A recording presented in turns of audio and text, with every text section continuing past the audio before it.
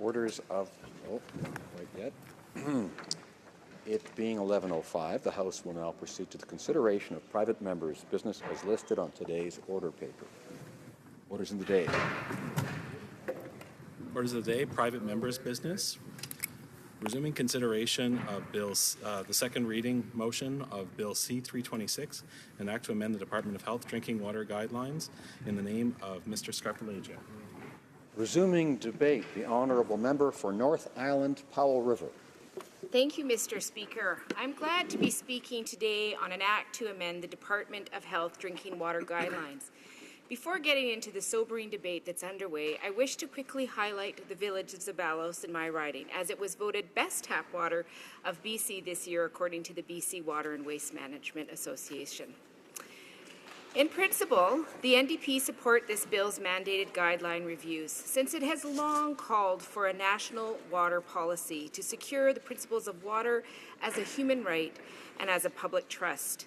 We need to have a discussion about more stringent national objectives and standards in line with the European Union, United States, Australia, and the World Health Organization.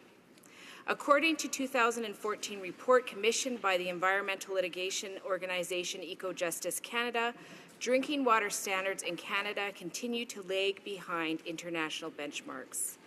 With a country as rich as ours and with so much freshwater resource at our disposal, it is quite shameful to be in this position, having to be debated drinking water guidelines in this House in 2017. 2/3 of all First Nations communities in Canada have been under at least one drinking water advisory at some time in the last decade, and people in many municipalities face repeated drinking water advisories. According to the latest figures from Health Canada, 85 First Nations communities across Canada are facing a total of 130 drinking water advisories, 98 long-term and 32 short-term. That does not include communities in BC where a separate First Nations health authority tracks water quality. It was a major promise in the last election to end drinking water advisories in Indigenous communities within 5 years. But according to a recent report from the David Suzuki Foundation, the Liberal government is not on track to fulfill its promise and has no plan to get there. That's completely unacceptable, disappointing, and frustrating. There is no regulatory framework holding the federal government accountable for safe drinking water in Indigenous communities. This is largely because of provincial laws and regulations that apply for municipalities do not apply for reserves, which are considered federal lands under federal jurisdiction. Enabling legislation passed in 2013 gave the government the authority to develop water and wastewater regulations for First Nations communities under the Safe Drinking Water for First Nations Act. But it does not compel the government to do so. This means that no level of government is currently held accountable to ensure that drinking water is clean and safe on reserves. Engineers working in the field apply provincial standards as guidance for their operations. However, because of this informal approach, it does not empower communities in their efforts to hold the federal government accountable when underfunding, equipment breakdown, and other issues prevent them from maintaining these standards. And without these standards, there are victims in the path of this neglect. Dorothy First Rider of the Blood Band says, "A lot of our community members are suffering from stomach infections that are due to unsafe drinking water. A lot of our infants are constantly being treated for a lot of infections that are due to unhealthy drinking water. That is just not okay in this country. We will never achieve true reconciliation without addressing this inequity, and indeed the injustice that has existed through this country for far too long with respect to drinking water. It is completely unacceptable that successive federal governments have failed to honor the fundamental human right to clean drinking water in so many Indigenous communities. There needs to be an expedient infrastructure development process. There needs to be more Indigenous decision-making in the process, and there needs to be greater transparency in how the federal government is working towards upholding its promise to end drinking water advisories within 5 years. The Liberals will claim that they are spending money, but the additional funds allocated for First Nations water systems in the 2016 budget represent less than half the amount engineering firm Negan Bernstein estimated was necessary in 2011. And Indigenous and Northern Affairs Canada's funding pressures will likely worsen as it finances new plants, which tend to be more expensive to operate than their predecessors. In my riding of North Island Powell River, we've seen some progress in some areas. The Clean Water and Wastewater Fund joint initiative between BC provincial government and Government of Canada has awarded additional infrastructure dollars in the riding over the past few years. But there are still some important challenges ahead. We still have highly colored water or cedar water in some areas. Saline intrusion is an issue for wells on islands and near the coast where groundwater is often a reservoir of freshwater on top of the more dense saline water. Kingcome First Nation is concerned with their water supply, and Comox has had significant problems with turbidity, causing extended boil water advisories pretty regularly over the last few years. They have just settled on a proposal for a new filtration system and now are working on funding, in which we'll have a very large federal ask. It's so important that this be addressed, Mr. Speaker. Like Comox, too many municipalities continue to face repeat drinking water advisories. The federal government needs to step up to ensure that every Canadian community has access to clean drinking water. I see the bill before us today as a conversation starter because experts have clearly demonstrated that Canada is lagging on many fronts when it comes to drinking water. Here are a few examples that the Liberals need to take into consideration. Health-based long-term objectives. Canadian drinking water objectives and standards should incorporate health-based long-term objectives for drinking water quality similar to the maximum containment level goals established by the U.S. Environmental Protection Agency. These long-term objectives would provide a vision for the future and clarify the distinction between purely health-based objectives and standards based on other considerations. National standards for effective drinking water treatment.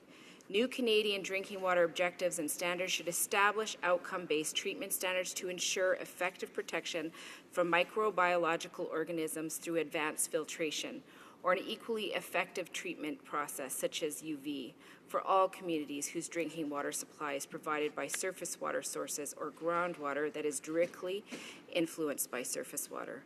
This step is needed to address the threat to public health posed by microbiological contaminants, particularly protozoa and viruses. The U.S. is already taking this important step.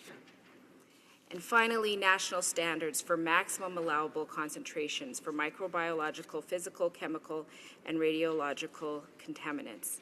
The U.S. and the EU both have legally binding standards for the maximum allowable concentrations in drinking water. Canadians should enjoy the same level of protection. One approach would be to create a federal safety net so that the national standards would only apply on federal lands and in provinces and territories that did not provide the same level of health protection as the national standards. In principle, the NDP supports this bill's mandated guideline reviews since it has long called for a national water policy to secure the principles of water as a human right and as a public trust. I hope the government will respond to our call for more stringent national objectives and standards in line with the European Union, United States, Australia, and the World Health Organization. Thank you, Mr. Speaker. On a prise de débat. Resuming debate. Honourable Member for Sherwood Park, Fort Saskatchewan. Thank you, Mr. Speaker. It's great to have an opportunity to speak this morning. I trust members had a good weekend, perhaps putting their final Halloween preparations together, getting their costumes ready. I hear the Minister of Defence has a good architect costume ready to go. The Minister of Finance is going to dress himself up as a champion of the middle class, and the Prime Minister is going to work as hard as possible to look like a feminist. So I'm sure we'll be seeing good costumes on display this week, and I wish members well in the celebrations. If the costumes don't go well, though, don't worry, nothing's going to scare children more than the deficit projections. Now, Mr. Speaker, with respect to Bill C-326, This is an act to amend the Department of Health Act establishing drinking water guidelines. For those who are just joining the debate, this bill amends the Department of Health Act to require the Minister of Health to conduct a review of drinking water standards in other OECD countries. It's a requirement to conduct that review, and if appropriate, so it's not required of the minister, but if it is deemed appropriate after conducting that review, it empowers the minister to make recommendations for amendments to the national guidelines respecting drinking water. Now, I know what members are thinking, but it's not as controversial as it might sound at first. This gives the minister the ability to, the added encouragement to conduct this review, to gather this information based on best practices in other countries within the OECD. And on that basis, we think it is a reasonable bill. It's something that we are pleased to support in the opposition. I think this bill will find support throughout the House as a way of moving forward and bringing more information into the assessment in terms of what we're doing with respect to drinking water. So with that explained in terms of the context of the bill, I want to make a few points with respect to it in general, in terms of water quality, in terms of the federal role, and in terms of the question of ministerial discretion, and then finally talking about how we incorporate the best science and information into the policy decisions that we make. So, first of all, of course, in the Conservative caucus, we strongly support high-quality drinking water. We think that the governments at all levels, should do as much as they possibly can to ensure water is safe to drink. And we recognize that, especially in Indigenous communities, that there is a great deal of work that still needs to be done in that respect. But we think it is a basic principle that all people should be able to access this fundamental necessity of life, water. They should be able to access it in a clean and safe way.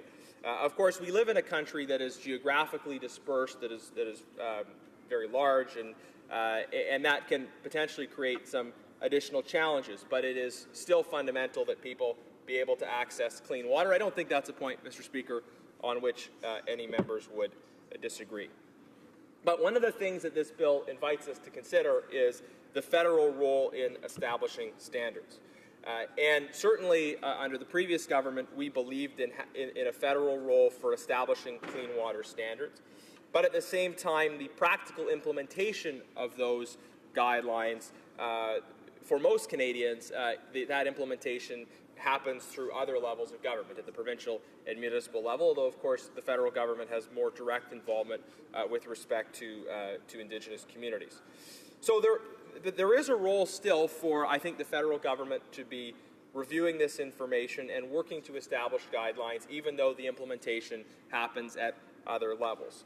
And I think the way we can think about this principle is this balance is the principle of subsidiarity, something that I really believe in, that we in the Conservative caucus believe in. Subsidiarity is the idea that services should be delivered at the level closest to the people affected that is practical for that service delivery to happen, which means that we should be concerned about legislation or policy that involves the federal government taking over responsibility that can be done more effectively, more competently at the community or provincial level, that we should trust local communities, but that where there is a certain scale and efficiency to federal government involvement, then it makes sense for the federal government to be engaged.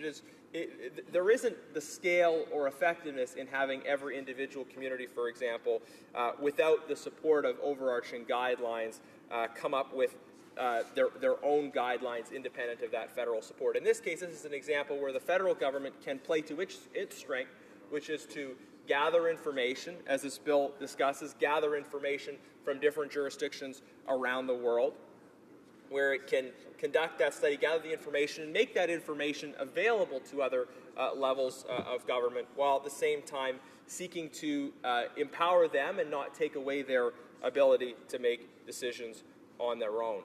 And across areas of government, our approach to federal government activity in general is to look for those competencies of the federal government where the scale makes sense for the federal government to play that coordinating role, but not to have the federal government taking authority away in areas which can be better done at the provincial or the municipal level. I think, unfortunately, right now we have a government that doesn't trust subnational governments to make decisions in certain policy areas, and in fact seeks to dictate in areas that are outside of federal jurisdiction. I could bring up many examples of that, whether it's, for example, their approach to the carbon tax, where they've told provinces, if you don't do exactly what we want you to do in this respect, we are going to impose a jurisdiction-specific tax on you. And that, I think, goes very much out of step with the principles of the Constitution and the principles of subsidiarity. So certainly when we see legislation that might seem to involve the federal government interfering in provincial and other subnational governmental jurisdictions, we're inclined to ask additional questions. But nonetheless, I think in this case, the bill gets the balance right, because it says the federal government can play this study and coordination role while still respecting the decision-making role of other levels of government. So this is the balance that we look for as a caucus in legislation, and I think that that's exactly right here. Now, the next point I want to talk about is the way in which legislation, in certain cases, fetters the discretion of a minister. Again. I know members behind me are riveted by what I'm saying here, and I appreciate their hard work. The bill marginally fetters the minister's discretion, but I think in a way that is appropriate and reasonable in this case. I think it's worth noting that the existing framework would allow the minister to do these kinds of activities already. Perhaps the government member proposing this bill is concerned that the minister wouldn't do these things otherwise, and needs legislation to have that direction. But nonetheless, I think it is legitimate for legislation in this case to identify specific areas where this study is important and beneficial in terms of looking what's happening around the world and drawing that information in. And in general, we take the view as a caucus that it is legitimate and important for there to be certain actions of the legislature to limit the discretion of ministers when the legislature sees it as important to do so. I think the government is more philosophically inclined to try and give the maximum discretion to ministers and really minimize that tie-in of legislative accountability. We think that there's a balance to be struck there, but that when there's something important like studying different systems around the world for maximizing health through drinking water, that there is a legitimate role for the legislature to establish those guidelines, to put those things in place. The final point I want to make is that this bill asks us to incorporate the best science and information in the decisions that we make. And we strongly support that in the opposition. You hear this discussion of evidence-based policy, of science-based policy, bandied back and forth. It's one of those cases where I think it's a real slogan that the government likes to use, but there are many examples where we don't see them actually drawing on the best science at all. The whole debacle over electoral reform, I think, showed how they are willing to completely ignore, for instance, the science around public opinion research tools when it suits their purpose. But this bill, in this case, we are seeing the incorporation of the best scientific knowledge as part of the framework that's established, and that's something that we can support. So, Mr. Speaker, I think on balance, in terms of the issues that I've raised, in terms of the question of subsidiarity, in terms of how we fetter or don't fetter ministerial discretion, I think this, and the incorporation of science and policy, I think this bill strikes the right balance. And again, it will hopefully help us take some further steps towards ensuring high-quality drinking water in Canada. Thank you. Resuming debate. Reprise de débat.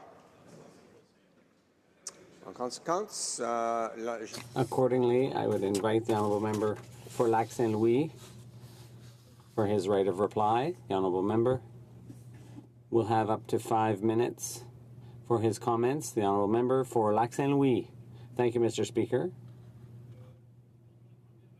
During the first hour of debate on this bill, the problem of drinking water was raised, the problem in Indigenous communities.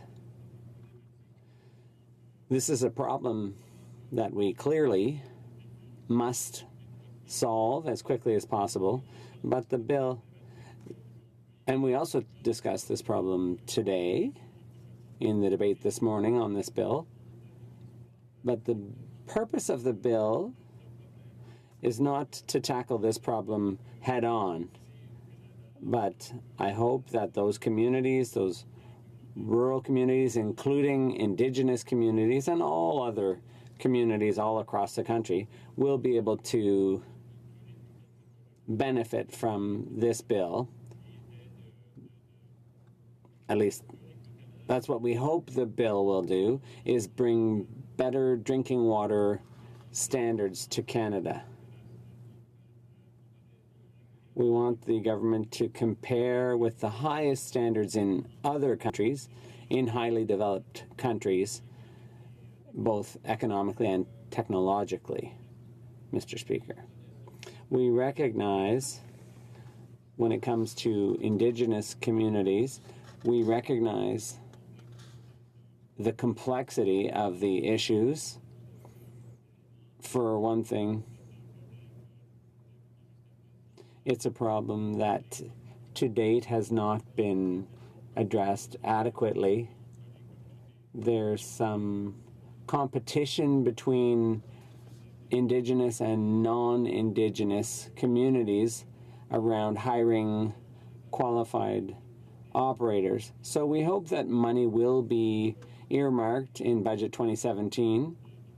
We hope that the money that was put aside for this in Budget 2017 will help Indigenous communities, will fund them adequately so that they can attract qualified operators and to avoid those operators being drawn to other jurisdictions.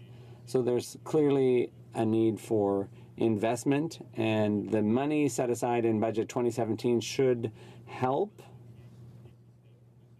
And there's money needed too for maintenance of these systems. Some communities have good systems, but they don't have the funds to maintain them adequately.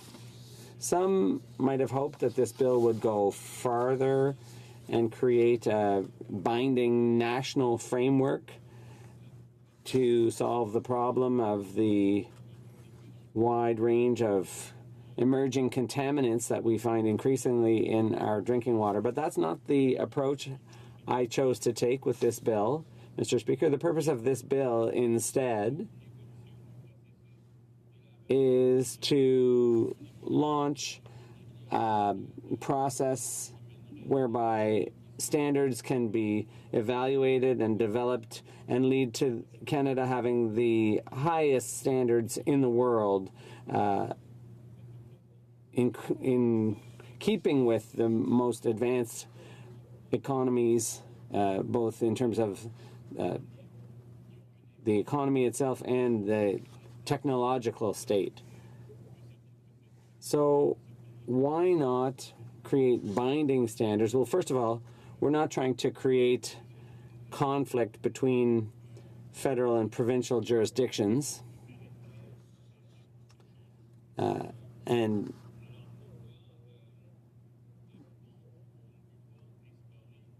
if we did set specific standards, legal standards for all contaminants, that could possibly create interjurisdictional disputes because there's an overlap when it comes to water management.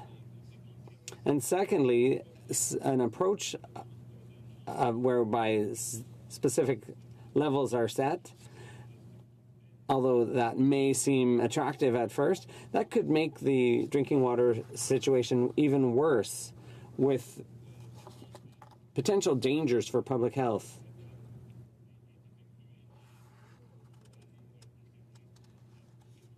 I think that the approach that I'm advocating could actually go a long way to solving the drinking water problem in rural communities, both Indigenous and non-Indigenous. I know that Indigenous communities,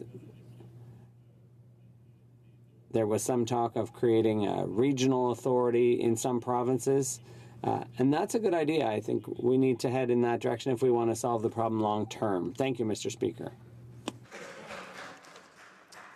Alors, la question est la suivante. Order. The question is the following. Mr. Scarpaleggia, seconded by Mr. Casey, Charlottetown, moves that Bill C-326,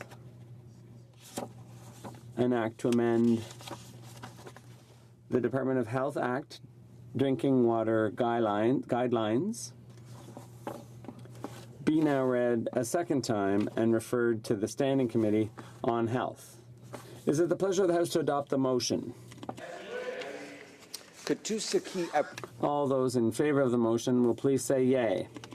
que tout ce qui All those opposed will please say nay.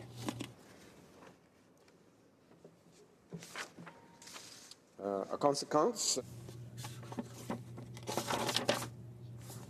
Accordingly, I declare the motion carried. Deuxième lecture de ce projet de loi. en conséquence, Accordingly, the bill stands referred to the Standing Committee on Health. et, comme il est 11, It being 11:32, the House will suspend its sitting until noon.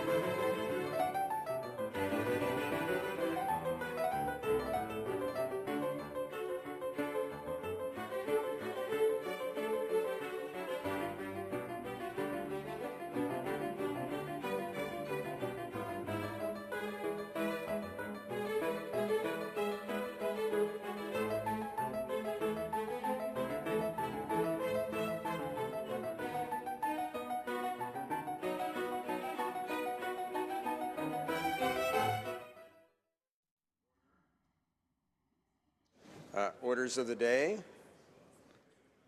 I see the Honourable Government House Leader rising. Speaker, I move, seconded by the Minister of Transport, that in relation to Bill C-49, an Act to amend the Canada Transportation Act and other acts respecting transportation and to make related and consequential amendments to other acts, not more than one further sitting day shall be allotted to the consideration of the report stage, and one sitting day shall be allotted to the third reading stage of the said bill.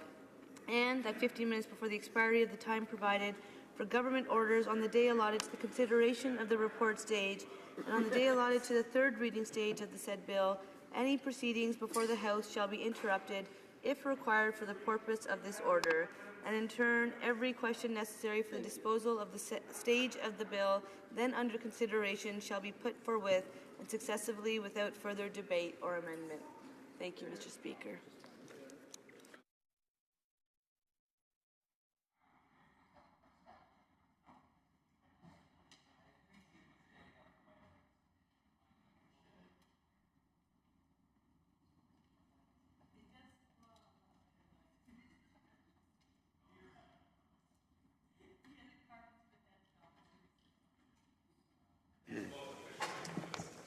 Order. Ms. Shager, seconded by Mr. Garneau, moves that in relation to Bill C-49, an act to amend the Canada Transportation Act and other acts respecting transportation, and to make related and consequential amendments to other acts, not more than one further sitting day shall be allotted to the consideration of the report stage, and one sitting day shall be allotted to the third reading stage of the said bill, and that 15 minutes before the expiry of the time provided for government orders on the day allotted to the consideration of the report stage and on the day allotted to the third reading stage of the said bill, any proceedings before the House shall be interrupted if required for the purpose of this order, and in turn every question necessary for the disposal of the stage of the bill then under consideration shall be put forthwith and successively without further debate or amendment. And now, pursuant to Standing Order 67-1, there will now be a 30-minute question period. In the usual, I ask that all honourable members who wish to participate in the 30-minute question period now rise so that I may determine approximately the time permitted for each. Accordingly, I'll ask honourable members in the course of the 30-minute question period to restrict their interventions to approximately 1 minute. That will apply both for the member posing the question and for the minister responding, and we'll do our very best to make sure all those who wish to participate in the question period will have an opportunity to do so. Questions? The honourable member for Sherwood Park, Fort Saskatchewan. Thank you, Mr. Speaker. Well, this is, I think, the second time already we've seen closure on this particular bill. And the last time we had this question and answer period, the minister said the reason he brought in closure is because he didn't think the arguments being advanced by the opposition were substantive enough. We were talking too much about the carbon tax for his liking. And this is a unique line of reasoning from a minister to say that we're going to shut down debate because we don't like the kinds of arguments. If only you'd given better speeches in the opposition, then we would have let the debate continue. So I wonder if that is, again, the minister's reasoning. But in particular, I am still opposed to the carbon tax, but I also have lots of other problems with this bill. To name one, for example, in the spirit of the season, the airline passenger Bill of Rights is extremely skeletal. It's opposed on all sides as not providing anything more than sort of some oblique references to what the minister might like to do in the future. So why is the minister shutting down debate on such a bad bill, and why doesn't he let the opposition, in our judgment, give the kind of speeches we want to make, whether or not he agrees with them? The Honourable Minister of Transport. Well, Mr. Speaker, I think that the point that I brought up in the previous closure about the opposition only talking about the carbon tax must have had a very profound effect, because I'm very glad to see that the committee that studied this matter actually came back 4 days early to Parliament and had a large number of witnesses who were able to talk about all of the issues that were surrounding this bill. And as a result of that, I think we've ended up with a very good bill at this point. And I can talk more about that as we go along. But with respect to the passenger rights bill, we took a deliberate approach of mandating the Canadian Transportation Agency to produce the regulations that will govern this passenger Bill of Rights. We feel that a regulatory approach is a superior approach than enshrining it in the legislation of C-49 because it gives us more flexibility to make changes later on. Thank you. Questions? The honourable member for North Island, Powell River.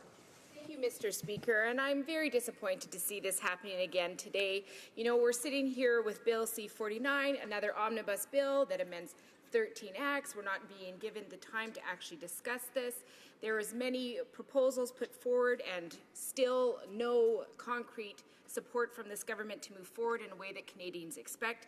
You know, I appreciate my former colleague talking about the Passenger Bill of Rights. Again, this is very weak, and this is really the government downloading again.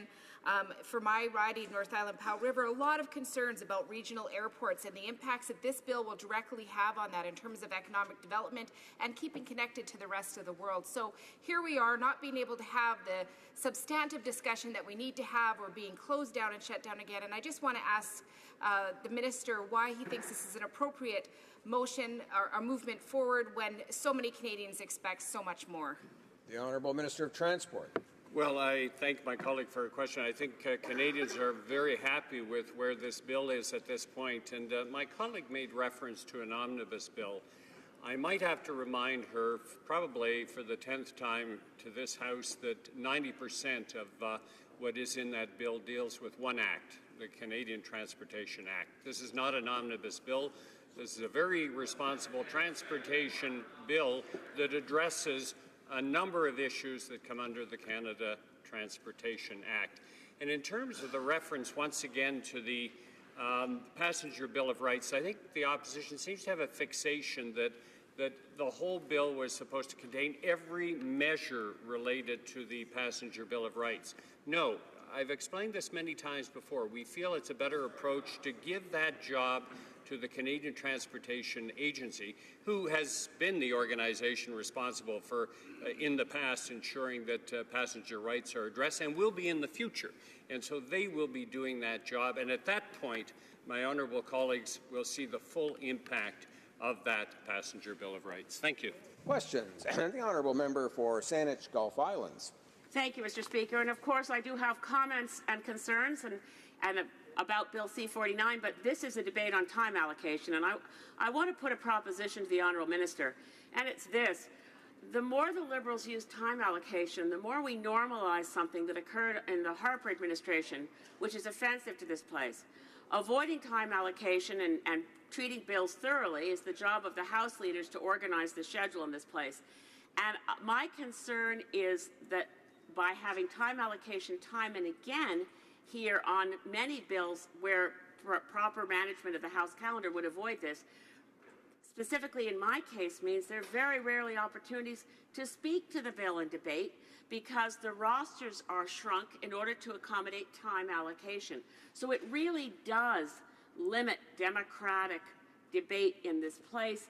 It really is normalizing what Harper did, which when the Honourable Minister was with me on this side of the House, we railed against it. And I would urge the current government not to decide the bar that they must do better than is what the previous government did. Try going back a few prime ministers and look at how often time allocation was used in those administrations. Shoot for doing better than that.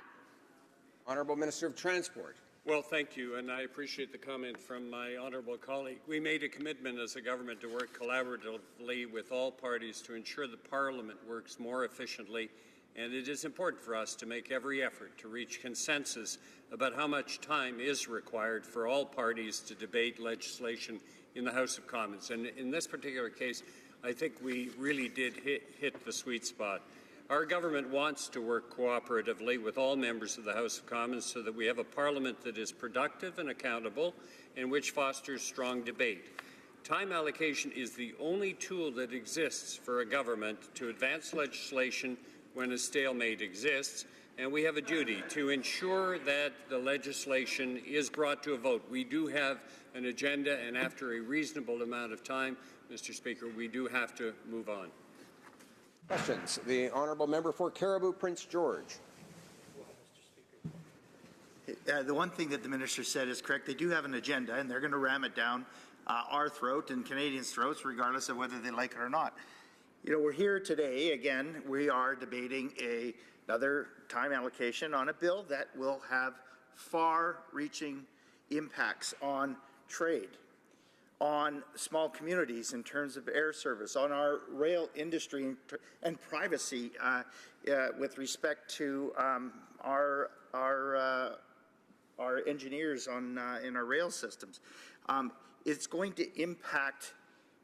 It's going to be far-reaching, Mr. Speaker, and we've had everyone from unions to passenger rights advocacy groups, to carriers, to airports, to shippers all over Canada that are chiming in and saying, why are we rushing this bill? We are not getting it right. They have deep concerns. The Privacy Commissioner sent a letter to the committee chair dated September 12, 2017, which raised concerns about C-49's handling of data from locomotive voice and voice recognition and recording devices.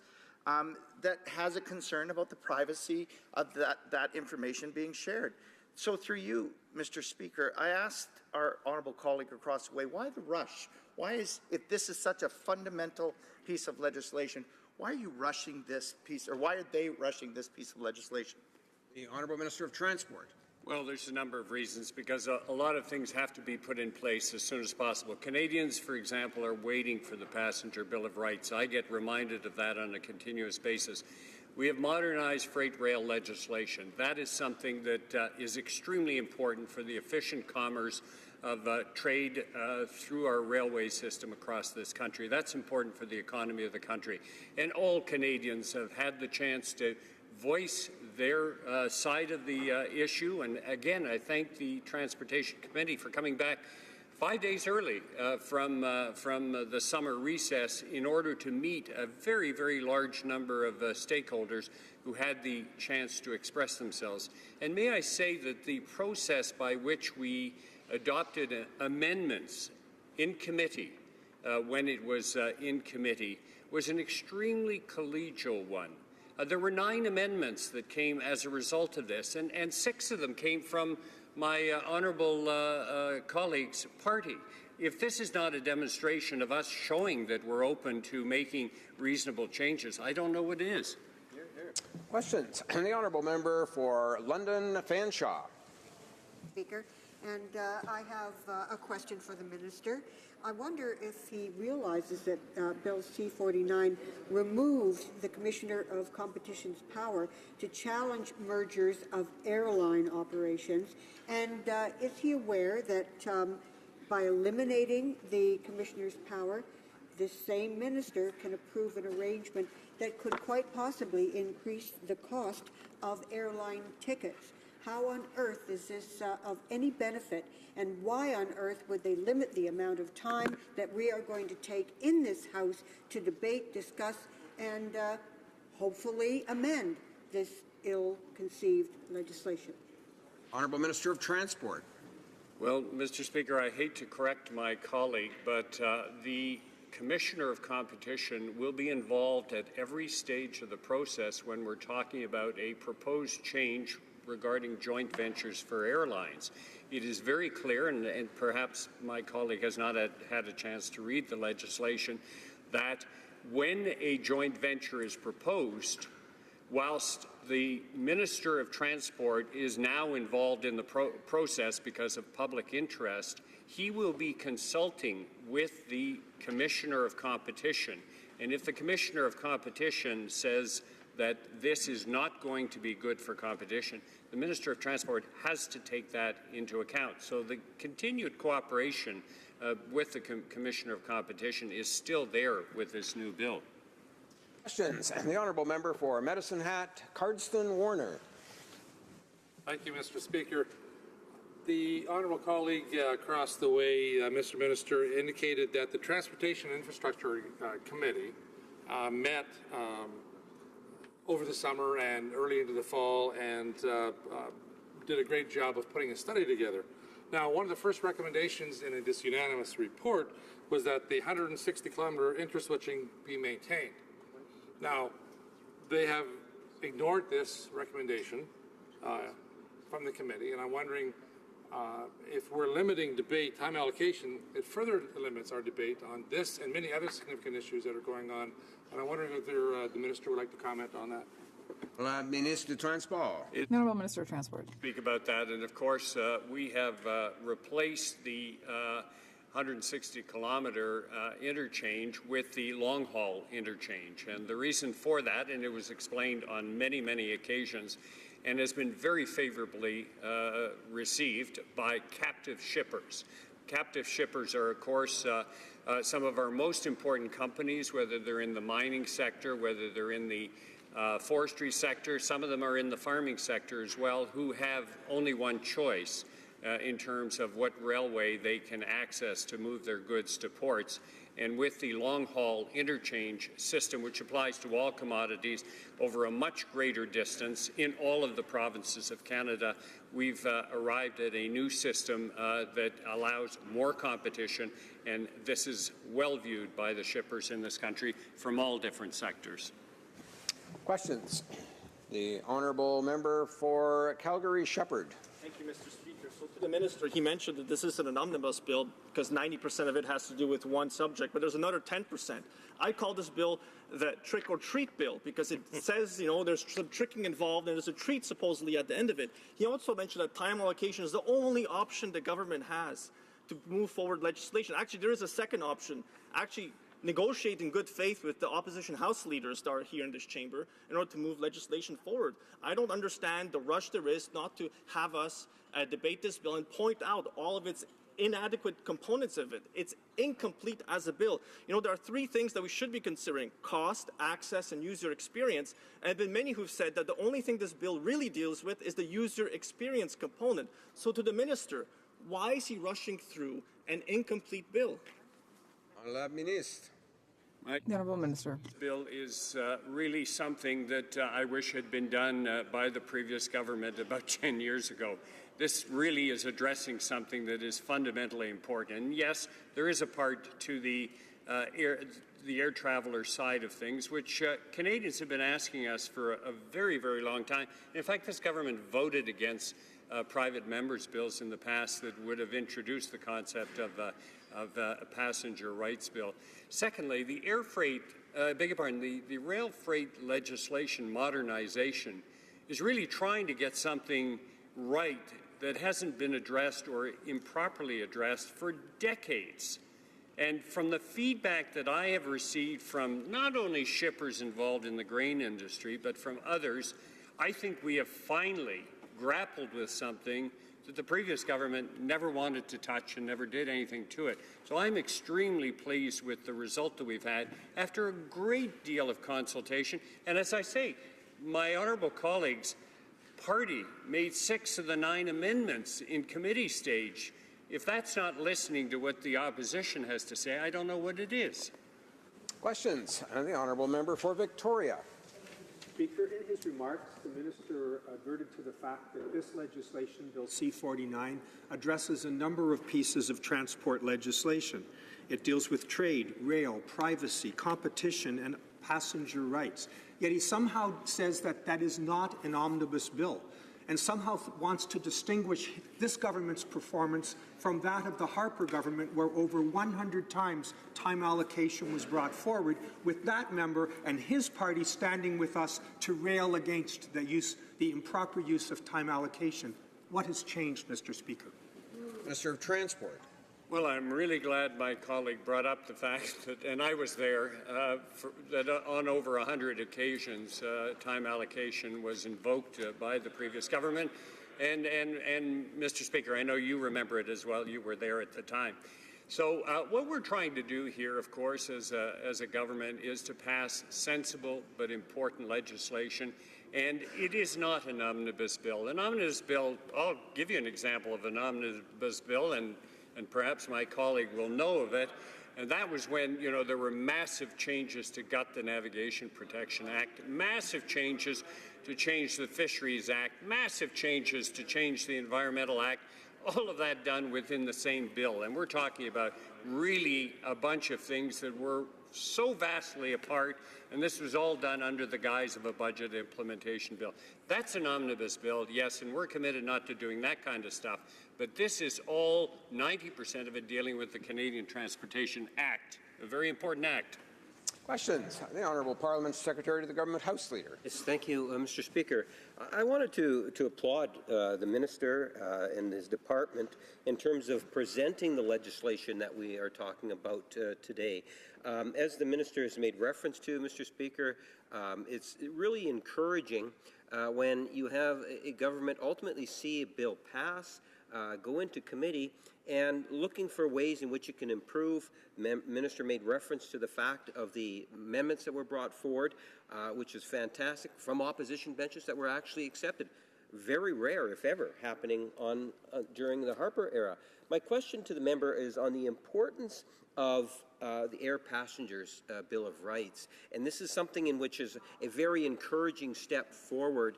And this is something in which I believe many Canadians in all regions of our country have been waiting for a good period of time. And I'm wondering if the Minister can provide his thoughts in terms of how this could ultimately come into being, because this is something that's really important to all Canadians.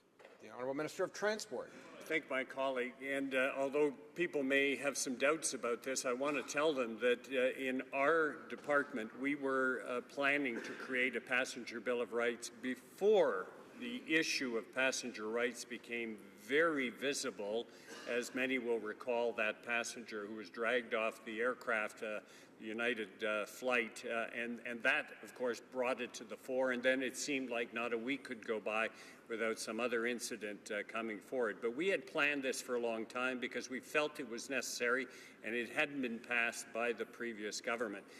So we decided that the best approach to take in this circumstance is greatest flexibility, because changing legislation is always a difficult process, was to enshrine the passenger rights in regulations. And the best way to do that is to give it to the organization that is most responsible for passenger rights, that is the Canadian Transportation Agency. So the bill mandates them to create it, and it will come to me for approval before it is promulgated in 2018. We feel that's the most sensible approach. Thank you. Questions? The Honourable Member for Edmonton West. Speaker, I find it outstanding mind-boggling to hear our colleague from Winnipeg North applaud limiting debate, considering how much he actually talks in this House. But I want to go back to the Minister's comments about the committee, how they did so much great work together, et cetera. Looking at it, the committee voted down there was 27 amendments. They voted down about 24 of them. So there's obviously the committee has some very serious concerns about this omnibus bill. I wonder why the Minister is trying to push across that this is a big kumbaya moment with the committee, when very clearly the committee, including the NDP and our side, has enough concerns. They put forward well over 24 amendments that the Liberals voted down. Why, if it's such a great omnibus bill and everyone got together, why would your side vote down so many amendments and then stand here and say, oh, we worked together so collaboratively to put through this wonderful bill? The Honourable Minister of Transport. Well, Mr. Speaker, having been in opposition for 7 years and on many, many committees, I never saw a single Conservative accept a bill or a proposed amendment at committee, ever. During the 7 years that I was on various different committees, never, ever did it get accepted. But here's what we accepted. Conservative Amendment number 23 requires Class 1 rail carriers to report service and performance information to the CTA within 5 days. We had proposed 14. We accepted that. Amendment number 3 requires the CTA to publish service and performance information it receives from Class 1 rail carriers within 2 days of receipt. It used to be 7 days. We accepted this. Combined with the previous amendment, this shortens the reporting period from 3 weeks to 1 week.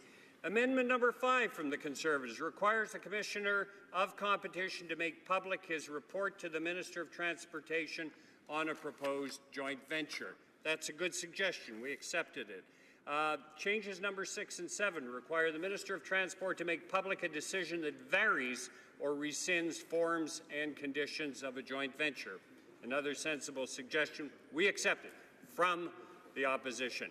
Shorten the implementation period for a new freight rail data reporting system to 180 days instead of what had been proposed, 365 days.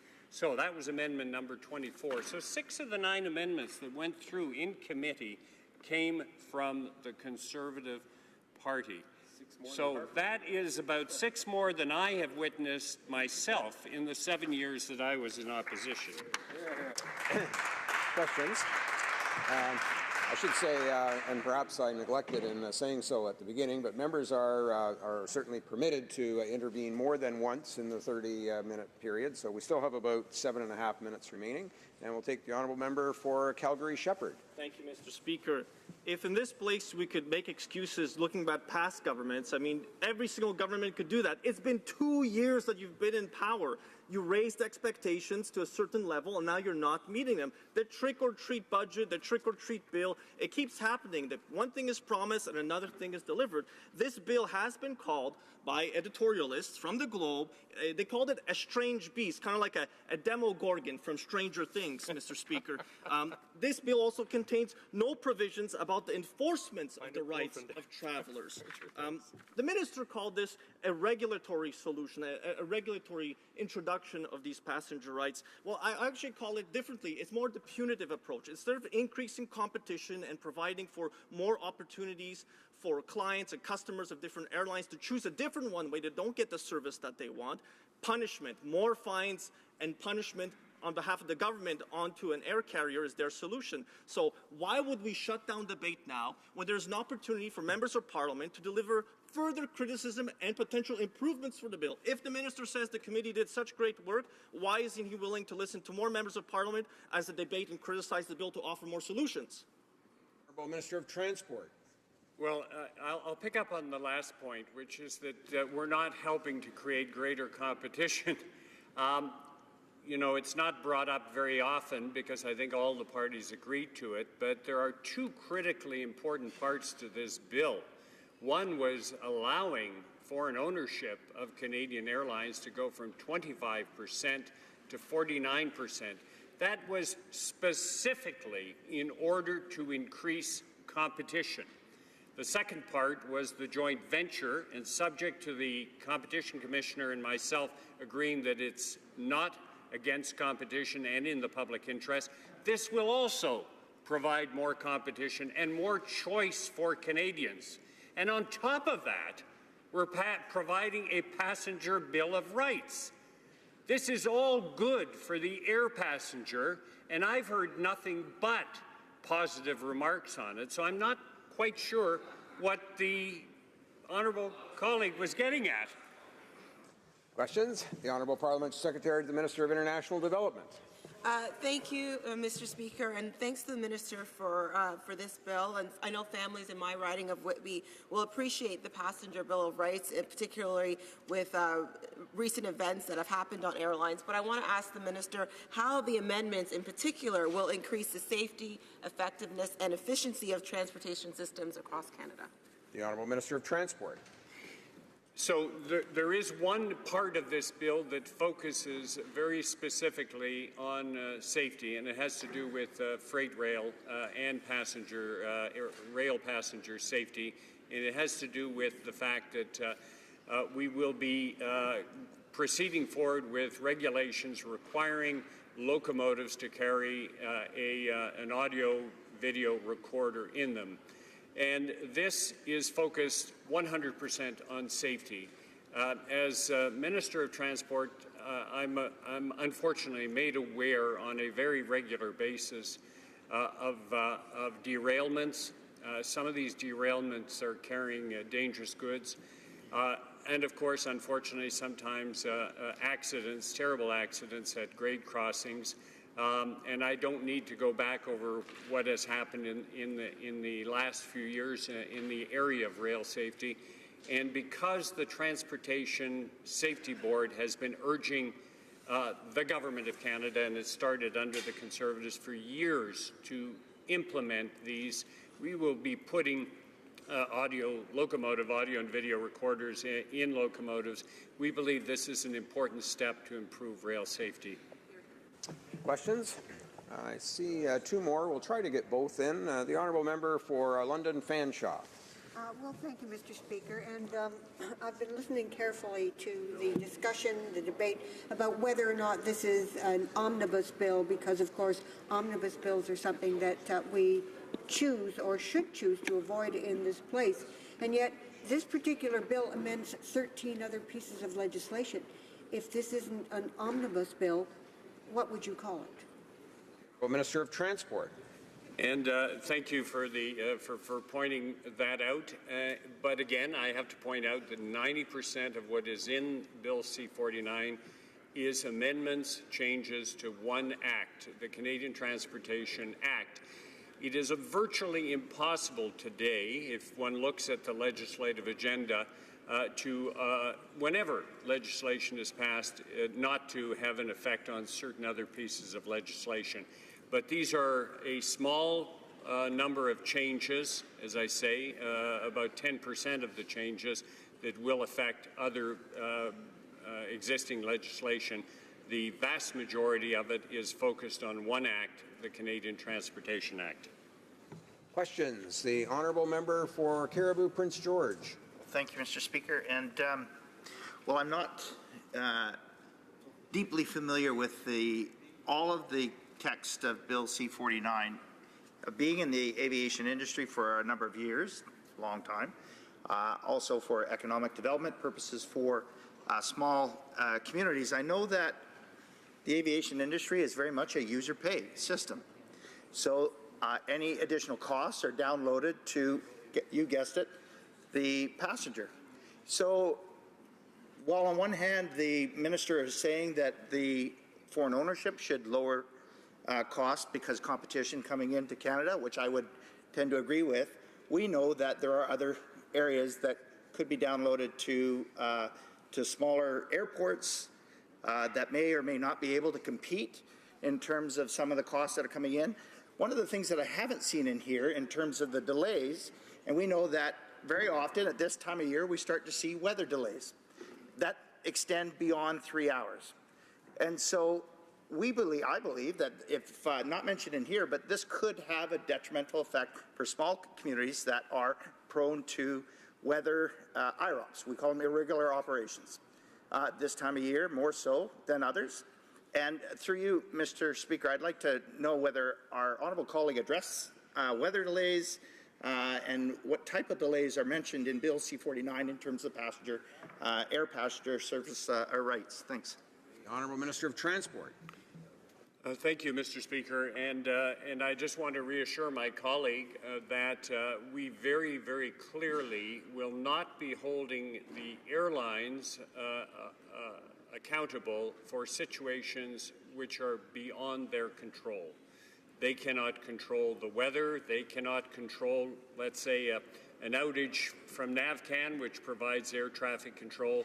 They cannot control, let's say, a security issue at the airport that closes down the airport. There are a number of kinds of situations that are beyond the control of the airline itself, and it is definitely not our intent, and I will make sure that this doesn't happen because we've already discussed many of these parameters, that events that are within the control of the airline, the passenger right must be respected.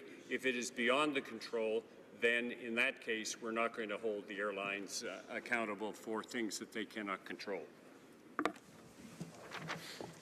Alors, il est mon devoir it is my duty to interrupt the proceedings and put forthwith every question necessary to dispose of the report stage of the bill now before the House. Rather, the time allocation motion. Ms. Chagger, seconded by Mr. Garneau, moved that in relation to Bill C-49, an act to amend the Canadian Transportation Act and other acts respecting transportation, and to make related and consequential amendments to other acts, not more than one further sitting day shall be allotted to the consideration at report stage of the bill, and one sitting day shall be allotted to the consideration at third reading stage of the said bill.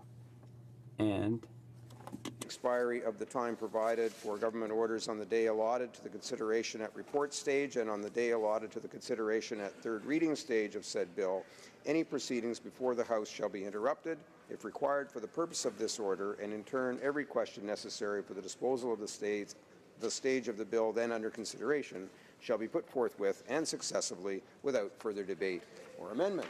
Is it the pleasure of the House to adopt the motion? All those in favour of the motion will please say yea. Yay. All those opposed will please say nay. Nay. In my opinion, the yeas have it. Call in the members.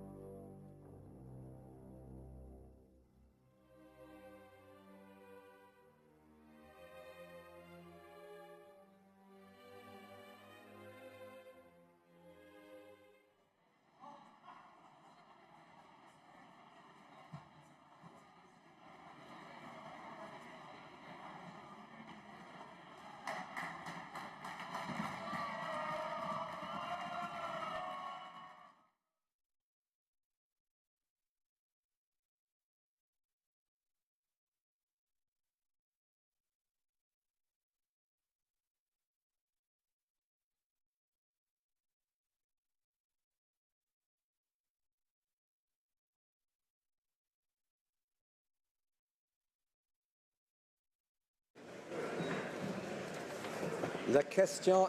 The question is the following one.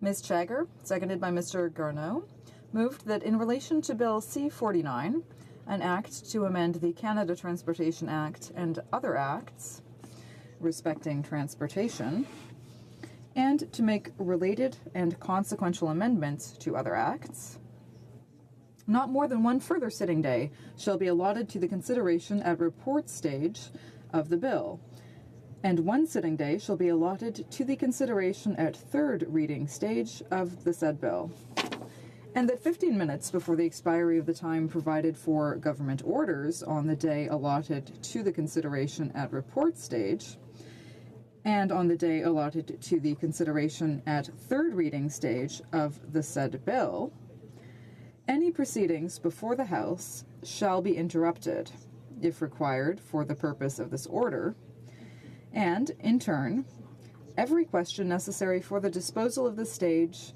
of the bill then under consideration shall be put forthwith and successively without further debate or amendment. All those in favour of the motion will please rise. Monsieur Trudeau. Monsieur Trudeau. Mr. Hare. Mr. Hare. Mr. O'Regan. Mr. O'Regan. Mr. Sajan. Mr. Sajan. Ms. Petitpas-Taylor. Ms. Petitpas-Taylor. Mr. Goodale. Mr. Goodale. Madame Joly. Madame Joly. Monsieur Champagne. Monsieur Champagne. Monsieur Leblanc. Monsieur Leblanc. Ms. Chagger. Ms. Chagger. Mr. Morneau. Mr. Morneau. Mr. Bryson. Mr. Bryson. Ms. Wilson-Raybould.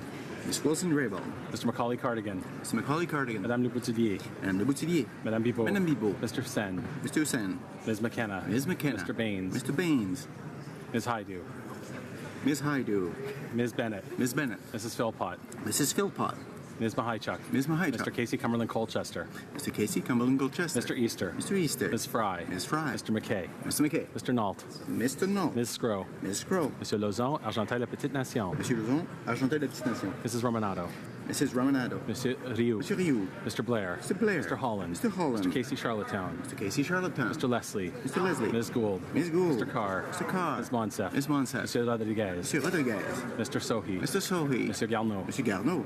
Ms. Duncan, Etobicoke North. Ms. Duncan, Etobicoke North. Monsieur Duclos. Monsieur Duclos. Ms. Murray. Ms. Murray. Ms. Cara. Ms. Cara. Mrs. Cesar Chavan. Mrs. Cesar Chavan. Monsieur Cormier. Monsieur Cormier. Monsieur Lametti. Monsieur Lametti. Mr. Cuzner. Mr. Cuzner. Ms. Jones. Ms. Jones. Mr. Eiking. Mr. Eiking. Mr. Bagnall. Mr. Bagnall. Mr. McGinty. Mr. McGinty. Mr. Scarpellegia. Mr. Scarpellegia.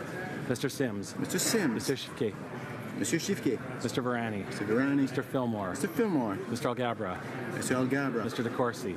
Mr. DeCourcy. Mr. Beach. Mr. Beach. Ms. Rudd. Ms. Rudd. Mr. Dogood. Mr. Dogood. Mr. Miller, Ville-Marie, le Sud-Ouest, Île-des-Sœurs. Monsieur Miller, Ville-Marie, le Sud-Ouest, Île-des-Sœurs. Mr. Lamoureux. Monsieur Lamoureux. Mr. McKinnon, Gatineau. Mr. McKinnon, Gatineau. Mrs. McCrimmon. Mrs. McCrimmon. Monsieur Lightbound. Monsieur Lightbound. Mr. Vaughn. Mr. Vaughn. Mr. Mendocino. Mr. Mendocino. Monsieur Poisson. Monsieur Poisson. Mrs. Lockhart. Mrs. Lockhart. Ms. Young. Ms. Young. Mr. Jesneski. Mr. Jesnevsky. Mr. Dhaliwal. Mr. Dhaliwal. Mr. Pescasolido. Mr. Pescasolido. Madame Mendez. Madame Mendez. Mr. Oliphant. Mr. Oliphant. Monsieur Dubourg. Monsieur Dubourg. Mr. Alday. Mr. Alday. Ms. Alaslev. Ms. Alaslev. Mr. Amos. Mr. Amos. Mr. Anna de Sangre. Mr. Ananda Sangre. Monsieur Arsenault. Monsieur Arsenault. Mr. Aria. Mr. Aria. Monsieur Ayoub. Monsieur Ayoub. Mr. Badaway. Mr. Badaway. Monsieur Baylis. Mr. Baylis. Mr. Boissonneau. Mr. Boissonneau. Mr. Bossio. Mr. Bossio. Mr. Bertina. Bertina. Monsieur Breton. Monsieur Breton. Mr. Chen. Mr. Chen. Mr. Brusen. Mr. Brusen. Ms. DeMoff. Ms. DeMoff. Ms. Dillon. Ms. Dillon. Monsieur Diodio. Monsieur Diodio. Mr. Biddle. Mr. Biddle. Ms. Tassi. Ms. Tassi. Mr. Drouin. Monsieur Drouin. Ms. Zarowitz. Ms. Zarowitz. Mr. Sassi. Mr. Sassi. Monsieur Edkouri. Monsieur Edkouri. Mr. Ellis. Monsieur Ellis. Mr. Erskine Smith. Mr. Erskine Smith. Mr. Ailson. Mr. Ailson. Monsieur Fergus. Mr. Fergus. Mr. Finnegan. Mr. Finnegan. Mr. Fisher. Mr. Fisher. Mr. Fonseca. Fonseca. Mr. Fregascatos. Fregascatos. Mr. Fraser West Nova. Mr. Fraser West Nova. Mr. Fraser Central Nova. Mr. Fraser Central Mr. Nova. Fior. Mr. Fior. Mr. Garrettson. Mr. Garrettson. Mr. Graham. Mr. Graham. Mr. Greywall. Mr. Greywall. Mr. Hardy. Mr. Hardy. Mr. Harvey. Mr. Harvey. Mr. Housefather. Mr. Housefather. Ms. Hutchings. Ms. Hutchings. Monsieur Yakino. Monsieur Yacono. Mrs. Jordan. Mrs. Jordan. Mr. Johari. Mr. Johari. Ms. Khalid. Ms. Khalid. Madame Lapointe. Madame Lapointe. Monsieur Lefebvre. Monsieur Lefebvre. Mr. Levitt. Mr. Levitt. Mr. Longfield. Mr. Longfield. Ms. Ludwig. Ms. Ludwig. Mr. Maloney. Mr. Maloney. Monsieur Massé, Avignon, Lamatis, Matem, Tapetia. Monsieur Massé, Avignon, Lamatis, Madame Matapétia. Mr. May, Cambridge. Mr. May, Cambridge. Mr. McDonald. Mr. McDonald. Mr. McKinnon, Coquitlam, Port Coquitlam. Mr. McKinnon, Coquitlam, Port Coquitlam. Mr. McLeod, Northwest Territories. McLeod, Northwest Territories. Mr. Morrissey. Mr. Morrissey. Madame Nassif. Madame Nassif. Ms. O'Connell. Ms. O'Connell. Mr. Oliver. Mr. Oliver. Mr. Ouellet. Mr. Ouellet. Mr. Peterson. Mr. Peterson. Mr. Picard. Mr. Picard. Mr. Robillard. Mr. Robillard. Mr. Rumi. Mr. Rumi. Mr. Hoda. Mr. Hoda. Mr. Saini. Mr. Saini. Mr. Sanson. Mr. Sanson. Mr. Sanga. Mr. Sanga. Ganga. Mr. Sarai. Sarai. Mrs. Schultz. Mrs. Schultz. Madame Shanahan. Madame Shanahan. Mr. Sheehan. Mr. Sheehan. Mr. Sidhu, Mission Matsqui Fraser Canyon. Mr. Sidhu, Mission Lansquey, Fraser Canyon. Ms. Sidhu Brampton South. Sidhu Brampton Mr. South. Seekan. Mr. Seekan. Mr. Sorbera. Mr. Sorbara. Mr. Spengeman. Mr. Spengeman. Mr. Tan. Mr. Tan. Monsieur Vandal. Monsieur Vandal. Ms. Vandenbeld. Ms. Vandenbeld. Mr. Whalen. Mr. Whalen. Mrs. Zaid. Mrs. Zaid. Madame Fortier. Madame Fortier. Madame Lambropoulos. Madame Lambropoulos. Ms. Ing. Ms. Ing. Mr. Tutu. Monsieur Tutu. Tous ceux qui s'opposent à la motion. All those opposed to the motion will please rise. Mr. Shear. Mr. Nicholson. Mr. Nicholson. Ms. Finley. Ms. Finley. Mr. Allison. Mr. Allison. Mr. Bazan. Mr. Bazan. Ms. Rempel. Ms. Rempel. Mr. Kent. Mr. Kent. Mr. O'Toole. Mr. O'Toole. Mr. Reyes. Mr. Reyes. Ms. Bergen. Ms. Bergen. Monsieur Poliev. Monsieur Poliev. Mr. Fast. Mr. Fast. Monsieur Bernier. Monsieur Bernier. Mrs. McLeod, Kamloops, Thompson, Caribou. Mrs. McLeod, Kamloops, Thompson, Caribou. Mr. Clement. Mr. Clement. Mr. Van Loan. Mr. Van Loan. Mr. Nuttall. Mr. Nuttall. Mr. Albus. Mr. Albus. Mr. Doherty. Mr. Doherty. Monsieur Paulus. Mr. Paulus. Mr. Barlow. Mr. Barlow. Monsieur Berthold. Monsieur Berthold. Mr. Deltel. Mr. Deltel. Mr. Chong. Mr. Chong. Mr. Reed. Mr. Reed. Mr. Workington. Mr. Workington. Mr. Straw. Mr. Straw. Mrs. Stubbs. Mrs. Stubbs. Mrs. Vecchio. Mrs. Vecchio. Mrs. Wong. Mrs. Wong. Mr. Abultayev. Mr. Abultayev. Mr. Kelly. Mr. Kelly. Ms. Gladue. Ms. Gladue. Mr. McColeman.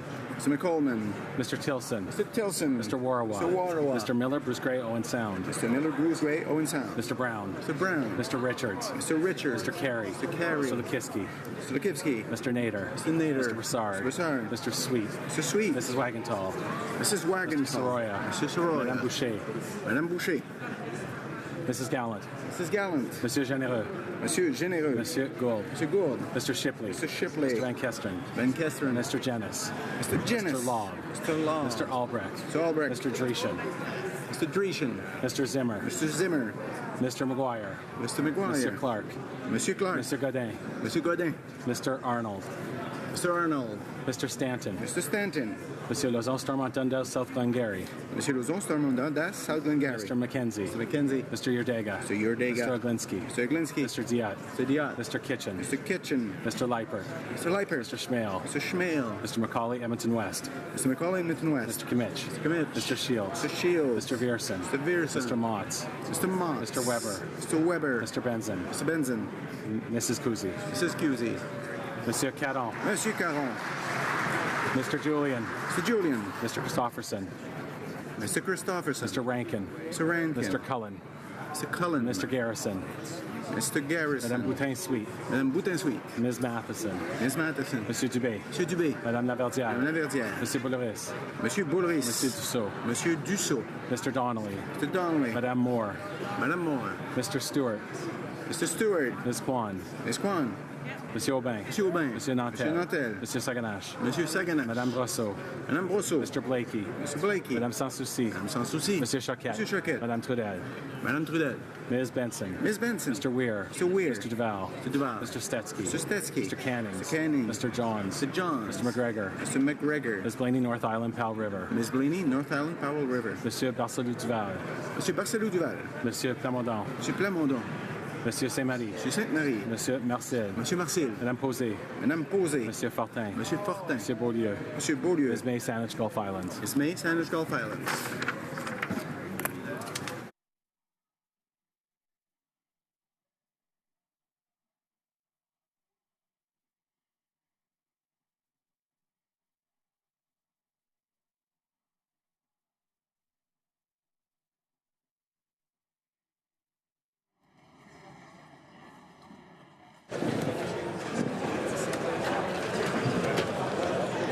Yeas pour 168, 168. Nays contre 118, 118.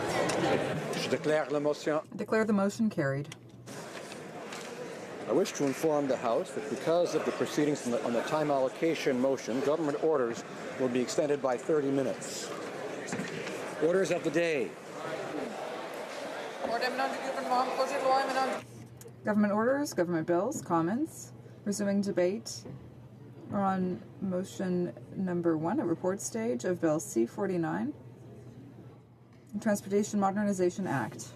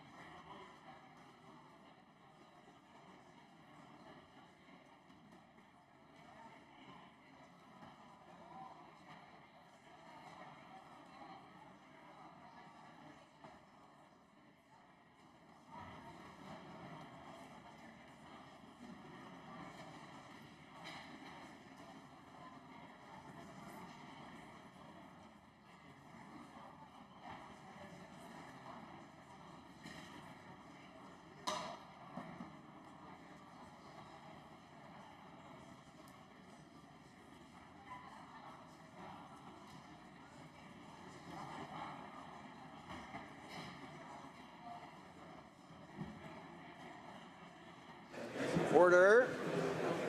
I'd ask all honourable members who wish to carry on conversations perhaps take their leave at this time. And we're continuing with debate at report stage. And we'll go now to resuming debate. And the honourable member for Mississauga, Streetsville. Mr. Speaker, on May 16, 2017, the Minister of Transport introduced Bill C-49, the Transportation Modernization Act, to bring our government's vision of a state-of-the-art national transportation system to fruition. All Canadians want their transportation system to be safe and secure, green and innovative, while supporting economic growth and the creation of jobs for Canada's middle class. Bill C-49 meets all of these objectives, as well as the government's commitment to develop a fair, accessible, reliable, and efficient transportation system for 2030 and beyond. One very important element of this bill is the proposal for strengthened air passenger rights, which would be reinforced by regulations. As more Canadians use their air transportation, thanks to increased services and lower fares, recent events at home and abroad have demonstrated the need for strengthened rights for air travelers. Canadian travelers want to know that when they purchase an airline ticket, their air carrier will in fact provide the services that they have purchased. If the air carrier cannot deliver the purchased services, then the traveler must be provided with a certain standard of treatment. And in some cases, the traveler must receive compensation from the air carrier. Canadian travelers also expect that they should not have to fly to get the service for which they have paid. As such, air passenger rights must be easy to understand and apply consistently to all airlines, domestic and international. They must apply to all flights from and within Canada and benefit all travelers. Should Bill C-49 receive royal assent, the Canadian Transportation Agency would be mandated, in collaboration with Transport Canada, to develop a set of clear regulations to ensure a consistent framework for air passenger rights applicable to all carriers. As our government is committed to ensuring this regulatory process moves forward in an open and expeditious manner, further consultations will take place with stakeholders throughout Canada. The regulations would enshrine standards of care and compensations in a variety of situations faced by air travelers. The regulations would address some of the more frequent irritants, such as providing passengers with clear and concise information about air carriers' obligations and how to seek compensation or file complaints, establishing standards of treatment for passengers in cases of denied boarding, delays and cancellations, including compensation for inconvenience in situations of overbooking, standardizing compensation levels for lost or damaged baggage on both domestic and international flights, developing clear standards for the treatment of passengers in the case of tarmac delays, ensuring children under 14 years of age are seated in proximity to a parent or a guardian at no extra charge, and requiring air carriers to define their policies on the carriage of musical instruments. Canada is not alone in legislating or regulating specific practices of the airline industry by establishing a framework of passenger rights. Other countries have developed guidelines or regulations to ensure that passengers receive a standard level of treatment or compensation when their flight is delayed or cancelled. This government, however, is committed to establishing air passenger rights that would make our country a world leader in how such irritants are to be addressed. For instance, under the regulations that would be developed for air passenger rights, provisions would be included to ensure that no passenger can be involuntarily removed from an aircraft after they have boarded as a result of overbooking. If the airline cannot find a volunteer to give up their seat, they will need to pay compensation to remedy this inconvenience that they have caused. This is a commitment that the Minister of Transport has made and that the government intends to fulfill. Bill C-49 seeks a balanced approach as it relates to air passenger rights, one that would ensure the passenger is treated fairly, but also one that would allow the air carrier to operate its business in a manner such that it can remain competitive and profitable. For example, the legislation clearly outlines that the requirement for compensation would be utilized only in instances where the air carrier is directly responsible for the denial of boarding, delay or cancellation of the flight. While recognizing that overbooking is a standard practice, which allows air carriers to keep their ticket prices low, passengers who are denied boarding should receive fair compensation when this occurs. This level of compensation would be clearly enshrined in regulations. This government, however, recognizes that the carriers operate in a complex environment and that there are significant costs associated with safety and security, both in the air and on the ground. Increased competition and pressure from consumers for lower ticket costs has also resulted in a more complex business model for air carriers. There are also factors that are outside an air carrier's control, such as weather or medical emergencies, that may result in a flight being delayed or canceled. We recognize that these factors must be taken into account when developing an air passenger's Bill of Rights. That said, in cases where a flight is delayed for reasons that are beyond an air carrier's control, such as weather delays, passengers have a right to be provided a standard level of treatment, including ongoing communication by the air carrier. Further, C-49 also contains provisions to increase data collection from air carriers and others in the air travel sector. This would allow the government to measure air carriers' compliance with the regulations and to take corrective action if needed. Both government and air carriers can learn from this data, allowing for decisions to be based on solid evidence. In closing, should Bill C-49 receive royal assent, Canadian travelers can look forward to strengthened provisions that would better protect their rights. These passenger rights will ensure that Canadians are entitled to a world-leading standard of treatment and compensation. For these reasons, I ask my honourable colleagues to support Bill C-49 to enshrine air passenger rights for Canadians. Thank you. Questions and comments? Question commentaire? The Honourable Parliament Secretary to the Government House Leader. Thank you, Mr. Speaker, and I appreciate the comments from my colleague. And maybe if he can just provide some additional thoughts in terms of just how important it is that the legislation that we're debating today. We went through the committee process. We had the government always looking for ways in which it can improve upon legislation. Had a number of amendments that were actually brought forward. Many of those amendments actually came from the Conservative Party that were ultimately successful. What we have today is a good piece of legislation. I know from my own personal point of view that many of the residents I represent were fairly anxious to see action on the idea of an air passenger's Bill of Rights. So it's finally something after years of actually hearing virtually nothing, that we have something that's tangible. We're moving forward, and this is good news for those that travel through our airlines. And I wonder if my colleague could just provide his thoughts in terms of his opinion on just how important it is that we move forward on the legislation. Honourable Member for Mississauga-Streetsville.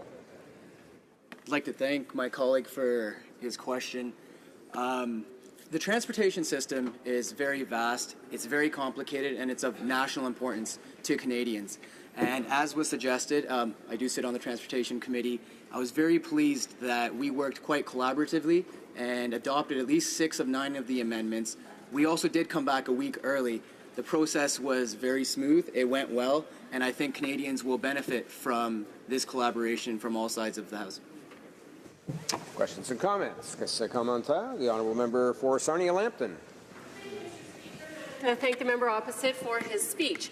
Now, in terms of the compensation that people will receive when they have some kind of a travel fiasco, as I understand it, the legislation calls for them to sort out whether or not it was the airline's fault or weather or another government agency. And so I'm concerned about the administrative burden that this will put for every single claim that, that those kind of things will have to be proven. And does the member have any idea of how much additional resource will be needed to address this administrative burden?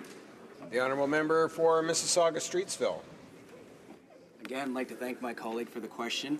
The legislation that comes forward would further stipulate any recourse, but in terms of the operations of air carriers in relation to those of In relation to those of the consumer, we can't burden air carriers for things that they're not responsible for. For example, as mentioned in my speech, we can't hold an air carrier to account if there's an active weather or a security risk on the ground. They're going to be responsible only for those situations that they're directly responsible for. Thank you. Questions and comments? Qu'est-ce que commentaire? The honourable member for Central Nova. Thank you very much, Mr. Speaker, and I'd like to thank my colleague for his remarks, which I note focus primarily on the Air Passenger Bill of Rights. I know he sat through many days of testimony as one of my committee colleagues, and I'd like to ask him about a different portion of the bill. I know the member is from Ontario, and when it came to the transportation for freight rail, one of the things that was a key feature of this bill was long-haul interswitching. Previously, there was a regime in place that pertained only to the transportation of Western Canadian grain. Under C-49, the bill expands to different industries in different parts of the country. I'm wondering, being from a different part of the country, if he sees the value in this extended long-haul interswitching as opposed to the simple regime that was in place simply for Western Canadian grain previously. Honourable member for Mississauga-Streetsville. I'd like to thank my colleague for his question. As I just previously stated, our transportation system is very vast. It's of national importance. And the previous bill didn't take all of this into account. What we've put forward now is of the greatest good for the greatest number of people. And what it certainly does is create a lot more competition, which will help everybody in the industry. Thank you. Resuming debate, the honourable member for Fleetwood, Port Kells. Well, Mr. Speaker, I appreciate the opportunity to provide some comments on the Transportation Modernization Act, Bill C-49.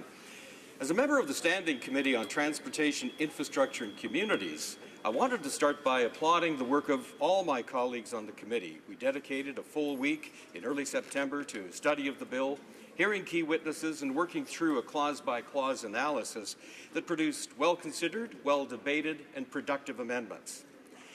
While C-49 contains important aspects in marine and air travel services, notably, as my colleague from Mississauga-Streetsville just commented on, the creation of our Air Passengers Bill of Rights, I'd like to focus my comments on the freight rail provisions. Modernization in this area was, in my view, an important step forward to create equity for shippers across Canada while balancing our national interest in ensuring a healthy rail sector. Secondly, Bill C-49 ensures that service agreements establish as much as possible equal performance obligations between rail companies and their customers, better conflict resolution and mechanisms. So balance is vital. Our producers, shippers, and others need reliable rail service to meet their obligation to customers at home and around the world. And in the case of our international customers, it's critical that Canada, as a trading nation, build and protect a reputation as a reliable trading partner. At the same time, we have to acknowledge that our Class 1 rail services, CN and CP, must have the financial ability to maintain and modernize their capital assets across this vast and geographically challenging nation.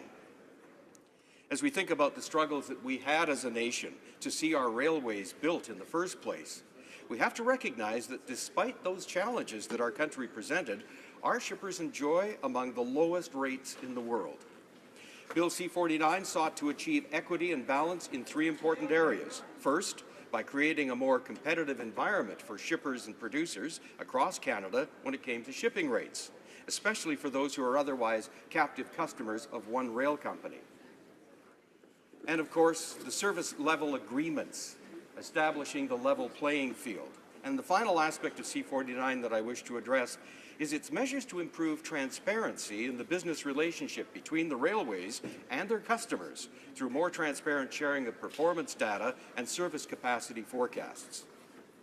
So creating a more competitive environment for otherwise captive customers involves a mechanism known as interswitching. So in response to my friend from Central Nova, here are some more details on that. Simply put, Canada has for years allowed customers within 30 kilometers of a transfer point between rail lines to have one customer, or one company rather, hand off its shipments to the other if that other company offers better rates. The government sets the rate a rail company receives for transferring cars to another carrier. It's a rate that includes an allowance for the capital investments that rail company requires for the line's state of good repair and improvement. In 2013-2014, we saw a record prairie grain crop followed by one of the worst winters in Canada's history. Faced with service shortfalls by our railroads, the previous government expanded the interswitching limit to 160 kilometres, clearing the way for more captive grain shippers in the prairies to access other rail services, including lines in the U.S. Now, while it appears that no shipper actually used the full 160-kilometre limit, the ability to shop for better rates led to improved performance by our railways, both in terms of services and rates. Bill C-49 introduces long-haul interswitching, 1,200-kilometre limit open to all rail customers except in two corridors where CN and CP both provide services. That would be the Quebec City to Windsor corridor and from Kamloops to Vancouver. In our study of C-49, I was pleased to introduce an amendment to the exclusion corridors that in fact ended up opening up long-haul interswitching to producers and shippers in northern Quebec, as well as both northern and southeast of Kamloops in British Columbia. Bill C-49 will take interswitching, a mechanism that in a limited way provides a competitive shipping rate for grain producers in the prairies, and make it available in a big way to mines, mills, manufacturers, and producers across Canada. C-49 also corrected a long-standing inequity between the rail lines and their customers. Until now, a rail company had been able to penalize shippers for delays in loading or unloading cars, but there was no reciprocal penalty against the railway for failing to provide the agreed-to number of cars at the agreed-to time. So when you think of the cost involved of keeping a ship waiting in Vancouver Harbour for a train to arrive, not to mention the reputational damage we suffer when we don't deliver to customers on time, establishing equitable performance obligations between shippers and the railways makes sense, and that's what Bill C-49 will do. So finally, shippers and rail companies will more properly share responsibilities for the efficient and timely movement of goods. They'll do this by accepting the consequences of non-performance in service agreements through reciprocal penalties. Now, recognizing that issues will arise in negotiating and performing commercial agreements, C-49 amends the Canada Transport Act, allowing the agency to provide confidential, informal, low-cost, and expedient dispute resolution assistance. This has the potential to spare rail companies and their customers the need to pursue expensive and time-consuming remedies.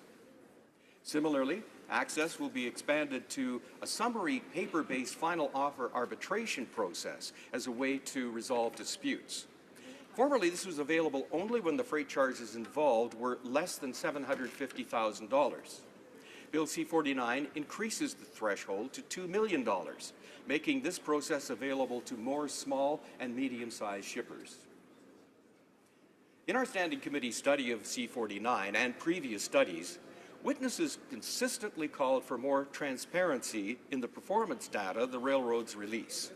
This is important to ensure service standards are kept. This, of course, is of interest to producers and shippers because it allows them to fulfill contracts with customers. It also opens the way for them to collaborate more effectively on the management of the rail-based supply chain. The government is also keenly interested in this data because our reputation as a reliable trading partner is of national importance.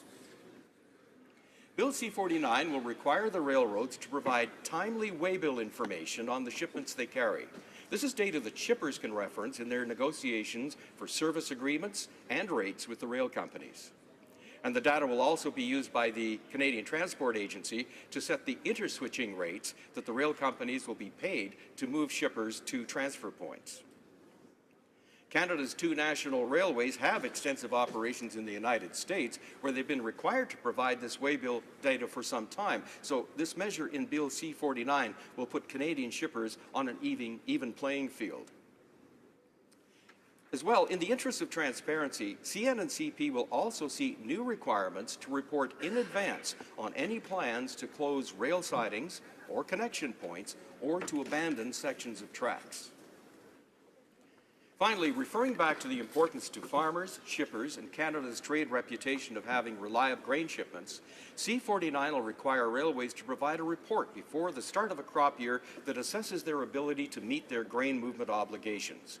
And then before October 1st, the railways will have to review the state of the year's crop and forecast for the upcoming winter and provide the government with its contingency plan to move grain in the event we see another scenario like the one we faced in the winter of 2013 and 14. Mr. Speaker, Bill C-49 has been an exercise in listening to some long-standing issues in Canada's freight rail system, considering, debating, and refining long-sought measures to make the system more equitable, and achieving a balance that will preserve the health of our rail sector while improving performance for our producers and shippers. It has sought a win-win result, with the greatest win being for Canada itself as a source of high-quality products and resources, and as a reliable, trusted trading partner in the world. Thank you, Mr. Speaker. Questions and comments. The honourable member for Saanich Gulf Islands.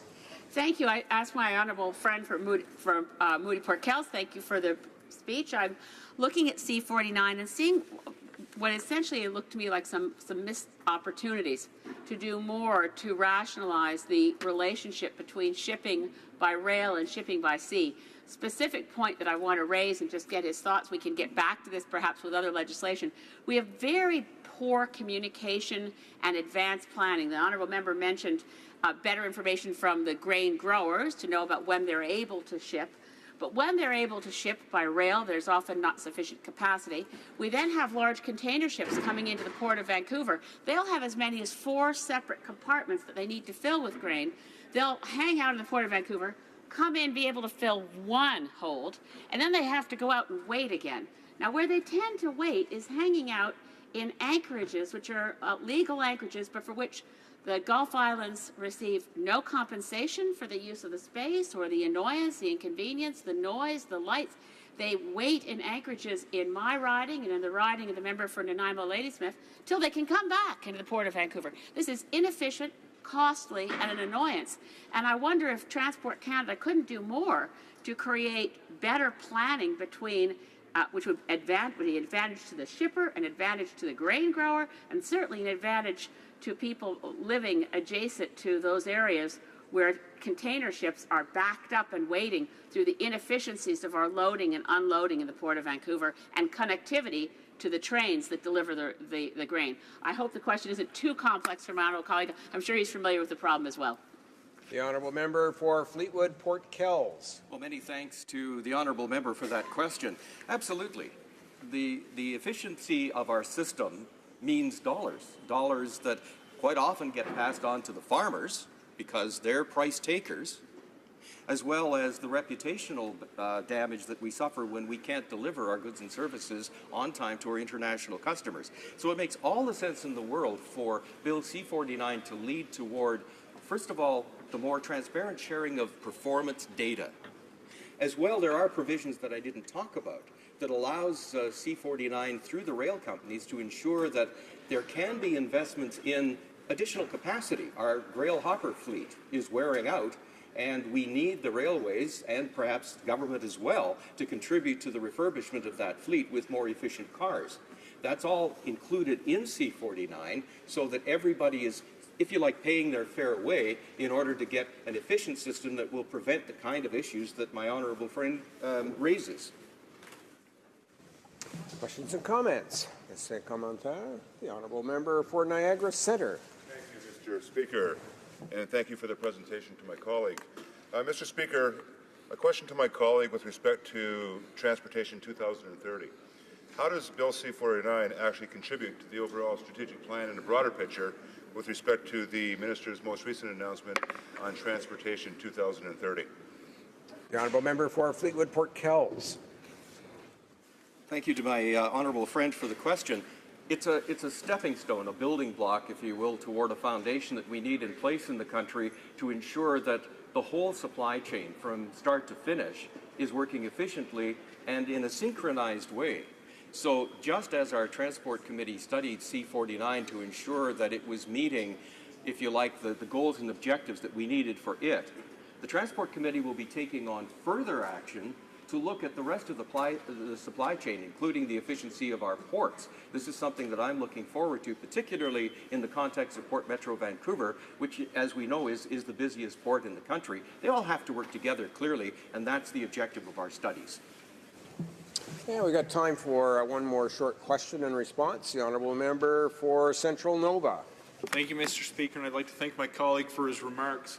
I'd like to put a similar question to him that I did to the previous speaker.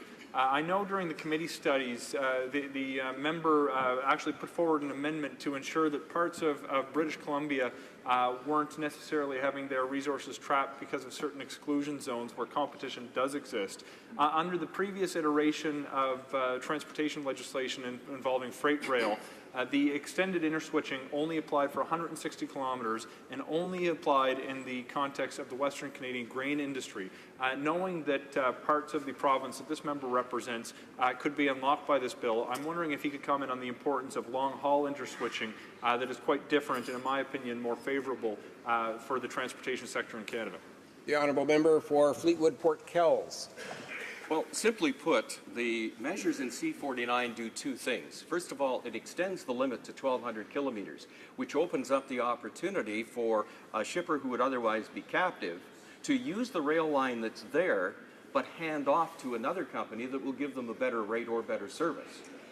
In addition to that, while the original Fair Rail for Grain Act focused on the prairies and a 160-kilometer limit to allow grain to move more effectively, C49 opens it up to lumber producers, mines. Anybody who needs to ship anything by rail will have more access to competitive rates.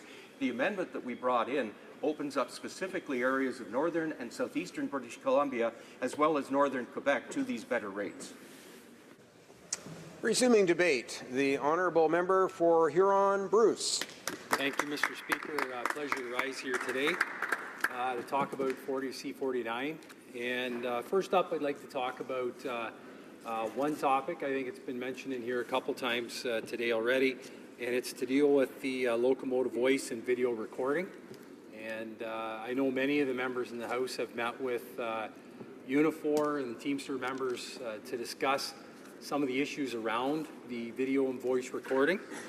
And we know the genesis of this obviously has been different rail accidents through the years, and in particular one that occurred in 2012 and killed 3 people, unfortunately. And one of the recommendations was video and voice recording to aid in those critical minutes leading up to the accident. So there's already a black box in the unit itself now, and there's the people back at the headquarters can obviously track the moves real time in regards to braking and many other moves that an engineer and a conductor would do. The question is, though, is on this data, the video and the voice, who will have the control of it, where it will be stored, and how it is to be used. If it's to be strictly used for the purposes of the final 15 minutes, the final even 1 hour leading up to, unfortunately, maybe an accident, labor, the workers, they don't have any issues that I heard from them. The issues they have is that if the large rail companies have the ability to use this as a HR tool, as a monitoring tool, as a surveillance tool, for somebody that may be working an 18-hour shift, that is not what this is to be meant for, and it's not for what it's to be used for. And so I think a lot of it, the minister has said, leave it up to us, and we'll deal with it through regulations, through the safety board, etc. They'll deal with it through the corporations. I think that the workers doing the job, they want a little more clarification on that. And anybody that's ever done a job knows that when someone's looking over your shoulder, that's never when you perform your best. These people are trained. They have tests every year. They have one of the most complex signage and lighting rules and regulations in the world. So I think that the government does need to take another look at this, and they do need to talk a little bit more maybe with Unifor and with the Teamsters just to make sure that they are doing it right. And I'd also encourage any of the people doing these jobs day in and day out for companies like CN or CP that once this bill is implemented and they start seeing these video and voice recordings used in disciplinary or worker surveillance to bring them forward to members of Parliament, to their union reps, to make sure that they're not used for that purpose, because that's not why they're there. Another point I'd like to bring up is that the minister mentioned in one of his speeches, in his speech or in his response to a question, that he's heard nothing but positive comments. That's obviously not true. There's been consumer groups, air traffic, air passenger groups that have expressed, I think the quote was, cold comfort for some of the passenger rights on airplanes. And another comment the minister made that I think he needs to expand upon was he referenced the United Airlines incident, where I guess there's more than one incident, but specifically the one I think was when the individual was dragged out by his arm or his shoulder, whatever it was. I don't believe that that's addressed in this bill. If you're waiting on the tarmac in an airplane for over 3 hours, I believe it's dealt with. But as far as physically dragging somebody out of an airplane, I don't really believe that that is dealt with in this bill. So maybe he'd like to provide further clarification upon that at a later date, perhaps. Others have concern. I think Air Transat expressed some concern around the joint venture side of things. And so I think that's another issue or another area that needs to be fleshed out further and further examined. Foreign ownership, we'll always have debates on what's the proper threshold, what's the proper amount of capital for a Canadian airline, set it at 49%, and that any individual entity can only own 25%. We'll see how that unfolds. Probably some people would think if you're trying to modernize the Act, perhaps landing rights should have been looked at as well. I can think of over the last 9 or 10 years, airlines like Emirates and others have requested more landing spots. Pearson, for example, would be one, and I don't believe that's addressed in this either. And as far as competition goes for pricing for international flights, certainly I think competition has proven time and time again to bring in the best price and also the best service. Now, the other part or the other criticism that I think I would have, and if somebody else can prove me wrong, I'm open to that, but it's the part that deals around what could be involved for air travelers' Bill of Rights, flight delays, damaged or lost luggage, and then of course if you're on the tarmac in an airplane for over 3 hours. In the bill itself, it doesn't specifically spell out what that compensation would look like. It really doesn't even hint to minimums. It does mention minimums, but it's left to regulation from my understanding. And I've noticed that's maybe a recurring theme here in some of the bills that the government puts forward. And for some of it, rightfully so, but I think here there will be the gazetting part of it where people will have an opportunity to comment. But I also think that if the minister feels so strongly about this, and if this is one of the key parts of his bill, and that this was also an election promise, and that he's been thinking about it for so long and focused on this topic, the least he could do was provide air passenger rights groups some frameworks or some numbers from which they would work from. I think that's the least he can do. In addition, we all understand that, days like today, a couple of months ago when they had the hurricanes in the U.S. and some of the weather came up through Toronto and Ottawa and screwed up all the flights, people understand that there are going to be adjustments and that it's weather and there's nothing you can do about it.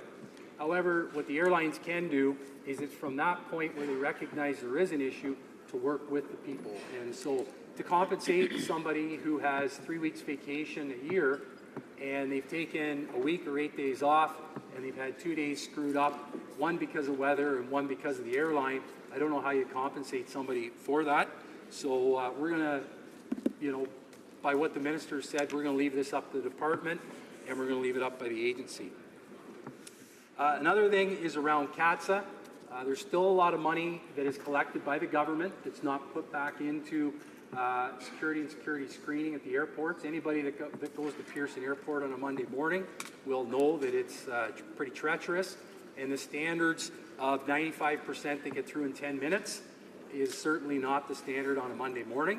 It might be 95% don't get through in 10 minutes, 100% might get through in an hour. So if that money was, whatever came back out into security, into CATSA, in for further screening, these are the types of simple things that we could be doing to create a modern system to get people through and to help Air Canada, WestJet, and all the other carriers deliver on their promises. So we also know that in 2020, 2021, there'll be 69 million travelers come through, and so we want to make sure that we have that ready. The other thing I'd like to talk about before my time's up, and I probably will run out of time, so maybe my questions, it's to do with the rail and the pipelines. So this government has set up a regulatory regime where pipelines are almost impossible to be built, which puts further stress on the rail lines. And in consequence is, you have rail lines carrying a tremendous amount of oil when they could be carrying a tremendous amount of crops to ports and to markets. So with this year not being quite a record crop in the West, but within 10%, 10 or 12%, there will be tremendous strain again on the railway system. The other thing I'd like to talk about, and other members have mentioned this, is around the long-haul interchange. And some members purport this to be a great thing. However, with NAFTA negotiations ongoing right now, I question the logic why the government would give that up when that could have been something negotiated into NAFTA. Thank you for time, and I'll be welcome to take any questions. Questions and comments? The Honourable Member for Niagara Centre. Thank you, Mr. Speaker. A question to the presenter, and I appreciate his comments as being a fellow member on the Transportation Committee. As he well knows, Transportation 2030 ensures that Canadians benefit from a safe, reliable transportation system. Transportation 2030 also ensures that the Canadian transportation system supports economic growth, safety once again, as well as environmental concerns that are raised on a national basis. With that said, it does meet the triple bottom line lens that we try to look through. My question to the member, as he mentioned through his questioning, with respect to basically the emphasis he placed on the passenger bill of rights, does he feel that in fact is going to meet the mandate of a triple bottom line lens, that in fact passengers will be a lot better off with respect to their safety, with respect to the environment, as well as the economic basis of where and why they're traveling? Well, member for Huron-Bruce, a fairly short answer. Well, to be quite honest, what would improve is even more money contributed towards infrastructure. We saw the news today that the government's having difficulties in all areas delivering on their infrastructure promises, whether it's ports, rails, airports, throughout, and also I mentioned CATS as well. Those dollars will help people get moving, they will help products get moving, and I will also go back to the pipeline discussion. More trains carrying oil is not good for the environment, it's not good for rail line safety, and had we had a regime in place that would present certainty to pipeline builders and pipeline operators where they could have put more oil to port by pipeline instead of rail, I think those are a couple examples where we would have created a safer system for transportation. There will be 3 minutes and 15 seconds remaining for questions and comments when the House next resumes on this topic. Statements by members. The Honourable Member for Saanich Gulf Islands. Thank you, Mr. Speaker. Last week we stood together in a moment of silence in memory of the tragic events of October 22nd, 2014. We never had a public inquiry in this country as to the breakdown of security that allowed an armed man into this building. But we do know one thing without any inquiry, and that is that the House of Commons protective guards here in this building performed under the leadership of former Sergeant-at-Arms Kevin Vickers, professionally and courageously. Without a proper review, the previous government decided the solution was to put the RCMP in charge of all Parliament Hill security, essentially demoting the very people who protected us. As a result, we now see ongoing labor negotiations. We see the signs of small degrees of protest from our protected guards. And they are now facing disciplinary action. They're not being treated with respect in labor negotiations with their new bosses. And I ask us, as members of Parliament, they protected us. Let's stand up for them. Honourable member for Saint-Boniface, Monsieur le Président. Mr. Speaker. 2 weeks ago, I had the privilege to spend 3 days and 3 nights on the HMCS Winnipeg, one of 12 frigate warships for the Canadian Navy. From October 10th to 13th, I had the great pleasure of participating in the Royal Canadian Navy's Leaders at Sea program. This excellent program, which our government restored, allows elected officials and other citizens to learn about the work of our naval officers and the capacities of the ships that they work on. It was an added privilege to be aboard the HMCS Winnipeg, my home city's namesake. During our time at sea, I was able to learn about the exceptional work that Navy sailors accomplish and their important role within our greater Canadian Armed Forces family. As we lead into Remembrance Day and we honor those that have made the ultimate sacrifice for Canada, let us also recognize all those who currently serve in defense of our rights and our freedoms. Merci. The honourable member for Central Okanagan, Similkameen, Nicola. Mr. Speaker, this past weekend I attended the memorial service of Mr. Gus Boersma. Gus, as we all like to call him, was a remarkable man who truly believed in giving back to his community.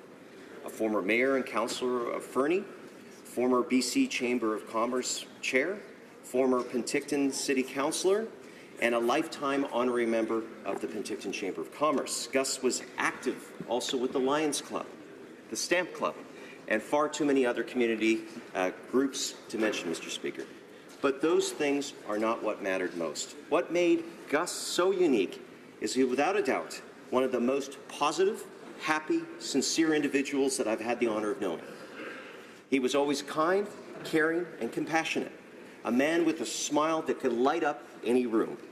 To the Boersma family, thank you for sharing such a kind and wonderful person with our community. Gus was truly a bright light that made Penticton a better place. May we remember him fondly, and God bless. We were so fortunate to call Gus Boersma a friend. The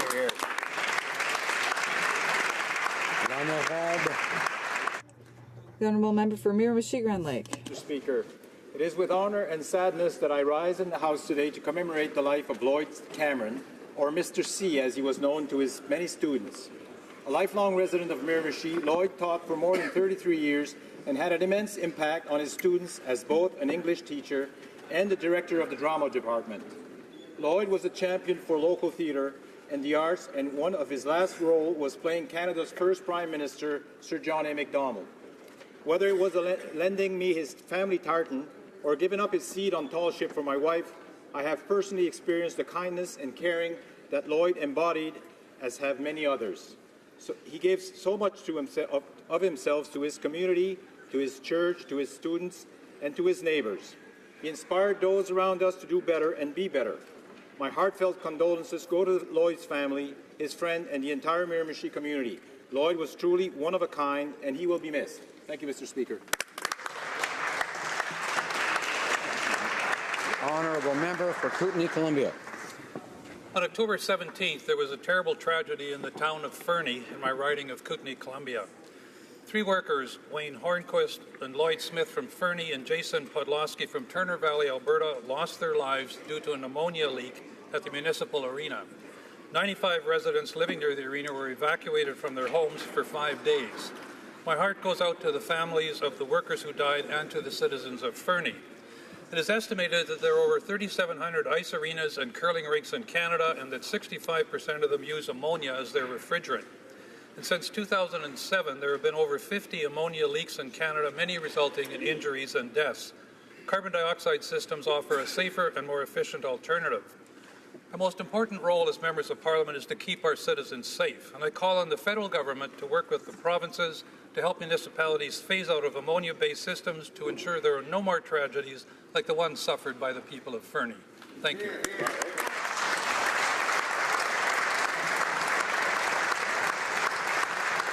The honourable member for Saint-Laurent. Mr. Speaker, on October 28, Greeks around the world celebrated HoC Day. On this day in 1940, the Greek Prime Minister was given an ultimatum by Mussolini to allow Axis forces to enter and occupy strategic locations in Greece or to go to war. The Prime Minister was quick to respond, "Όχι." In English, no. The next day, the Greeks were forced into the Second World War and fought for their country's freedom. As Franklin Roosevelt put it, the Hellenes have taught dignity throughout the centuries. When the entire world had lost all hope, the Greeks dared to doubt the invincibility of the Axis forces, fighting back with the proud spirit of freedom. The Greeks fought like heroes in that fight, holding the Germans back for 6 weeks and playing a pivotal role in the outcome of World War II. Χρόνια πολλά σε όλους τους Έλληνες. Ζήτω η Ελλάδα, ζήτω ο Καναδά.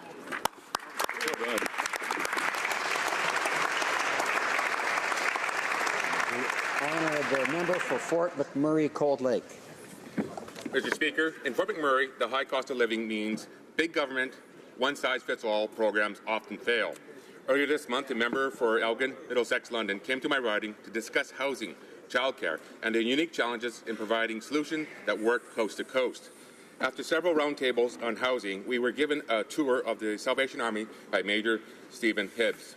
While Fort McMurray is known as a centre of opportunity in Alberta, there are still many who fall through the cracks. The Salvation Army catches those who suffer from the current economy. I'm truly amazed by their hard work they do and their ability to stretch out their resources. The Salvation Army ensures everyone who seeks help receives it.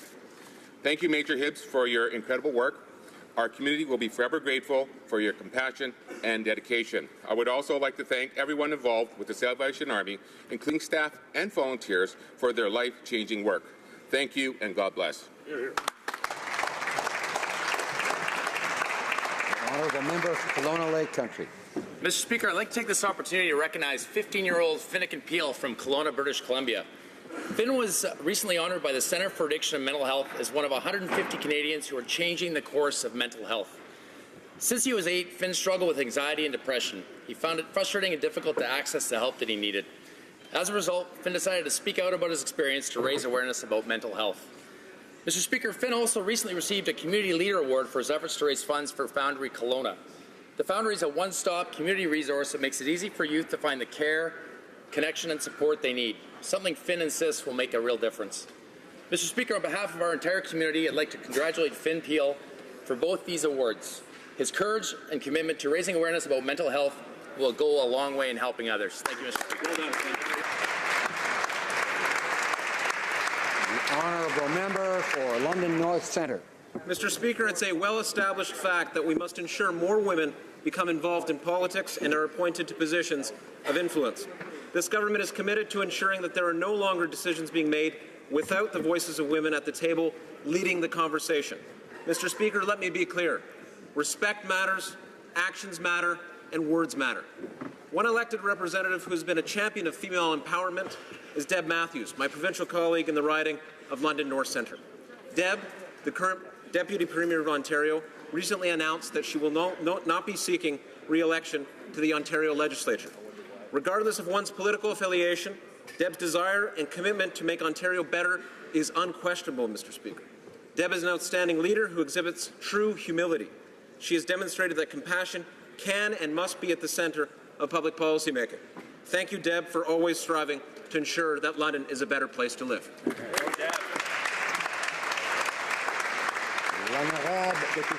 The honourable member for Montmagny-les-Lakes and Kamouraska-Rivière-du-Loup. Thank you, Mr. Speaker. Today I'd like to underline the excellent work of the farmers in my riding. They rise at dawn every day to provide food for our supermarkets, and it's a thankless task. I'd like to take this time to congratulate one of those families of artisans from the Pedra farm in my riding. Gervais and Jean-Guy Pelletier and all the members of their family won a great honour during the 128th contest for agriculture in Canada. They received an award as excellent dairy producers. They received an award for prevention, and they also ranked first regionally and provincially and won the gold medal. I'd like to recognize the valiant people who rise early every morning and who depend on supply management in this country. I'd like to express my unconditional support for them and the great pride that I have in supporting them. Congratulations to the entire family and all farmers. Honourable member for Brampton East. Thank you, Mr. Speaker. Mr. Speaker, today I stand to mark the 33rd anniversary of the tragic events of November 1984 in New Delhi. Let me be clear. These orchestrated and targeted attacks against the Sikh community were an atrocity that resulted in the loss of thousands of innocent lives to which justice has not been served. It's been 33 years and numerous inquiries later, and those responsible for these brutal massacres have still not been brought to justice. Mothers lost sons, gurdwaras were burnt down, and entire Sikh families were wiped out. Acknowledging the malicious intent underlying the massacre is a first step towards reconciliation. Truth and reconciliation have benefited Canada a great deal. It can benefit India as well. We must always pursue human rights, fairness, and truth at home and abroad. Thank you, Mr. Speaker. The honourable member for Honoré-Mercier. Mr. Speaker, I rise today to welcome the President of Colombia, His Excellency Juan Manuel Santos Calderón, to Canada. Canada and Colombia are key commercial partners in the Americas and the Pacific region with a shared commitment to progressive trade. Alors que la Colombie est présente. Colombia is currently engaged in a historic peace process, and this visit gives us the opportunity to follow along that path and to solidify our relationship in key sectors like security, trade, and development. The President planted a bitternut hickory tree at Rideau Hall to commemorate his state visit to Canada. The durability and strength of the bitternut hickory reflects our country's important and growing relationship. De la part de tous les Canadiens. On behalf of all Canadians, Mr. Speaker, I would like to welcome President Juan Manuel Santos Calderón. Que viva Colombia y que viva Canada.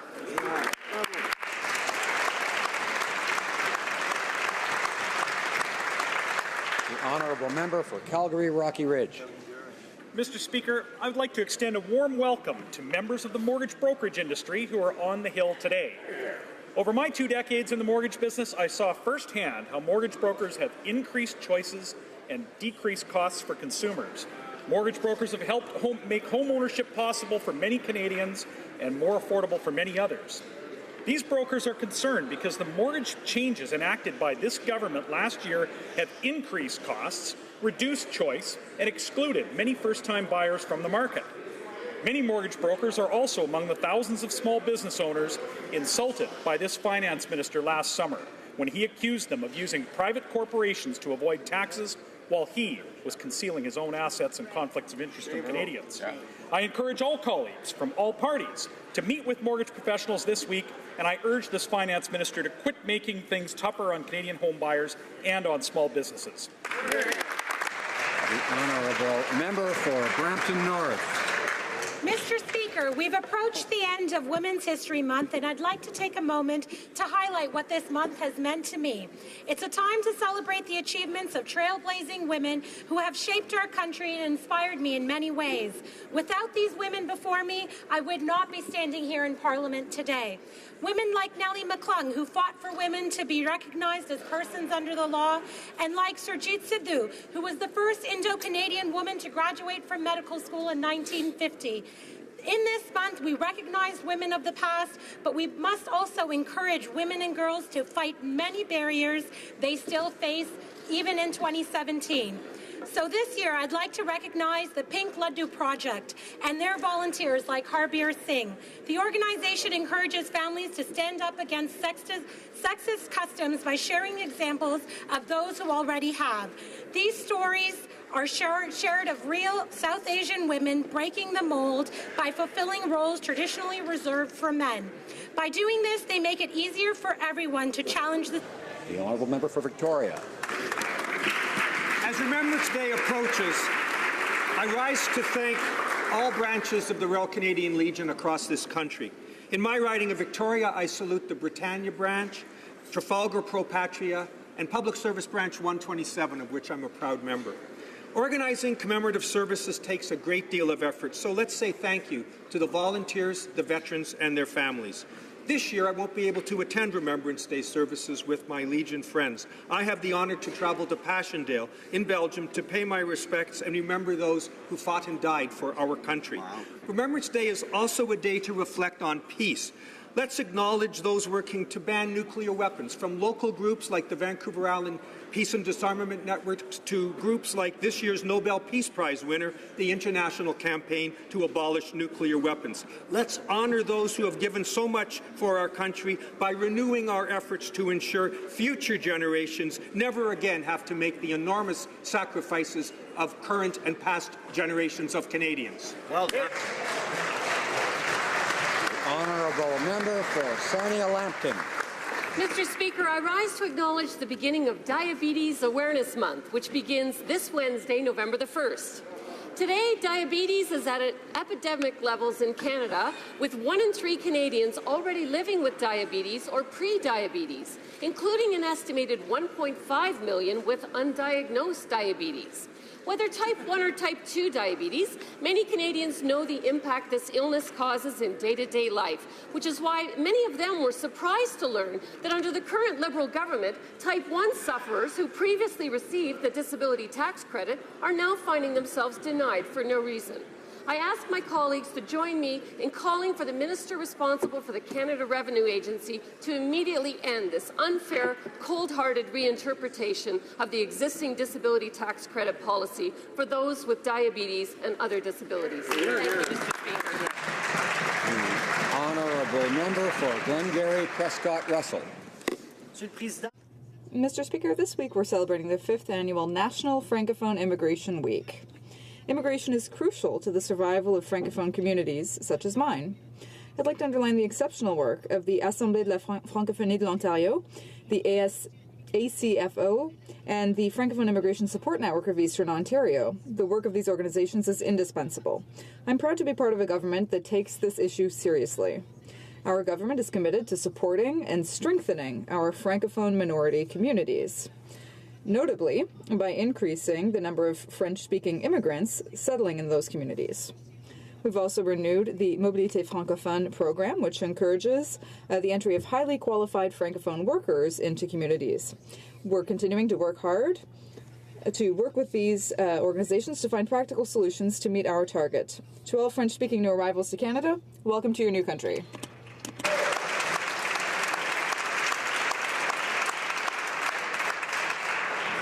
Oral questions, questions orales. The Honourable Leader of the Opposition.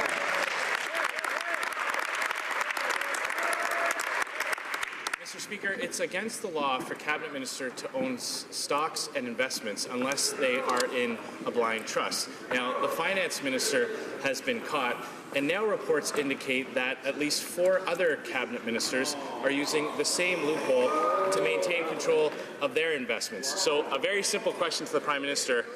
Who are they? Right Honourable Prime Minister. Mr. Speaker, everyone in this House refers to the Conflict of Interest and Ethics Commissioner to ensure that we are following the rules and putting in place the things that Canadians expect of all parliamentarians. And it's interesting to note that the Conflict of Interest and Ethics Commissioner has made recommendations to members of all parties and in previous governments. And the mechanisms that the Finance Minister currently has in place are very similar to the mechanisms that the previous Conservative Finance Minister had in place. I'm assuming he followed the Conflict of Interest Commissioner's advice. The Honourable Leader of the Opposition. Mr. Speaker, we know that the Finance Minister was exploiting a loophole to shelter $5 million he made from his family-owned, publicly traded company. Now we learn that 4 other of the Prime Minister's Cabinet Ministers are using the exact same loophole. So again, a very simple question. Who are they? Right Honourable Prime Minister. Mr. Speaker, exactly to avoid situations in which mud is slung, in which personal attacks are made, we have a commissioner that governs and engages with all members of this House to ensure that the rules are followed. The Finance Minister, all ministers in this House, and ministers of the previous Conservative government follow the advice and the recommendations of the Conflict of Interest and Ethics Commissioner. That's how Canadians can continue to have confidence in what everyone in this House does. Honorable Chef de l'Opposition. Honourable Leader of the Opposition. Mr. Speaker, the Finance Minister found loopholes to remain in control of his company. And now we learn that there are other ministers who've done the same thing. It's a very straightforward question. Could the Prime Minister tell us who are those other ministers? The Right Honourable Prime Minister.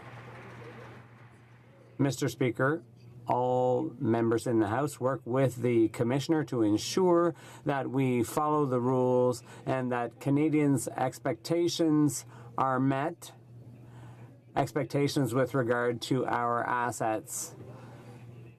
So that everything is in order. We follow the rules. Mr. Speaker, we will always follow the rules and recommendations of the Commissioner, just as the former Conservative Finance Minister did.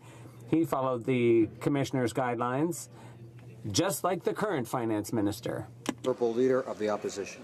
Let's try again, Mr. Speaker. Canadians are entitled to know who the other ministers are. The ministers who didn't place their assets into a blind trust, as the law requires. So, once again, who are they? The Right Honourable Prime Minister. Mr. Speaker, on this side of the House, we have confidence in the work and advice of the Ethics Commissioner. We follow that advice, as I expect members opposite to do. It's something Canadians expect from all of us. They expect all MPs to follow that advice, and I can assure Canadians that despite the personal attacks coming from our opponents, everyone follows that advice and has confidence in the Commissioner. The Honourable Leader of the Opposition. Incredibly important to know who these cabinet ministers are. Like the Finance Minister, they could be profiting from investments and stocks while making decisions that could impact the value of their own assets. Now, if the Prime Minister is so sure and so proud that they're following all the rules, why won't he just tell us who they are? Yeah. Right, Honourable Prime Minister. Mr. Speaker, this place is healthy because of a lot of back and forth, because the opposition has a responsibility to challenge and criticize the government and make sure all of us are doing the right things for Canadians. But the Conflict of Interest and Ethics Commissioner is there to ensure that above all the petty personal attacks, Canadians can be confident that people follow the rules and fulfill their responsibilities. That is exactly what happened. The Conservatives have nothing else to talk about because Canada is doing so well, because the middle class is growing, because people are... Order. Alors. No, member for Rimouski, Nejet, Témiscouata, Les Basques. Mr. Speaker, there might be something broken with this device because every time the Prime Minister speaks, all I keep hearing is, we're entitled to our entitlements. The Ethics Commissioner actually said that other ministers than the Finance Minister could have benefited from those loopholes in the Conflict of Interest Act. For a Prime Minister who said that he would be enforcing the highest standards for his ministers, we are seeing that he can't even keep the bare minimum. So I have a very, very, very simple question once again for the Prime Minister. Who are these other ministers identified by the Commissioner? Right, Honourable Prime Minister. Mr. Speaker, not only on this side of the House do we follow the advice given by the Conflict of Interest and Ethics Commissioner, as the Minister of Finance has indicated, we're willing to go above and beyond her original advice. These are the facts of the matter, Mr. Speaker, and the issue that the Conservatives and the NDP are attacking on a personal level on is nothing but a distraction because our economy is doing well, because Canadians are benefiting from growth, and they have nothing else to talk about than us, Mr. Speaker. The Honourable Member for Rimouski, Nejet, Témiscouata, Les Basques. Commissioner, under the bus today, they are hiding behind her. And the fact is, he can't enforce the bare minimum standard of ethics. 5 ministers are benefiting from this loophole in the Conflict of Interest Act, and last week, this government voted against the NDP's proposal to close that loophole. Now that we know that multiple Liberal cabinet ministers are benefiting from this loophole, maybe the Prime Minister would like to reconsider his position. Will the Prime Minister take the Ethics Commissioner's advice and close this loophole? Right Honourable Prime Minister. Mr. Speaker, not only do we support the Conflict of Ethics and Interest Commissioner on this side, Conflict of Interest and Ethics Commissioner on this side of the House, but we do follow her advice. That is something that the members opposite can't seem to understand, as they constantly criticize the work she's done, the advice that she has given to all parliamentarians. When we arrive in this House, Mr. Speaker, we follow the advice of the Commissioner because that's what we are expected to do. That's what Canadians expect us to do. And these personal attacks just happening because they have nothing else to talk about. That's why they're obsessed with us while we focus. The Honourable Member for Rimouski-Nejet-Témiscouata-les-Basques. Mr. Speaker, last week the Ethics Commissioner wrote us to confirm she too had concerns about the Finance Minister's sponsorship of Bill C-27 and the benefits Morneau-Chapelle would derive from it. It's as if the Natural Resources Minister controlled an oil and gas company. He'd be in a conflict of interest. So the question is, could the other ministers identified by the Commissioner also be in a conflict of interest? The Right Honourable Prime Minister. Mr. Speaker,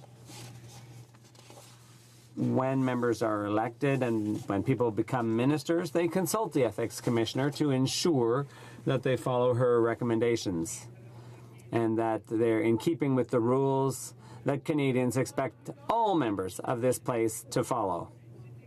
That's precisely what we've done, and that's what we'll keep doing. The fact that our friends opposite have nothing else to talk about or criticize, that's because things are going very well with the Canadian economy and for the middle class. The Honourable Member for Laurier-Sainte Marie. Coco Thurlow, survivor of Hiroshima and a great Canadian, will accept the Nobel Peace Prize on behalf of the international campaign to abolish nuclear weapons. Hear, hear. Setsuko played a key role in the UN's adoption of the landmark nuclear ban treaty. And she has described the Prime Minister's refusal to sign the treaty as a lack of courage. Will the Prime Minister wake up to the reality of this global threat to humanity and join the nuclear ban treaty? Right Honourable Prime Minister. Mr. Speaker, I'm glad to have the opportunity to rise in this place and congratulate Mrs. Thurlow for a lifetime of activism on an issue that is not only dear to her heart and to many Canadians, but to this government as well. We know we have to continue to move forward to reduce nuclear weapons in this world, to make sure that our children and grandchildren are safe. That's why we are so proud to show leadership on the nuclear fissile material cutoff treaty that engages both non-nuclear and nuclear weapon-owning countries to move forward on disarmament. That is something that we're going to remain focused on because we know we need to create a world without nuclear weapons. The Honourable Member for Richmond-Athabasca. Mr. Speaker, Yvon Dallaire, Chairman of the Board of the Institute for Governance, is the latest person to weigh in on the Finance Minister's conflict of interest. He told RDI the Minister had clearly been in a conflict of interest for 2 years now. If the Minister still claims he has nothing to hide, could he prove it by telling us what he has in numbered company 2135042 Ontario Inc.? The Honourable Parliamentary Secretary to the Minister of Finance. The Finance Minister, once he took office, met with the Ethics Commissioner to make sure that he was following all the rules. He followed all the recommendations that were made, including setting up a screen, a conflict of interest screen. Last week, he went even further by putting his assets into a blind trust. The Minister will always work and has always worked with the Ethics Commissioner in order to preserve the integrity of our institution and Canadians' trust in it. The Honourable Member for Richmond Athabasca. Mr. Speaker, though he repeatedly says he's not in a conflict of interest, everything the Finance Minister does proves the opposite. On October 27th, Yvon Dallaire said it would have been wise, even necessary, for the Finance Minister to sell his shares as soon as he was elected. If he really is honest, could the Finance Minister tell us what he has in the other numbered company 2070689 Ontario Limited? The Honourable Parliamentary Secretary.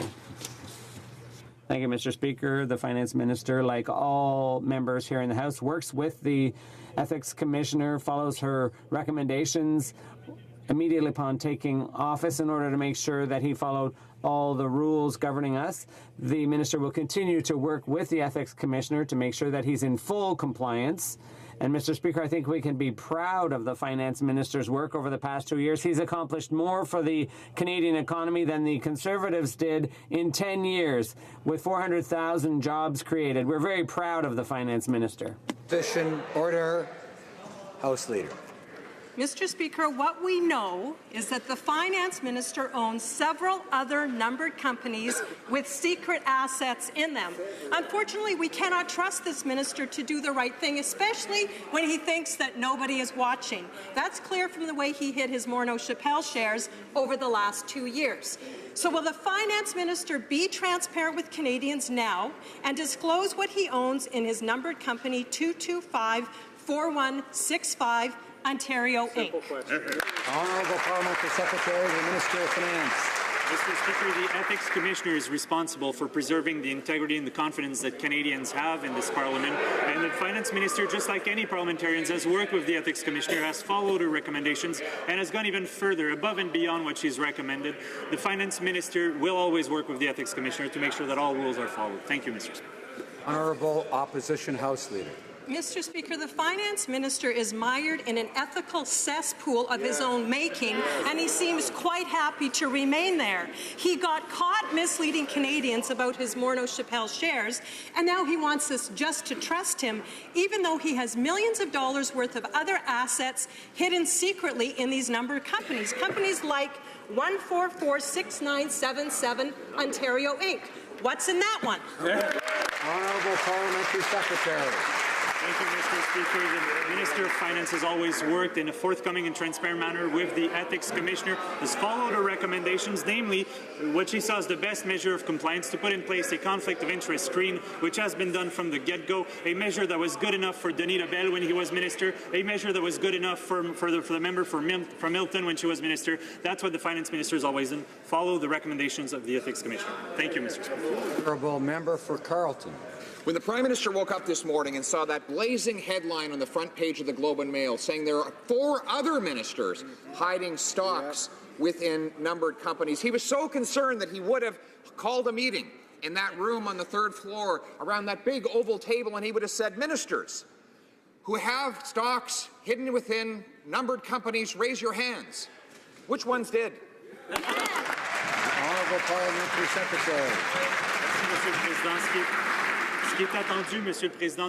What is expected of all Canadians and ministers is that they work with the Ethics Commissioner, for whom we have the utmost respect in preserving the integrity of parliamentarians. That's what we've always done on this side of the House. We've always been transparent in our dealings with the Ethics Commissioner. Up there, his hand was the Minister of Finance. He said over the weekend, and if there's something that I can do to make sure that people have absolute confidence, I'll do it. Speaking of his conflicts of interest, one thing would be to reveal what's inside his vast network of numbered companies and trust funds. So, can the Minister, for example, tell us what is in numbered company 2070689 Ontario Limited? Honourable Parliamentary Secretary. Thank you, Mr. Speaker. What the Finance Minister has always done and will continue to do so that he can deliver for Canadians is to work with the Ethics Commissioner to make sure that all rules are followed, to follow recommendations. He's mentioned he'd go even above and beyond, but if we just refresh the member's memory, the former Finance Minister, Joe Oliver, was the sole owner of a corporation that held publicly traded securities. The member from Nepean was Minister of Democratic Institutions, had recommendations from the Ethics Commissioner, never acted upon them. So what I see is a bit of hypocrisy, a lot of amnesia. At the same time, Mr. Speaker, I can understand why they're trying to forget their decade in power. Millions of Canadians are trying to forget.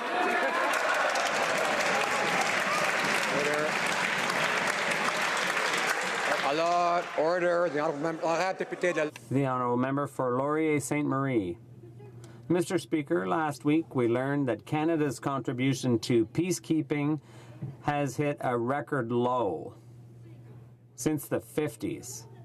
According to CBC, UN officials say this government's proposals aren't in keeping with the UN's peacekeeping priorities. In 2 weeks' time, Canada will be hosting the world in Vancouver at a peacekeeping conference, and we have nothing to offer. When is this government going to do what it promised, what the UN has asked for, what the world expects from Canada, and pony up?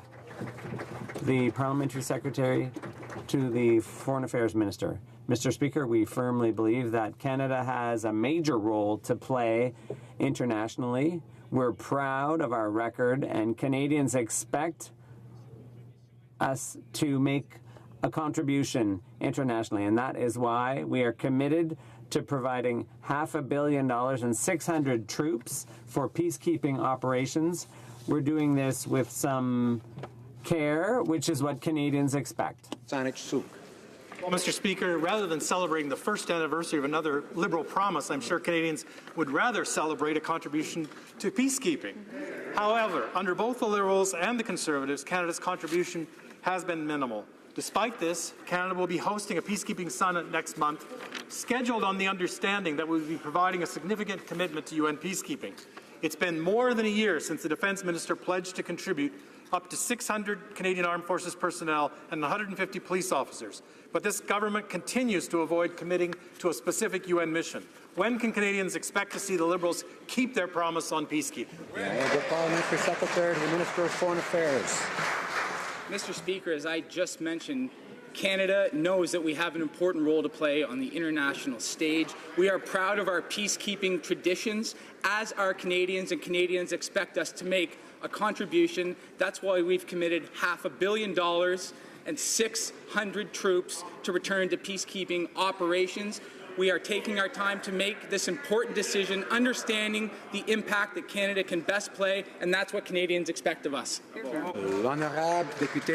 The Honourable Member for Beauce. Mr. Speaker, we repeatedly raised our concerns about the Finance Minister's role in sponsoring Bill C-27, and we recently learned that the Commissioner shares those concerns. The Finance Minister did not recuse himself from discussions around Bill C-27, and the question is straightforward. Can the Minister admit he's in a conflict of interest, and what's he hiding from Canadians? The Honourable Parliamentary Secretary. Thank you, Mr. Speaker. What's expected of all members is that we have full confidence in the Ethics Commissioner in guiding us.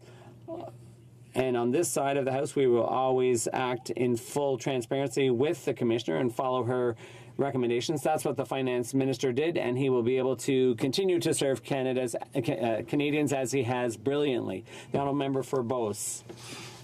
Mr. Speaker, I'm delighted that the Ethics Commissioner is following up on our concerns and investigating. This will hopefully shed light on the minister's shady dealings, starting with his offshore and numbered companies, his many numbered companies. But after getting caught in a conflict of interest, the minister said suddenly, yesterday or on the weekend, that he had been caught in a conflict of interest, and he said he would donate the profits. The Honourable Parliamentary Secretary. to finish up what the member was trying to say, yes, the minister did announce that he would donate his profits to charity, and I think that was a really great thing to do. It shows his desire to serve the public. He's been serving the public for 2 years now with brio. He's done great things for the economy and for prosperity for all Canadians. For Barrie Innisfil. Mr. Speaker, the minister will have to donate $300,000 that he's made today and $10,000 since question period started to charity. In fact, the day after C-27 was introduced, shares in Morneau Shepell rose sharply by 5%. By his own admission, the finance minister has made $5.5 million on his Morneau Shepell stock alone since he was elected. The ethics commissioner is concerned enough that she's now investigating the minister's involvement in Bill C-27. How could the minister betray Canadians like this for his own financial gain and that of his family business? Honourable Parliamentary Secretary.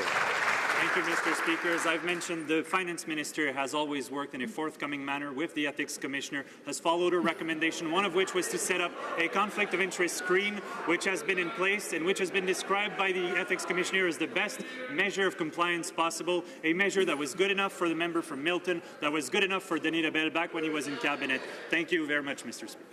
Honourable member for Barrie Innisfil. Well, Mr. Speaker, it's clear that the minister sought no advice from Mrs. Dawson when he was involved and introduced Bill C-27. The minister would have us believe that everything is all right and that he's followed all the rules and disclosed everything to the ethics commissioner. Well, she wouldn't be investigating the minister if that was the case. Mr. Speaker, either the minister failed to disclose all of his assets to the ethics commissioner, or what is becoming increasingly clear is he willfully and knowingly ignored her advice. Which is the Honourable Parliamentary Secretary.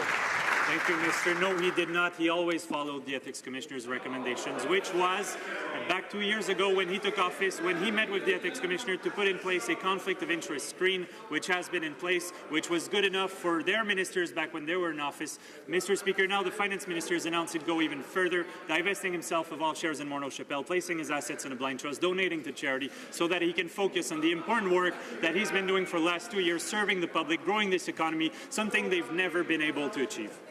The Honourable Member for Trois-Rivières. Mr. Speaker, contrary to the conclusions of the committee's report on air safety, internal documents of Transport Canada reveal that the department's inspectors would no longer be evaluating pilots, but rather the airlines themselves. Just like the Conservatives before them, Liberals are continuing to resort to self-regulation and inspection budget cuts. It's as if the Liberals didn't learn anything from the tragedy in Lac Mégantic. Mr. Speaker, will the minister reverse this dangerous decision? The Honourable Minister of Transport. Thank you, Mr. Speaker. No, we will not be changing that rule. Air safety for passengers is a priority. And I want to correct my colleague. We are not eliminating inspections of the evaluators of these airlines. We will be verifying and undertaking verifications from time to time based on whether or not safety is working well. It's an intelligent approach. It's the approach that our government took to ensure air safety for our passengers. Member for North Island, Powell River. Mr. Speaker, according to internal documents, Transport Canada is planning to stop evaluating pilots and will instead transfer the responsibility to private airline companies. Not only are the Liberals considering privatizing our airports, they are also planning to privatize Canadian aviation security. The Conservatives and the Liberals did this with our rail transport security and with our food safety system. In both cases, this private self-regulation has led to major disasters. Do the Liberals have a limit to what they are willing to privatize? Honourable Minister of Transport. Thank you, Mr. Speaker. So again, to address the issue, I want to correct my colleague. We are not getting rid of the function of checking the checked pilots of the airlines who check their own pilots. We are continuing to use this approach because it's an intelligent, risk-based approach. It is one that we feel will, in the most economical fashion, address our requirements while not sacrificing in any way safety. We are a modern transport ministry and we're working in a modern way. Thank you. Honourable member for Edmonton Centre. Mr. Speaker, last Thursday, Albertans received the news that Amazon is making a major investment in Calgary's economy, committing to opening their 7th facility in Canada. This is great news for Alberta, proof positive that investing in Alberta's talented and skilled workforce is a smart investment. Can the minister update this House on the state of the economy as the world takes note of the strength of our economy and why an investment in Canada is a smart investment? Honourable Minister of Economic Development. Mr. Speaker, I'd like to thank the member from Edmonton Centre for his hard work, dedication, and for being a strong voice for Albertans, Mr. Speaker. As the member has mentioned, we're very pleased to hear that Amazon is opening a new distribution centre in Calgary, creating 750 jobs. This is good news for Calgary, this is good news for Alberta, and this is good news for Canada, Mr. Speaker. It's because of our Innovation and Skills Plan that we've created these conditions. And since we formed government, Mr. Speaker, there's been over 450,000 jobs that have been created, Mr. Speaker. We have a plan. That plan is working. We're going to focus on growth and jobs. Honourable member for Sarnia-Lambton. Mr. Speaker, living with type 1 diabetes is hard enough without these Liberals stripping the disability tax credit and the disability retirement savings plan from struggling diabetics. We have proof the Liberals changed the process in May. What's even worse is we've discovered they're doing the same thing to people with mental health conditions. Did the Prime Minister direct the Revenue Minister to raise money at all costs, or did she come up with this mean-spirited attack on her own? The Honourable Minister of National Revenue. Mr. Speaker, our government committed to all Canadians receiving credits they are entitled to. Tax credits for disabled people have reached unprecedented levels. They did so last year. We are making these credits more accessible and access to health more accessible. We allowed nurses to fill in forms for their patients. We've simplified the process. We invested $5 billion in our last budget in order to provide mental health support. The Honourable Member for Louis Saint Laurent. Mr. Speaker, unfortunately, Canadians know that the voracious appetite that Liberals have for taxpayers' money knows no bounds. They went after small business people, they went after Canadians, and now they're going after people suffering from mental illness. Now we know that these are people who, for example, are suffering from schizophrenia, who are bipolar, or who are autistic. They are the ones being targeted. The Liberals have made it much more difficult for these people to access tax credits. The question is simple. Where is the Liberals' heart? Revenue National. Honourable Minister for National Revenue. Our government is firmly committed to ensuring that people receive credits they are entitled to. Total tax credits for people suffering from mental health illness reached unprecedented levels, Mr. Speaker. We are making this tax credit and mental health services more accessible. Our government invested more than $5 billion in the 2017 budget, which will provide support to 500,000 young people under the age of 25 years. We continue to work in collaboration with our partners. The Honourable Member for Louise Saint Laurent. Mr. Speaker, when we, the Conservatives, were in power, we had our hearts in the right place. People suffering from various issues received our attention, and that's why we provided tax credits for people who are ill, who are suffering from diabetes, or who have mental health issues. Now the Liberal government is making the rules so strict that very few people suffering from these illnesses have access to the tax credits. So the Liberal governments are taking more money out of those who are suffering because of their appetite for funds. Why are they making lives so difficult for people who are suffering? The Honourable Minister for National Revenue. Mr. Speaker, there have been no changes made to the eligibility criteria for tax credits for people suffering from diabetes, for people who are disabled. We provide tax credits. We have met with groups. We will continue to work with them. And I'd like to say to my colleagues opposite that over the past 10 years, you cut in scientific research. Our government invested $41 million in research into diabetes, Mr. Speaker, and we will continue to do this kind of work. For Calgary, Rocky Ridge. Well, if there were no changes, Mr. Speaker, then why are 80% being denied now? But another week, and it's another tax grab by the Liberals. It was bad enough that in her department they've started to reject the medical advice of doctors who treat type 1 diabetics. Now there are reports that people who are mentally ill are also being, and people that have qualified for years are suddenly being denied. So with the Liberals raising taxes and threatening benefits on the mentally ill, one can only ask, who's next? The Honourable Minister. Mr. Speaker, our government is firmly committed to ensuring that all people receive tax credits they are entitled to. Now, with respect to mental health, Mr. Speaker, our government will be investing $5 billion in the 2017 budget that will provide 500,000 young people under the age of 25 years old to benefit from better services. In terms of diabetes, our government invested also money into research, contrary to the government under the Conservatives who cut in that kind of research. Member for Windsor-Tecumseh. Mr. Speaker, let's go over this again. So Canadians with autism, bipolar disorder, and other mental health issues, and those requiring dialysis, are some of the latest to be denied the disability tax credit due to changes in the way the CRA interprets eligibility. This interpretation changed as a result of direction from the minister's office.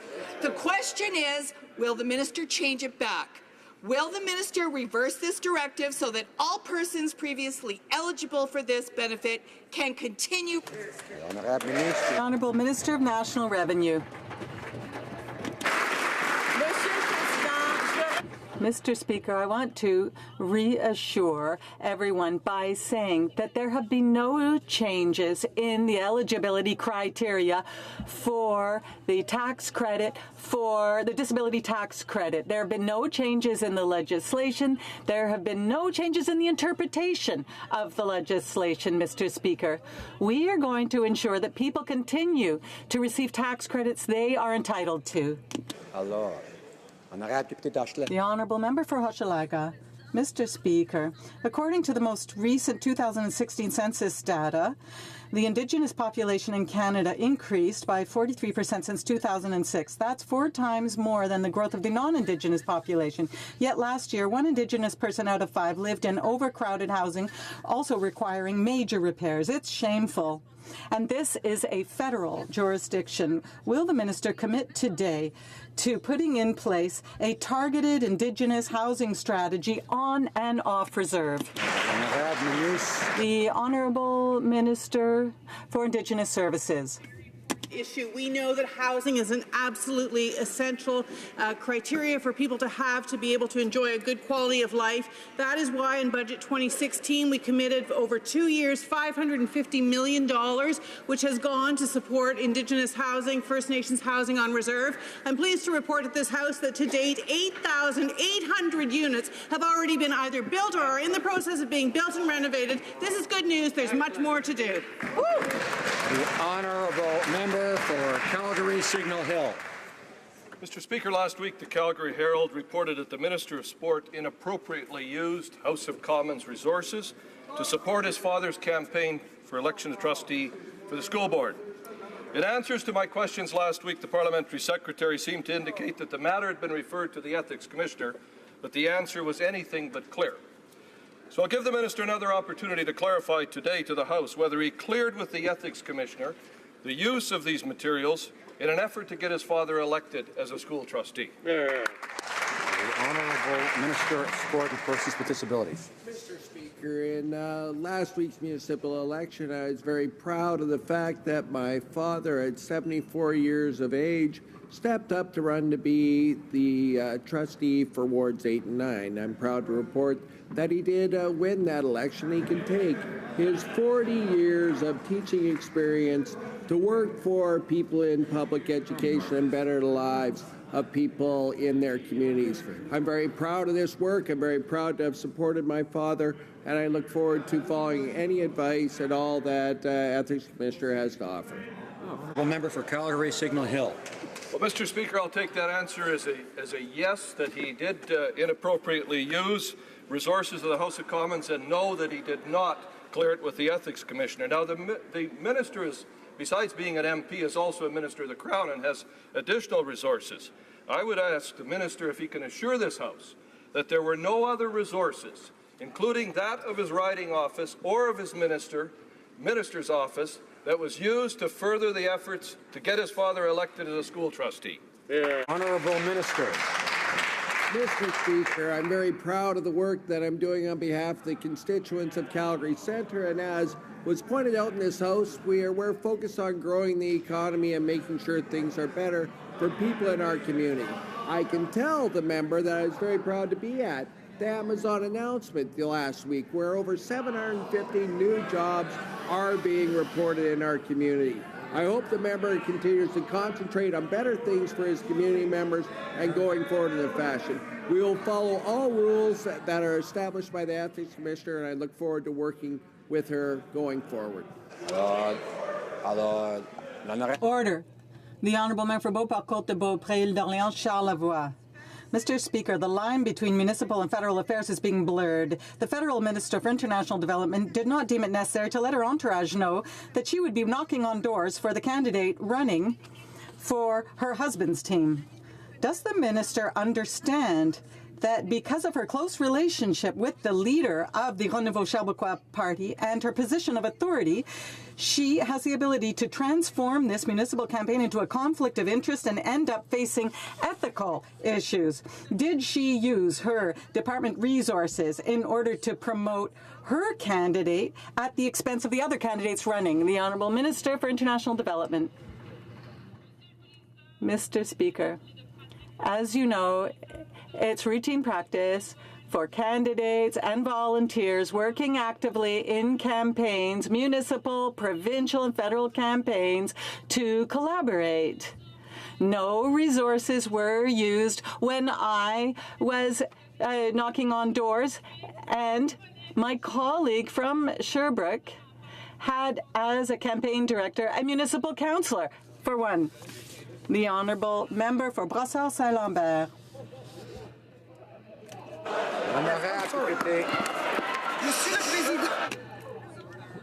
Mr. Order. Mr. Speaker, we often hear the official opposition call for a minister responsible for seniors. That's rather surprising, given that they're so concerned, given that they increased the age to qualify for the OAS and the GIS, which would have made the lives of seniors more vulnerable. They did nothing in response to calls to enhance the Canada Pension Plan. Will the minister responsible remind this House what our government is doing to ensure that seniors be able to live in dignity? The Honourable Minister for Social Development.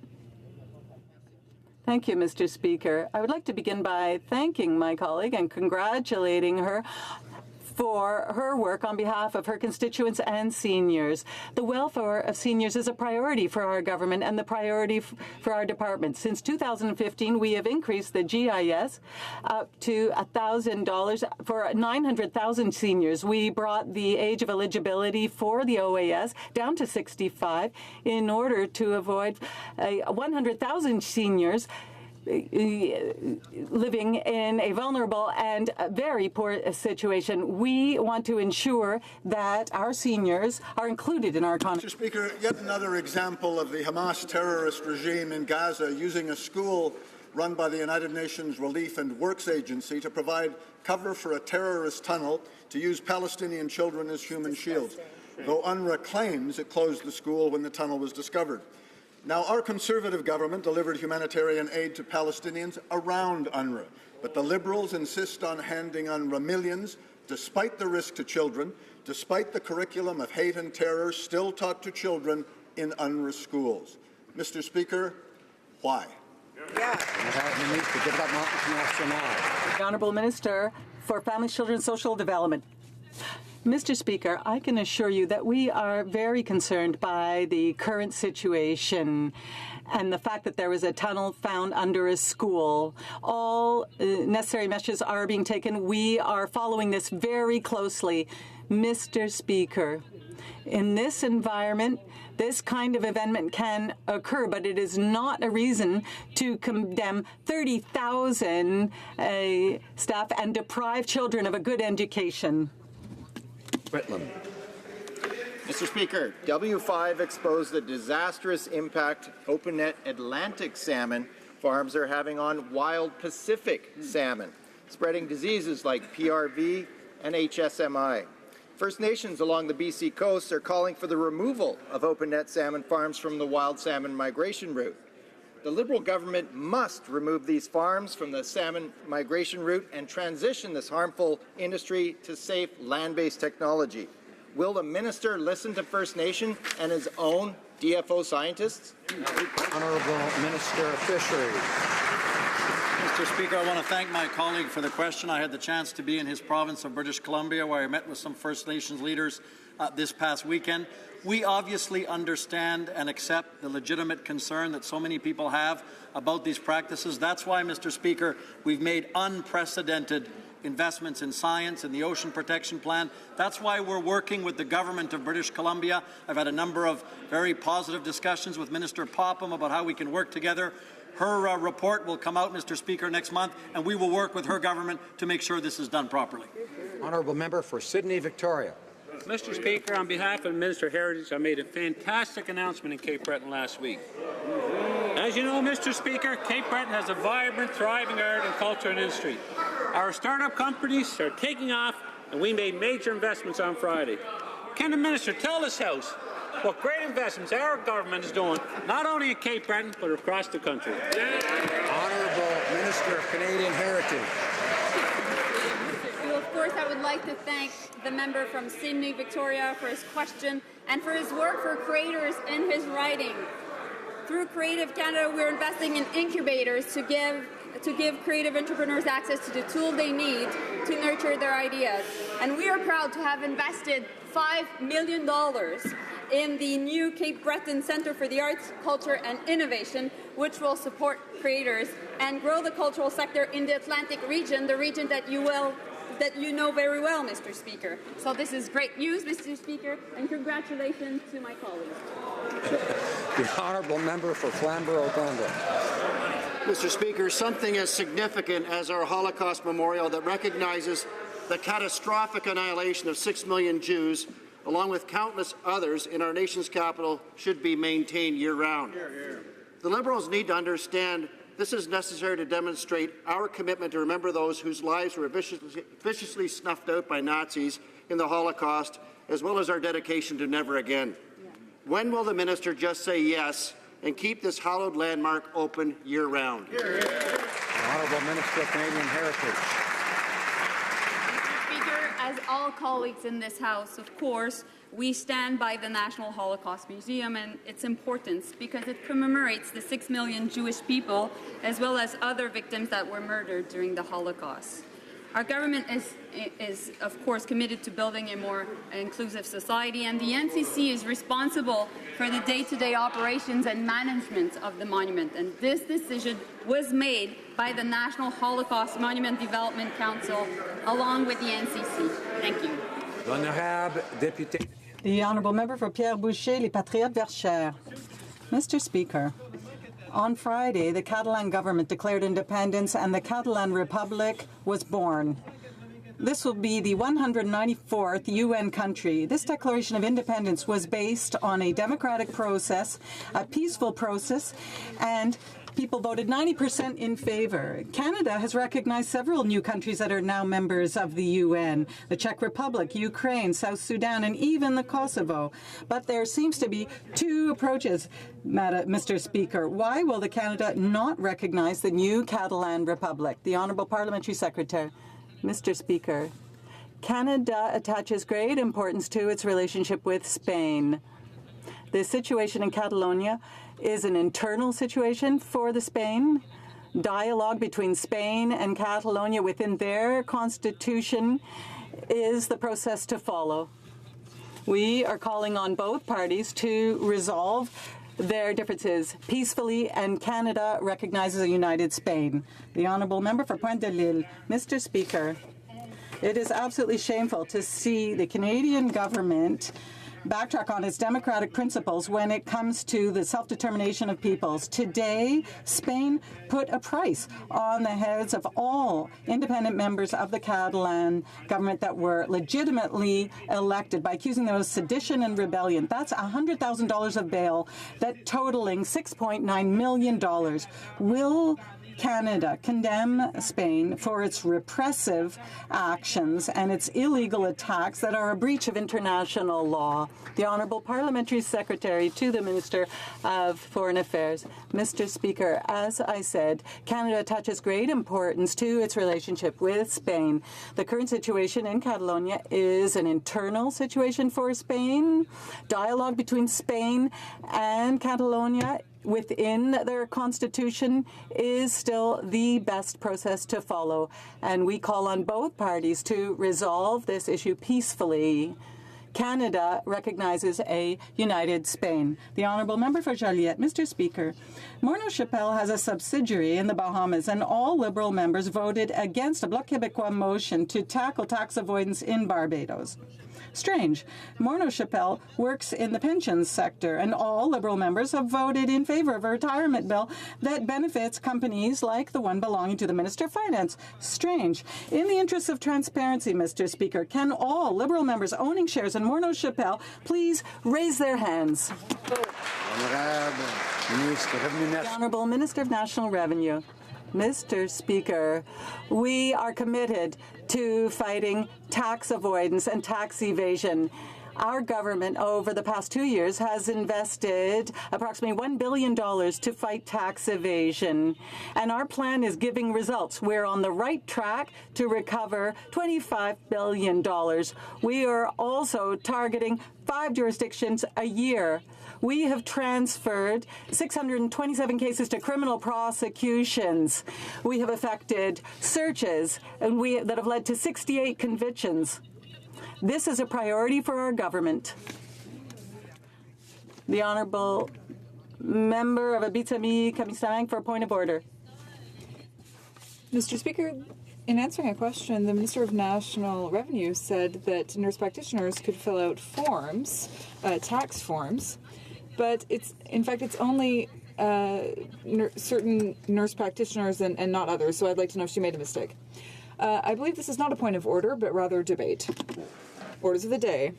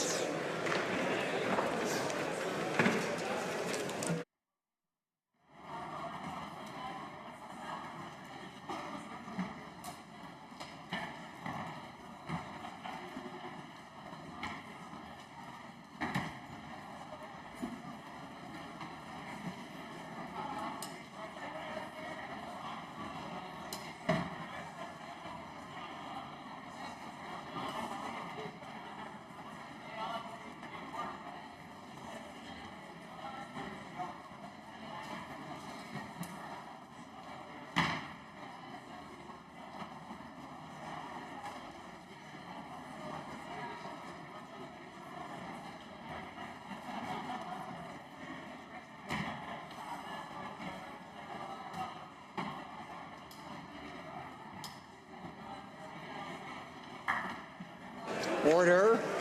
I would encourage colleagues to take their conversations, which of course are important conversations, into the lobbies or elsewhere if they so choose. And I would ask colleagues to assist me by saying shh. I thank colleagues for their assistance. Tabling of documents. The Honourable Parliamentary Secretary to the Government House Leader. Mr. Speaker, pursuant to Standing Order 36, Bracket 8, I have the honour to table in both official languages the government's response to 6 petitions, please. Dépôt de projet de loi émanant du gouvernement. Introduction of government bills. Mr. Garneau, seconded by Mr. Hare, moves for leave to table a bill entitled An Act Respecting Wrecks, Abandoned, Dilapidated, or Hazardous Vessels and Salvage Operations. This motion is deemed adopted. Mr. Garneau, seconded by Mr. Hare, moves that this bill be now read a first time and printed. This motion is deemed adopted. First reading of this bill. When shall this bill be read a second time? À la prochaine. At the next sitting of the House. Déclaration de ministre. Statements by ministers rather. Reports from interparliamentary delegations. Presenting reports from committees. The Honourable Member for Mount Royal. Thank you, Mr. Speaker. Mr. Speaker, I have the honour of tabling in both official languages the 16th report of the Standing Committee on Justice and Human Rights, entitled Access to Justice, Part 2, Legal Aid. Under 109, the committee requests that the government table a comprehensive response to this report. Thank you, Mr. Speaker. Scarborough-Guildwood. Monsieur le Président, j'ai l'honneur. Mr. Speaker, I have the honour of tabling in both official languages the 14th report of the Standing Committee on Public Safety and National Security, Bill C-21, an act to amend the Customs Act. And has decided to report the bill back to the House with an amendment. Dépôt de projet de loi. Introduction of private members' bills. First reading of Senate public bills. Motions. Presenting petitions. The Honourable Member for Haldeman Norfolk. Thank you, Mr. Speaker. Mr. Speaker, I'm pleased to present a petition on behalf of constituents of my riding of Haldeman Norfolk who are concerned about the lack of religious protection for medical professionals in Bill C-14, Medical Physician Dying, and Bill C-51, Clause 14. As it stands, Clause 14 will remove the only provision in the Criminal Code that directly protects the rights of individuals to freely practice their religion, whatever that religion may be. This petition calls on the government to enact a policy that will provide a review of any legislation, ensuring that it does not impinge upon the religious rights of Christians. Calgary Confederation. I'm pleased to present a petition today from dozens of residents in the Calgary area. It was presented to me from Janan Kaiser, Lorna Lai, Alam Rahanwa, and Susie Lee, all from 1U Calgary. The petitioners are asking that the government address the fact that there are 130 million girls not in school around the world. They point out that every year of schooling increases their wages by 12% and reduces poverty. They point out that foreign investment on education has a tenfold return. Therefore, they are asking that this government increase Canada's global education funding from $302 million today to $592 million by 2020. This would be an investment of just 2 cents per Canadian per day, but it would make an incredible difference. Thank you. The Honourable Member for Algona, Manitoulin, Kapuskasing. Rise to table a petition to the Minister of Transport. The petitioners remain concerned that the Algoma passenger train is still not operating. They indicate that as a result, this has and continues to create substantial hardships to the residents, businesses, and others who relied on this train. The petitioners add that alternate ways are not reliable year-round or non-existent. They ask that the Minister of Transport put the Algoma passenger train back in service, Mr. Speaker. The petitioners are from Horn-Payne-Hurst, Valrita, Constance Lake First Nation, Kapuskasing, Thunder Bay, Brampton, Port Sydney, Geraldton, Porcupine, Smith Falls, Toronto, as well as Alberta, Mr. Speaker. Thank you very much. Honourable Member for Saanich Gulf Islands. Thank you, Mr. Speaker. I rise this afternoon to present 2 petitions from constituents in Saanich Gulf Islands. The first calls on the Government of Canada to work to upgrade the National Building Code in the aim of energy efficiency with the goal of reducing overall energy demand by 15% over the current code. The second petition, also from residents of Saanich Gulf Islands, calls for a permanent ban on crude oil tankers, not just on the north coast of British Columbia, but along the whole west coast of Canada to protect existing British Columbia industries in fishing, tourism, coastal communities, and our natural ecosystems. Thank you, Mr. Speaker. The Honourable Member for Langley-Aldergrove. Thank you, Mr. Speaker. I'm honoured to present 2 petitions today. The first one is on gender-based violence.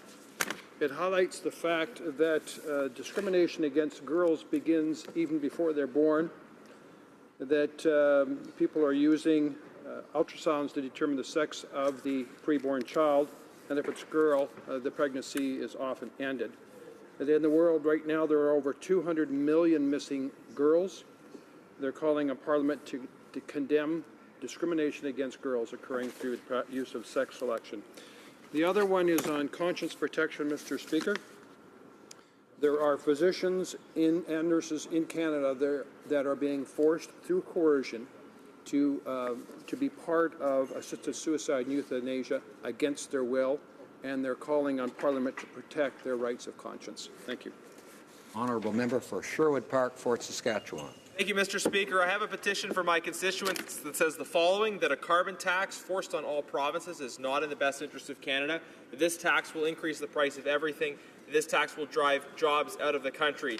It also highlights that this tax will not help the environment because more effective measures to help the environment would involve exporting Canadian technology to less environmentally friendly jurisdictions, not sending jobs to less environmentally friendly jurisdictions. It also draws attention to the negative impacts of this carbon tax on our energy sector. So I commend this to the consideration of the House. Burnaby South. Mr. Speaker, I rise today to present a petition from constituents all over British Columbia. The petition is entitled Kinder Morgan Trans Mountain Pipeline is not in our national interest. The petitioners are strongly opposed to the Trans Mountain Pipeline, mainly because of the extra tankers that will come through our waters and the fact that bitumen is very difficult to clean up. They're calling on the Government of Canada to reject the expansion of the proposed pipeline and to have a national energy plan, Mr. Speaker. They also stand in solidarity with those who are arrested this weekend. Thank you. Honourable Member for Huron-Bruce. Thank you, Mr. Speaker. I have a petition to present on behalf of the residents of Huron-Bruce. It's in regards to incorporated small business, farms, etc. The way they're taxed, the way capital gains are treated therein, and investment income inside incorporated small business. Thank you. Honourable Member for Windsor-Tecumseh. I rise today proudly with a very, very intriguing petition that was organized and put together very rapidly to answer to the crisis against the people of the Rohingya. The human rights atrocities that are taking place right now are requiring a quick and decisive action, and we have people that have signed a petition, some 46,000 of them, want Canada to make sure that the perpetrators of these atrocities do not face impunity, and they want Canada to be part of the safeguarding of resources and peacekeepers to go in. So I'm tabling this petition, Mr. Speaker, and in pursuit of this social justice in an urgent nature, it's not in its correct form, but I would ask for unanimous consent to table this petition. Does the honourable member have unanimous consent to table the petition that's not in the correct form? No? There's no unanimous consent. The member for Edmonton West. Mr. Speaker, I rise. I have a petition from several hundred members of my constituency in Edmonton West calling on the government to condemn the illegal arrest of a Canadian citizen for practicing Falun Gong and to call for the immediate and unconditional release of the Canadian citizen, Ms. Kwan Sun. Thank you. Presenting petitions, présentation de pétitions. Questions on the order paper. The Honourable Parliamentary Secretary to the Government House Leader. Yes, Mr. Speaker, I would ask that all questions be allowed to stand at this time, please. Is it agreed? Agreed and so ordered. Ordre du jour. Orders of the day. Government orders, government bills, comments. Debate at report stage on the motions in group number 1 of Bill C-49, Transportation Modernization Act. Reprise de débat. Resuming debate, the Honourable Member for Sackville, Preston, Chesapeake. Merci, Monsieur le Président. Thank you, Mr. Speaker. I'm very pleased to be able to rise in the House today to talk about this very important bill. I have to say that I'd like to start by thanking the Minister for his work and for the vision that he shared with Canadians on this bill. And I also want to thank the Canadians who were consulted and who provided a huge amount of information about Air Canada. The main topics that I want to discuss today is the passenger rights, the joint venture, and of course foreign ownership. Now, before I begin speaking on those three, I want to say that Canadians love to travel.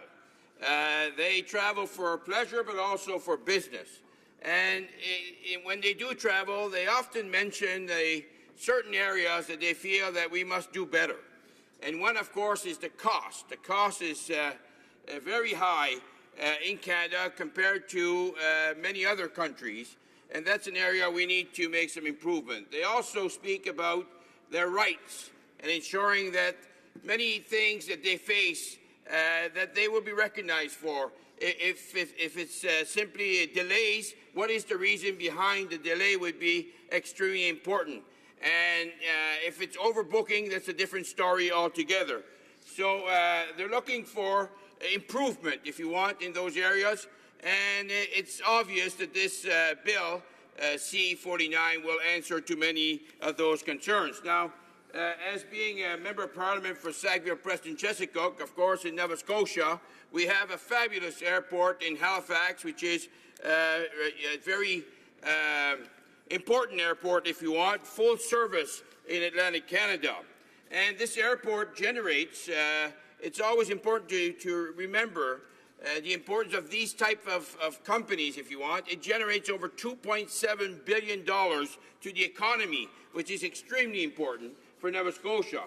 Also important to mention is that there's over 4 million, if you want, travelers that take flights and arrive in departure from Halifax, and that by itself is very impressive as well. Now let's talk about the air passenger bills.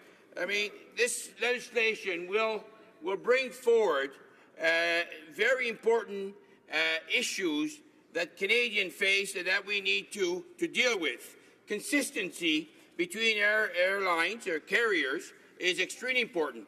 That the passenger knows what his rights and that the industry, the carrier, knows what his rights are as well. And when there is issues, compensation. We need to bring some standardization around the compensation because today it is not obvious that the Canadians are being compensated for some of the challenges. As I indicated earlier, we need to consider the denial boarding, delays and cancellation, baggage lost or damaged, tarmac delays, seating with family members or delicate cargo such as music instrument, etc. Now, those are major issues that we need to look at as a government, and that this bill will help us reach that objective. Now, let's take, for example, the issue we had last summer, where we had a flight from Belgium going to Montreal and stopped over here in Ottawa, and the passengers stayed on the plane. They were told by the carrier that it would be about 30 minutes of delay. That 30 minutes just continued on and on and on. At the end of the day, it became 6 hours. Throughout those 6 hours, the passenger were not able to debark from the plane, and the air conditioning either stopped or just broke down, not sure exactly what it was. They started running out of water, food, all crucial aspects that they should have been able to access at all times throughout their stay. But again, that's a disregard, in my opinion, for our passengers and their rights, and we need to do something about that. Then you also seen on television not so long ago about the flight United Air, where a doctor was, because of, again, a mistake by the carrier, was removed because of overbooking. Who did the overbooking? Again, it was the carrier that was at fault, but yet the passenger was the one that was denied and had no rights. So we need to make improvement in that area. And also we could look at, as far as adding to the Bill of Rights, we also la question des langues officielles. The matter of official languages for Air Canada. We need to make sure that passengers who want to use English or French have the same ability to do so. About the Bill of Rights that I wanted to talk about. Now, let's talk about, we have to keep in mind that air transport sector is a challenging one today. And there's many changes. Many people choose to travel by air. And it's a huge capital investment, but it's a small profit, if you want, margin. So we need to find ways to maximize efficiencies. And it's already happening to some extent where there are all kinds of different agreements. However, we need to do more. And one approach, which is the joint venture, would really work well. And the joint venture, where you have two or more companies working together to give a better service to Canadians here in Canada and abroad.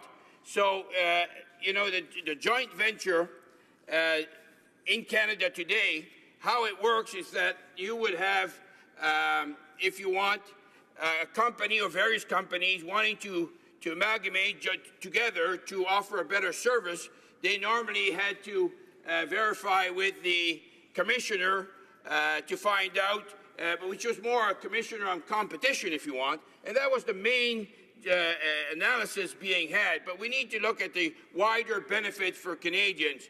And now with this C-49, we're going to be able to, these companies can make application to the minister, and the minister as well will consult with the commissioner for competition, but we'll look at other benefits that Canadians can take advantage of, and that will be, to some extent, the measuring that we will be using to make this happen. And this process will be much better and will allow Canadian companies to benefit from global trends and to realize efficiencies. But it will also allow Canadian travellers to access wider range of destination, easier inbound travel, tourism, and increased flight options.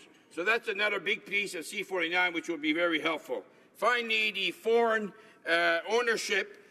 Before in Canada, we were only allowed to have up to 25%, which had voting shares or voting rights, and now we can we'll be able to have up to 49, which is putting us in line with many other countries in the world. But no one single will be able to own more than 25%, which is crucial, and the no more than 25% for other carriers as well, which is essential. Which, you know, we're paying way too much, Mr. Speaker. You know that better than I do. And many people are traveling across the border to take flights.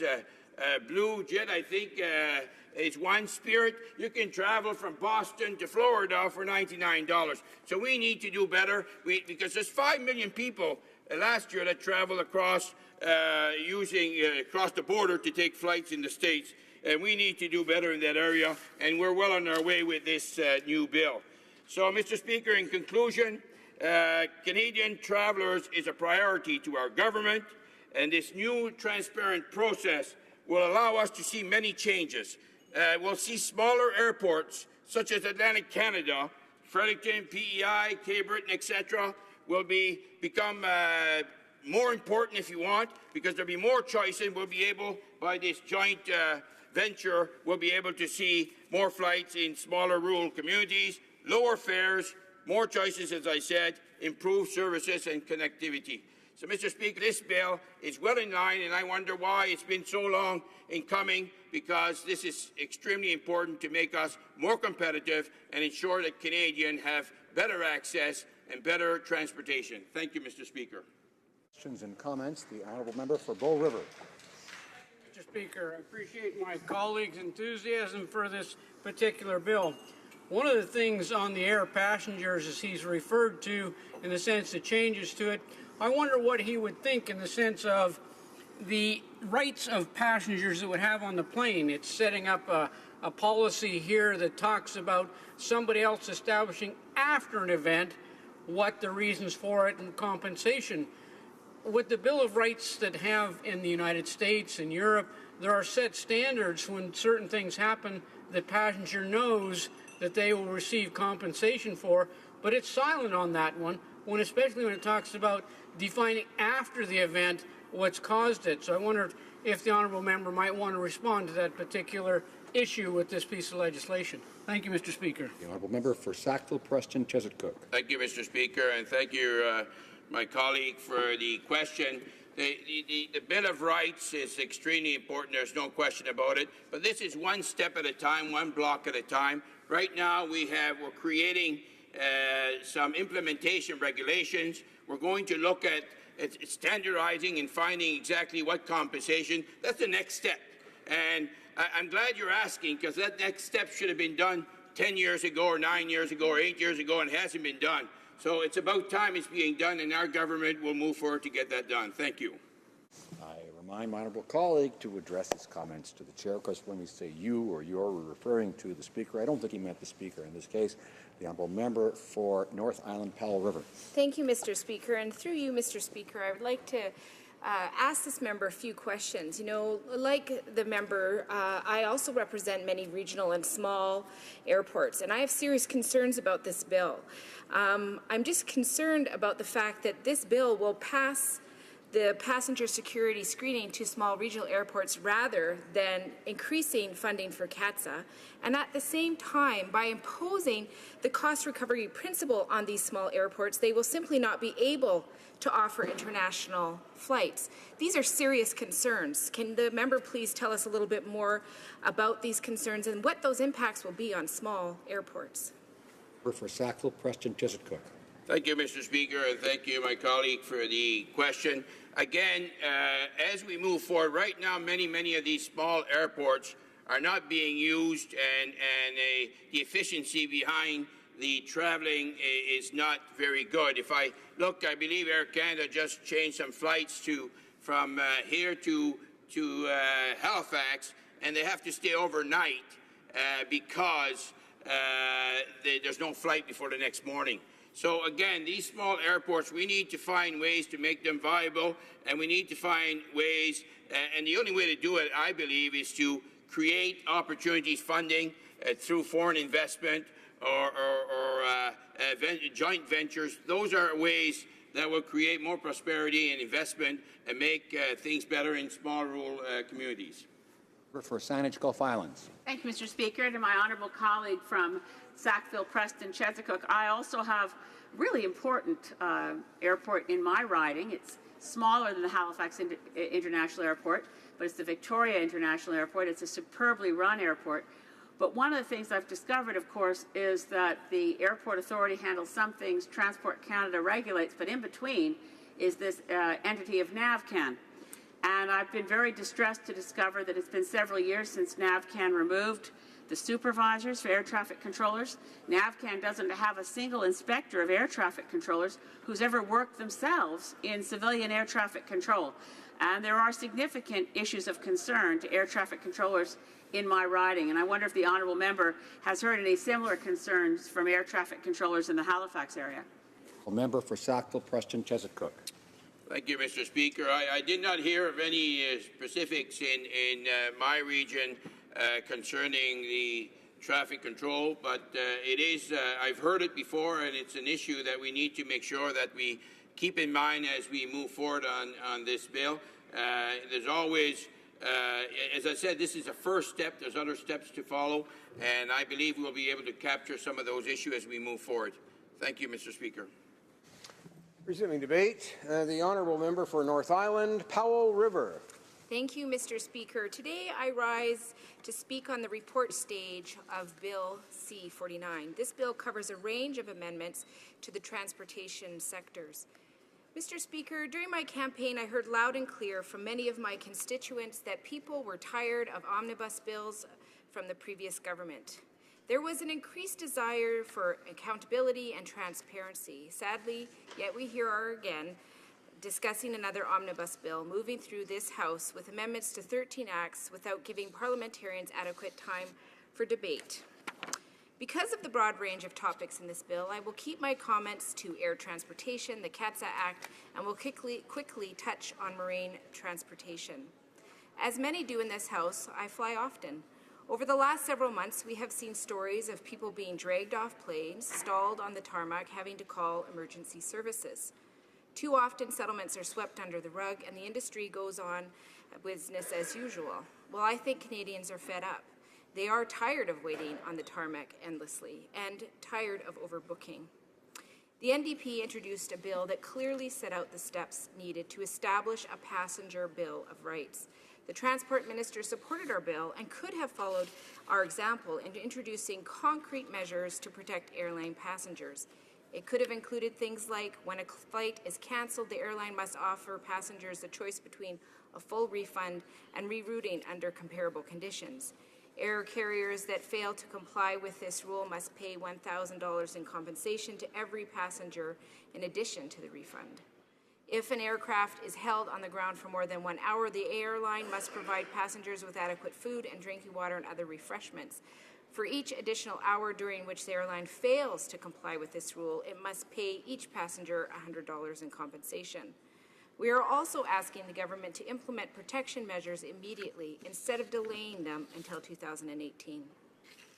However, sadly, the minister chose not to propose concrete measures. Instead, he included provisions in the bill. They sold it to the media as a Canadian and to Canadians as a passenger bill of rights, but that is simply misleading. What he's doing is delaying what needs to be done, handing over responsibility for making regulations to the Canadian Transport Agency.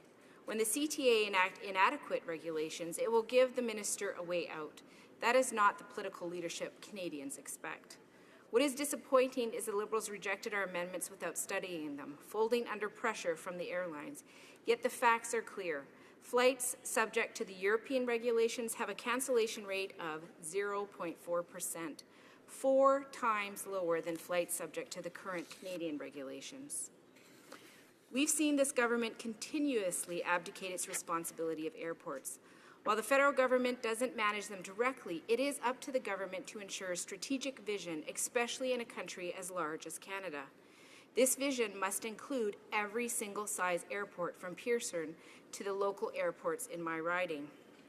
I can tell you with assurance that the communities of Campbell River, Comox, Port Hardy, and Powell River have expressed their serious concerns about this continued pursuit of the for-profit privatization of our airports. These airports are essential elements of the social and economic infrastructure in our region. Representing many medium-sized and rural communities, air transportation provides a vital link that connects families and communities and promotes economic growth. As a representative of the third largest riding in British Columbia, I have landed and taken off from several airports in my region, going or returning to Ottawa. This is how I get to the community events across the riding when traveling to and from this place. These communities need these services, and as the government continues this privatization creep, these communities are connecting with me around their concerns. Campbell River recently shared with me that these privatization plans delay much-needed effective action on other issues, such as the burden of federal rents and fees have on airlines and air travelers. These stand in the way of a more competitive and economic air transportation in Canada. And if you can believe it, there's worse news still in this bill regarding remote and rural airports. I think you may understand now why I will not be supporting this bill as it stands. C-49 amends the Canadian Air Transport Security Authority Act. Instead of supporting the growth of regional airports, the government is using Bill C-49 to pass the buck for the security screening to regional airports or the municipalities that own them. This policy hurts rural economies, as the costs of security screening are so high that almost no small airport would be competitive if it had to pay the bill. The government is clearly stepping back from funding and developing regional airports. Currently, the Commissioner of Competition has the power to determine whether a joint venture arrangement between airlines is anti-competitive and subsequently apply to the Competition Tribunal to prohibit the joint venture. However, Bill C-49 strips this power from the Commissioner of Competition. Once Bill C-49 is adopted, the Minister of Transport will have the final word on proposed joint ventures between airlines. Once an arrangement is approved, the Competition Tribunal can no longer prohibit it. If Air Canada proposes an arrangement to merge its operations with those of an American company, even if the Commissioner finds that the agreement would lessen competition among airlines and increase ticket prices for passengers, the Minister could approve the arrangement if the Minister is satisfied that it is in the public interest. That is why the NDP proposed deleting Clause 14 of Bill C-49, as it exposes consumers to unfair increases in airline ticket prices. A decision by the Minister to ignore the Commissioner's advice could be influenced by political considerations to favor an airline at the expense of consumers. In addition, the bill does not spell out what is meant by the public interest as a basis for a decision by the minister to approve a merger of two airlines operations. The concept of public interest is so broad that the minister can consider factors that are not in the interest of Canadians, but rather in the interest of the shareholders of major airlines. C-49 impacts two elements in the marine industry. Firstly, this bill allows foreign registered vessels to compete unfairly with Canadian ship owners. We are requesting that Canadian registered vessels continue to have preferential access to government contracts, carriage of goods by container, and repositioning of empty containers. In addition, the government did not consult with stakeholders affected by this measure. Secondly, the Canadian Infrastructure Bank will be permitted to provide loans to port authorities. Instead of assuming responsibility for direct funding the development of the port facilities, the federal government is transferring that responsibility to private investors. Investors will charge high rates of interest on their loans, and once again, the consumer will foot the bill. The cost of the required return on investment could affect consumers since many goods transit through ports. If private investors such as Morgan Stanley acquire port facilities, Canadians will lose control of their port infrastructure. In fact, the government has asked Morgan Stanley to study a port privatization scenario, even though a subsidiary of Morgan Stanley is earning millions by buying and reselling parts of Canadian ports. Mr. Speaker, the concerns I have raised today were also brought up by our transport critic in committee and in this House. This bill is simply not good for Canadians, and for that reason, I cannot support it. Thank you. Questions and comments? Question commentaire. The Honourable Parliamentary Secretary to the Government House Leader. Yes, thank you, Mr. Speaker. I appreciate many of the comments that the member has stated. One of the things I think is worthy of making a note of is the fact that we have a substantial piece of legislation. A great deal of effort over the last couple of years has gone into it. It ultimately went into committee, Mr. Speaker, and as many members will know, in committee there were a series of amendments. A majority of those amendments were actually opposition amendments to improve the legislation. And I think that speaks volumes in terms of just the willingness to try to improve the legislation. And the member, like I, sat in opposition when Stephen Harper was the Prime Minister, where we never had any amendments. You know, those six amendments, any opposition amendments. No, where, Mr. Speaker, where we had 6 opposition amendments passed, and I can see my Conservative friends don't necessarily like that, but that is true. Then I would challenge my member across the way to demonstrate a piece of legislation that Harper ever passed where there were 6 opposition amendments while he was in a majority government situation. Well, I invite the member to share. Order. Order.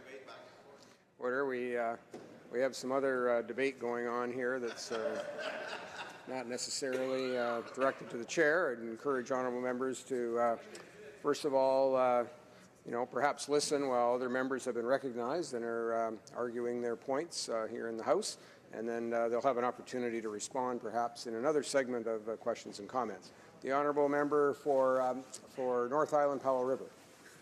Well, Mr. Speaker, that was an interesting discussion that seemed to happen on the floor. I'm not sure what the question actually was, but I'm happy to point out the fact that there were many amendments that were added to this conversation at committee, and many of those amendments were absolutely ignored. And I think where we have to look at this specifically is at the Passengers' Bill of Rights. What we wanted to see in this legislation was something concrete that would set a direction, and we did not see that. So again, this is wishy-washy legislation that doesn't really give directive and certainly doesn't assure Canadians that their rights are going to be honored and that we're going to move forward in this country and actually having a Bill of Rights for passengers. Sadly, we didn't see that. Questions and comments? The honourable member for Sarnia-Lambton. Well, thank you, Mr. Speaker. I'd like to thank my colleague for an excellent speech. The question that I have has to do with the price of an airline ticket. I'm a little bit concerned when I see some of the provisions in the bill that allow, the airport authorities to basically buy screening services in addition. And I worry that, you know, in my riding, for example, there's only Air Canada. It's like a monopoly situation. And so the price of a ticket there is nearly $1,000 to get here to Ottawa compared to being able to go like to Florida for $200 if I wanted to, from flying from the U.S. So my question for the member is she concerned as well about the increase of airline ticket prices? Honourable member for Courtney, pardon me, North Island Powell River. Thank you, Mr. Speaker. Well, I appreciate the member's important question. And, you know, I think we have to be very concerned about what we're seeing here, which is the downloading of services and increasing of privatization, which really specifically will put a lot of hindrance for regional small airports across this country. So as we see that happening, you know, I think of my riding North Island Powell River. Many people come to the beautiful region for tourism. It's a huge part of our economy. We love to see people come to visit us and appreciate the beauty of the surroundings. But if our regional airports cannot be competitive, that's going to create a huge barrier to economic development. So again, we have to make sure that we see a slowdown in this government's fast track towards privatization. We make sure that we look at being competitive, and we make sure that those airports are successful so that our communities can be successful. Thank you. Resuming debate. Reprise de débat. The honourable member, la députée Alfred Pellin. The honourable member for Alfred Pellin. Thank you, Mr. Speaker. I'm pleased to have the opportunity to speak to you today about rail safety in the context of Bill C-49, the Transportation Modernization Act, which proposes to amend the Railway Safety Act. This is an important step in strengthening Canada's approach to rail safety. I'd like to take this opportunity to acknowledge the dedication that the Standing Committee on Transport, Infrastructure and Communities has demonstrated in its thorough analysis of the components of Bill C-49. Improving transportation safety, and in particular enhancing the safety of the rail transportation system, is a priority for this government. To this end, the government is proposing to amend the Railway Safety Act to mandate voice and video recorders in the locomotive cabs of federally regulated freight and passenger railways in Canada. The approach proposed in Bill C-49 builds on the 2016 report from the Transportation Safety Board of Canada, which confirmed that data from combined voice and video recording systems would help investigators understand the sequence of events leading to an accident and in identifying operational human factor issues, including those that may have been a factor in the accident. The Transportation Safety Board of Canada also stated in their safety study that when used proactively as part of a safety management system, the information from voice and video recorders can provide significant benefits to help identify and mitigate risks before accidents occur. The proposed changes to the Railway Safety Act reflect careful consideration of the best way to maximize safety benefits while safeguarding the privacy rights of railway employees. In essence, the amendments would require companies to install and maintain voice and video recorders in locomotives, but would also establish specific limits on how the recordings can be used. The result of the proposed legislative requirements would be, first, objective data that would allow Transport Canada, companies and safety investigators to better understand events leading up to and during an accident or incident. Secondly, the information could also be used in a proactive way, but within very clear limits, to identify safety risks before accidents occur. For example, data would allow Transport Canada to perform trend analysis to inform future safety rules and regulations. companies could use the data to develop new or improved training programs, to strengthen existing operating procedures, or to establish new ones to address identified safety gaps. This government understands that the proposed amendments have privacy implications, in particular for operating crews. These implications have been recognized throughout the study of this bill. Let me assure you that safeguarding the privacy rights of railway employees has been a key consideration in the development of the proposed amendments. This is why Bill C-49 imposes strict and clear limits on the use of the information from video and voice recorders, as well as strict and clear provisions on how information must be handled, all to safeguard the privacy rights of employees. For instance, any recording used for safety management must be selected through random sampling. Regulations that would follow royal assent will outline objective parameters for random sampling. They will also outline requirements for data protection that companies would be required to comply with, such as standards for encryption, data storage, and retention periods. Companies would also be required to develop and implement policies and procedures to respond to record-keeping requirements and managing access to the information, in particular, how they will safeguard against unauthorized access. During the committee's study of the bill, one other issue we heard about is the issue of discipline. We heard from parliamentarians and some stakeholders concerns that data from locomotive voice and video recorders might be used for disciplinary purposes. I can assure this House that the fundamental purpose behind the proposed regime is safety. It is not about, nor does it allow for, the monitoring of day-to-day performance of employees. In this context, it is not meant to facilitate disciplinary measures. However, it is possible that in certain egregious circumstances shown by the recordings, disciplinary measures might be the most appropriate means to address a serious safety concern. The regulations will define what is meant by egregious circumstances so that this is not left to the discretion of railway companies.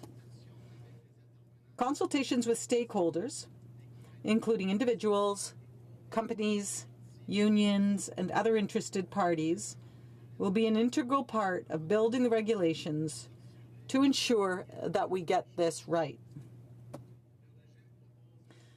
The proposed regime clearly provides that no company shall use or communicate the information that is recorded, collected, and preserved unless the use and communication is done in accordance with the law.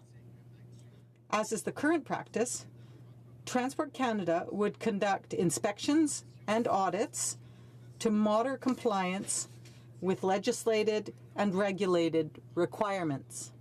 In the event of non-compliance, Transport Canada would have the authority to take appropriate enforcement action, including imposing administrative monetary penalties. I would like to reiterate that mandating onboard recording devices has one purpose and one purpose only, and that is to strengthen the safety of the rail industry in Canada for all Canadians, including railway employees. While the recordings will help explain what happened after an accident, more importantly, they will have the real potential to allow us to identify and address safety concerns in order to prevent accidents from happening. Thank you, Mr. Speaker. Questions and comments? Question commentaire. The honourable member for Carleton Trail, Eagle Creek. Thank you very much, Mr. Speaker, and I want to thank my colleague for his remarks. He and I have the opportunity to work on the committee together, and I just, through you, Mr. Speaker, would note that this member said he could assure this House that the information that would be collected through the video and voice recordings would absolutely not be used for disciplinary purposes. And yet, just previous to that comment, he said that the details around what, how that legislation would be monitored would be articulated in regulation. And so I'm not sure how he can assure this House of something that is not written in the bill. I also want him to comment on the fact that the committee received a letter from the Privacy Commissioner outlining a number of serious concerns that he had with the bill and how the bill might be interpreted, and I'm wondering if he'd like to comment on that as well. Honourable member for Alfred Pellan. Thank you, Mr. Speaker. And I'd like to thank my colleague for her question. I would just repeat that the use of the locomotive voice and video recorders has been asked for a long time by the Transportation Safety Board, and the TSB appeared before the committee to reiterate its support for this measure and how important these recorders can be in understanding incidents that may happen and also to prevent future incidents. The TSB put it on its list, actually, of devices that were a priority for safety in transportation. Now, in terms of the question on privacy, as I said in my speech, C-49 will establish strict and clear limits on the use of the information from video and voice recorders, and regulations will take into account the important issue of privacy. Thank you, Mr. Speaker. Questions and comments. The honourable member for Timmins, James Bay. Thank you, Mr. Speaker. I think it's very telling about this Liberal government that they're attempting to tell the public that they're going to make it safer for them by going after the engineers. When we've seen year after year underfunding of site inspections, the fact that CP, after the Lac-Mégantic disaster, got rid of 500 safety and maintenance workers. If you look at the past derailments that have found poor track maintenance, poor on-site inspections, problems with maintenance and oversight, and yet the government's telling Canadians not to worry because they're going to be recording the work of the engineers. Now, these engineers are running massive trains without backup because the government allowed a change to have a single driver on a car, on a train that's carrying, it could be carrying all manner of volatile incombustibles through major cities. So I'd like to know if public safety is such a important issue and the use of video recorders, which will contravene the Privacy Act, why the government has not added those video recorders to senior management at CP and CN, where we've seen cut after cut after cut to jobs. Why are they targeting the people who are working and doing the frontline work? The honourable member for Alfred Pellan. Thank you very much, Mr. Speaker, and I'd like to thank my colleague for his question. Our government is committed to transportation, rail safety, and that is why we're going ahead with this important measure that clearly, reasonably, and in a balanced fashion responds to the need to strengthen rail safety. And I also would like to remind my colleague that the Transportation Safety Board testified before the Transport Committee in order to reiterate its support for this measure and on how important these recorders will be in understanding incidents and also in preventing future incidents. Thank you, Mr. Speaker. Resuming debate, the honourable member for Sarnia-Lambton. Well, thank you, Mr. Speaker, and it's my pleasure to speak today on C-49, the Transport Modernization Bill. Now, first of all, I would point out that this is another omnibus bill because there's things in here about rail and air, traffic safety, all kinds of different things. And I think this was the government that said they weren't going to do omnibus bills anymore. So I just wanted to point out that that is another broken promise there. I'll spend some of my time talking about rail, and then I'll move on to the air traffic. As you may know, I am the co-chair for Parliamentary Rail, and in that role, I do interface a lot with associations that work in the railway industry. And I had the opportunity just last week to meet, and of course, rail safety is always a topic of conversation. The conversation went like this. I said, and in terms of rail safety, what are your biggest concerns right now? And their biggest concern was not any of the things that are in this bill. They said, how can the government be talking about transportation modernization when they're legalizing marijuana? They've recognized that it's dangerous to drive a vehicle when you're impaired by drugs, and so they've allowed a bill to bring forward mandatory and random testing for car driving. But people are driving trains, and that's an even bigger hazard, and yet they do not allow the workplace employers to do that kind of mandatory and random testing. So that was really the concern that they brought forward as being a big deal in rail safety. So I would encourage the government to address that concern. Now, some of the things that are in this bill that are concerning, first of all, we've heard some conversation today about these locomotive voice and video recorders, and I know that the Teamsters in Unifor are quite concerned.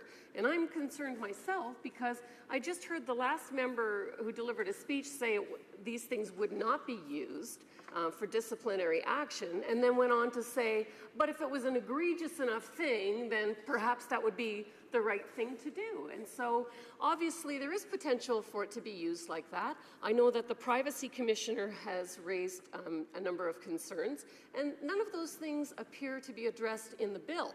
We keep hearing, well, that'll be in the regulations. But of course, we haven't seen the regulations. And so it seems to me that there's a lot of vague, unclear, undefined parts to this bill that, we just are supposed to trust that the regulation will address. And I'm not so sure that that will happen. Now, in my own riding of Sarnia-Lambton, I know that we have a number of rail safety concerns that I don't see addressed in this bill. The Minister of Transportation had decided that people needed to upgrade their rail crossings, for example. And that takes a lot of money, and very small communities. I've got one rural part of my riding that has 8 rail crossings. They have 2,300 people. To fix those 8 rail crossings to the new standard would be upwards of $5 million, and the 2,300 people are not going to be able to come up with that money.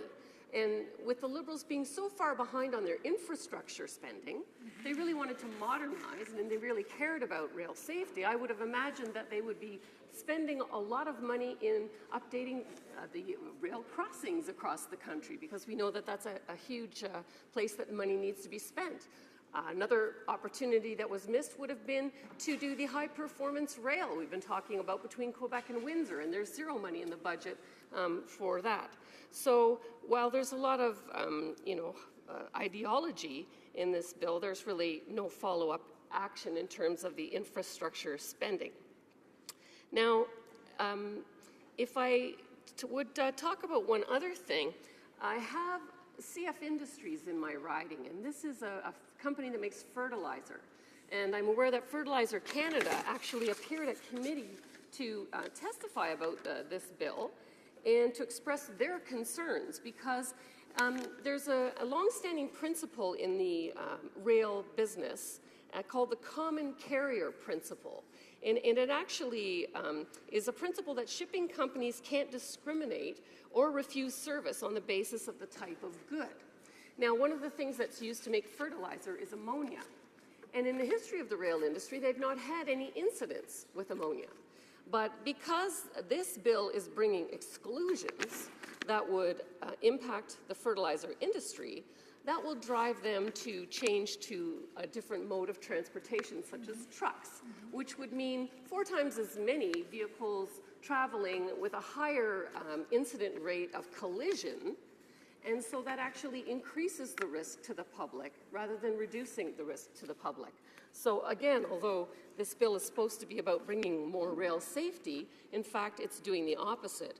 And Fertilizer Canada has asked specifically for sections 129.3 and 136.9 to be altered so that it's not discriminating against the fertilizer industry, because the fertilizer industry is 12% of the supply that we use here in Canada, but it's also 80% exported to other countries. So it's a big contributor to the trade surplus, $4.5 billion. So we ship our fertilizer to 70 countries around the world. And, this update to the rail rules will negatively impact that business and increase costs to farmers in Canada. So that would be a concern for me as well. In terms of some of the air traffic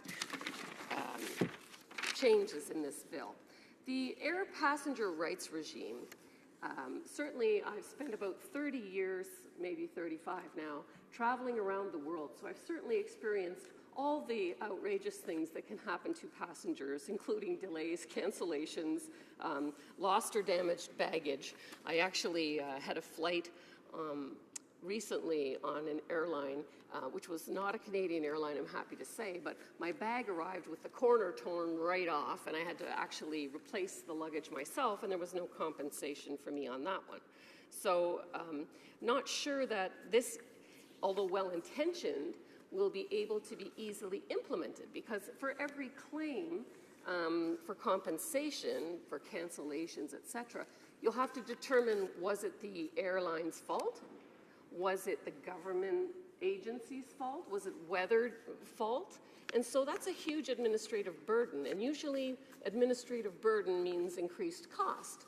And increased cost typically gets passed on to the people that are buying the airline tickets. So I do have a concern that some of the provisions, although well-intentioned, will actually result in higher airplane ticket fares, and we already have some of the highest fares in the world. If I think about flying to Ottawa here from Sarnia, it's about nearly $1,000, if you can believe it, where I can fly to Florida going out of Detroit for about 200 or 300 Canadians. So we're already paying huge fees, and I don't see that this bill is going to address that in any way. In fact, I'm concerned that the prices will go up. I have a concern about the foreign ownership.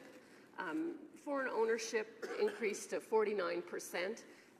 I really feel that with all the changes this government has introduced, the infrastructure bank, for example, where they want to sell the 8 major airports to foreign investors, I think there is something to be said for national security, for owning and controlling our own assets like airports that are so critical to the country, and so I'm not a fan of that at all. I would say that the consumer groups and passengers who have been looking for a passenger bill of rights are not happy. The feedback is that they don't think that this bill addresses their concerns. And so I think that fell short on that one as well. In addition, I'm a little concerned about the joint ventures phraseology in this bill. Basically, taking the authority away from the competition bureaus and giving that authority to approve joint ventures to the Minister of Transport. And we've seen this government time and again go without parliamentary oversight. So for that reason, I'm not a fan of that section. So you can see the bill falls short, Mr. Speaker, in so many different ways. And so I think they really need to take their time and go back to the drawing board on this one. Thank you. Questions and comments? Question commentaire? The Honourable Member for Central Nova.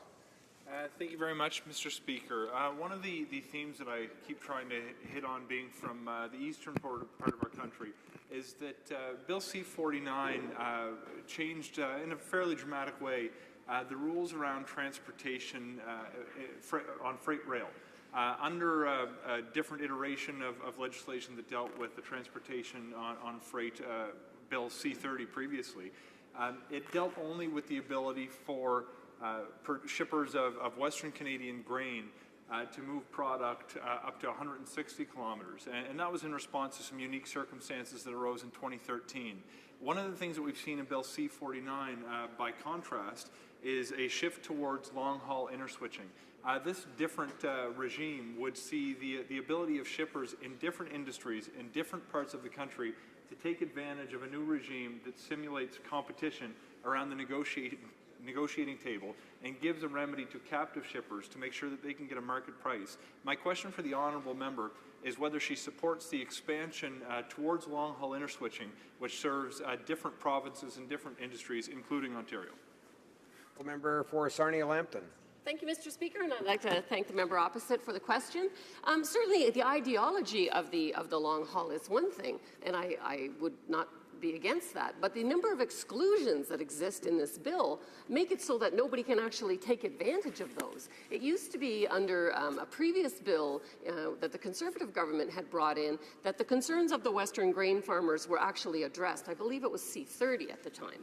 And, you know, that was allowed to sunset by this government. And then inadequate measures are put into this bill that are vague and, like I said, include so many exclusions that actually people cannot take advantage of them. And so I don't think the execution was acceptable. Questions and comments? The honourable member for Bow River. Thank you, Mr. Speaker. I appreciate the speech by my colleague. She made a comment in there that is interest to me when she mentioned sunset clause or reviewability. I think one of the things a lot of the witnesses did talk about was a time frame for looking at this after you've implemented for 2 or 3 years, taking a look at it, and a sunset clause. Neither one of them are in there. And I think this is critically important when you're making such a massive change. So I wondered what her opinion might be on the idea of reviewability and sunset clause.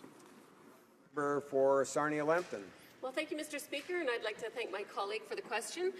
Certainly, I think that what's more important is to get the bill right at the beginning. I don't want to put a flawed bill in place and then review it 3 or 4 years down the road. So I'm not opposed to reviewing bills. I just want to make sure that the one that's put in place in the first place is not flawed or is not so vague that we leave all of the details to the regulations that will be under the direction of the Minister of Transportation with no parliamentary oversight. That's what I would be opposed to.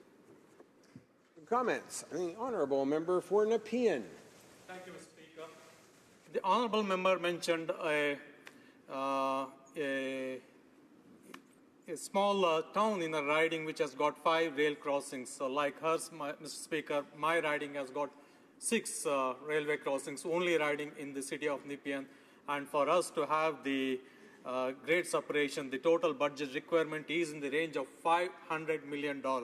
However, she mentioned the requirement of that particular place is just about $5 million. I would like to ask the member whether she is aware of the rail safety improvement program that is currently available for improving the rail safety at the grade crossings. The honourable member for Sarnia-Lambton. Well, thank you, Mr. Speaker, and I'd like to thank the member opposite for his question. Actually, I am aware of this fund and had recommended that we get some money out of it, but have been refused. And so the problem for this part of my riding is that they've said if they don't upgrade the rail crossings, that they will close those roads, which would isolate that community totally. So here we have a case where you have 2,300 people. They can't possibly afford the money.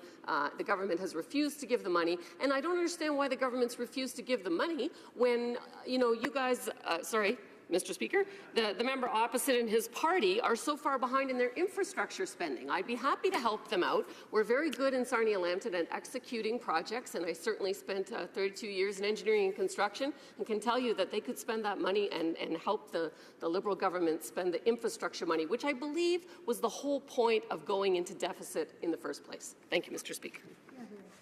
Resuming debate, the honourable member for Humber River, Black Creek. Thank you very much, Mr. Speaker, and I'm pleased to follow my esteemed colleague, and I think there are many of us in this House who look forward to being able to put great projects forward for infrastructure funding consideration as we move forward. So, Mr. Speaker, it's a privilege for me to address the House today on Bill C-49, the Transportation Modernization Act. I'm pleased to have the opportunity to speak today about the key measures this bill proposes to ensure Canada's freight rail system remains among the most efficient in the world.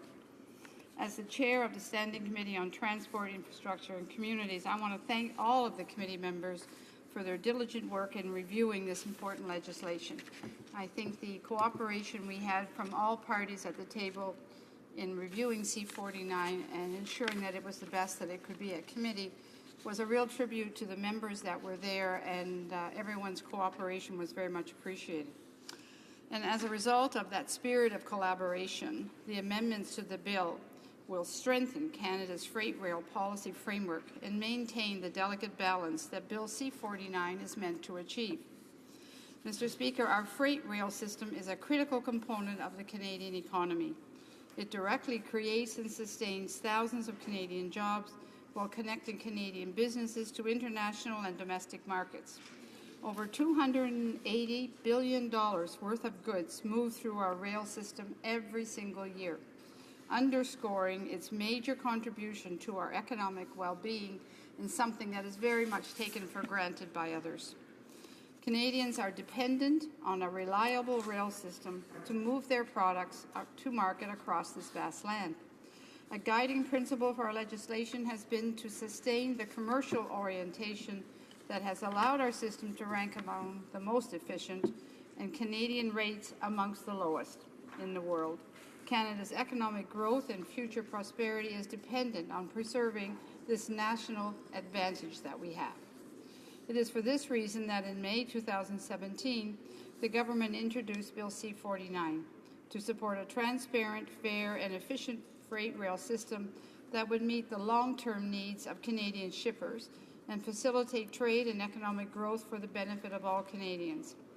The bill aims to deliver outcomes aligned with the government's long-term transportation vision, including fair access for shippers, a more efficient, competitive rail system, greater transparency, and sustainable investments. First, this bill would introduce a number of fair access measures to help balance the playing field between shippers and railways. While we support the commercial orientation of our rail system, we recognize that the remedies required when commercial agreements cannot be reached are not easy things to accomplish. In our consultations, we heard that remedies can be too complex, lengthy, or costly for all of the shippers to pursue. For this reason, this bill would improve access to and shorten the time lapse of Canadian Transportation Agency processes to settle service and rate disputes. This would result in a more balanced outcome for stakeholders and more timely and accessible remedies, something we heard from many of the people who came before the committee.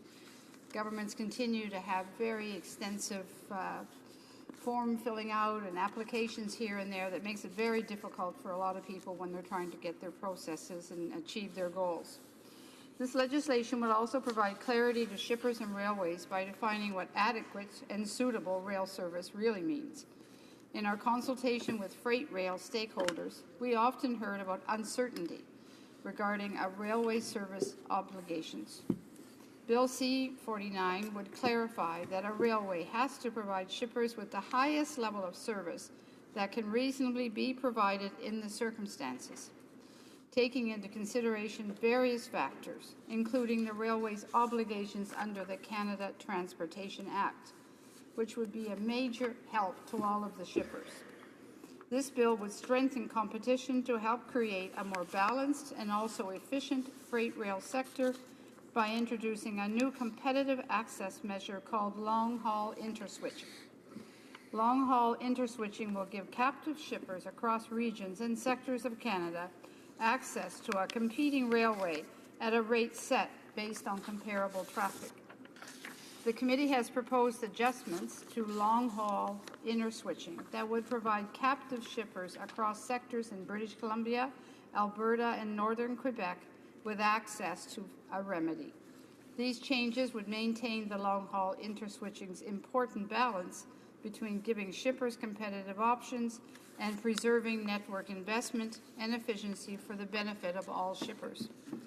During consultations leading up to Bill C-49, we also heard that shippers do not have enough information from railways on the location of functional interchanges.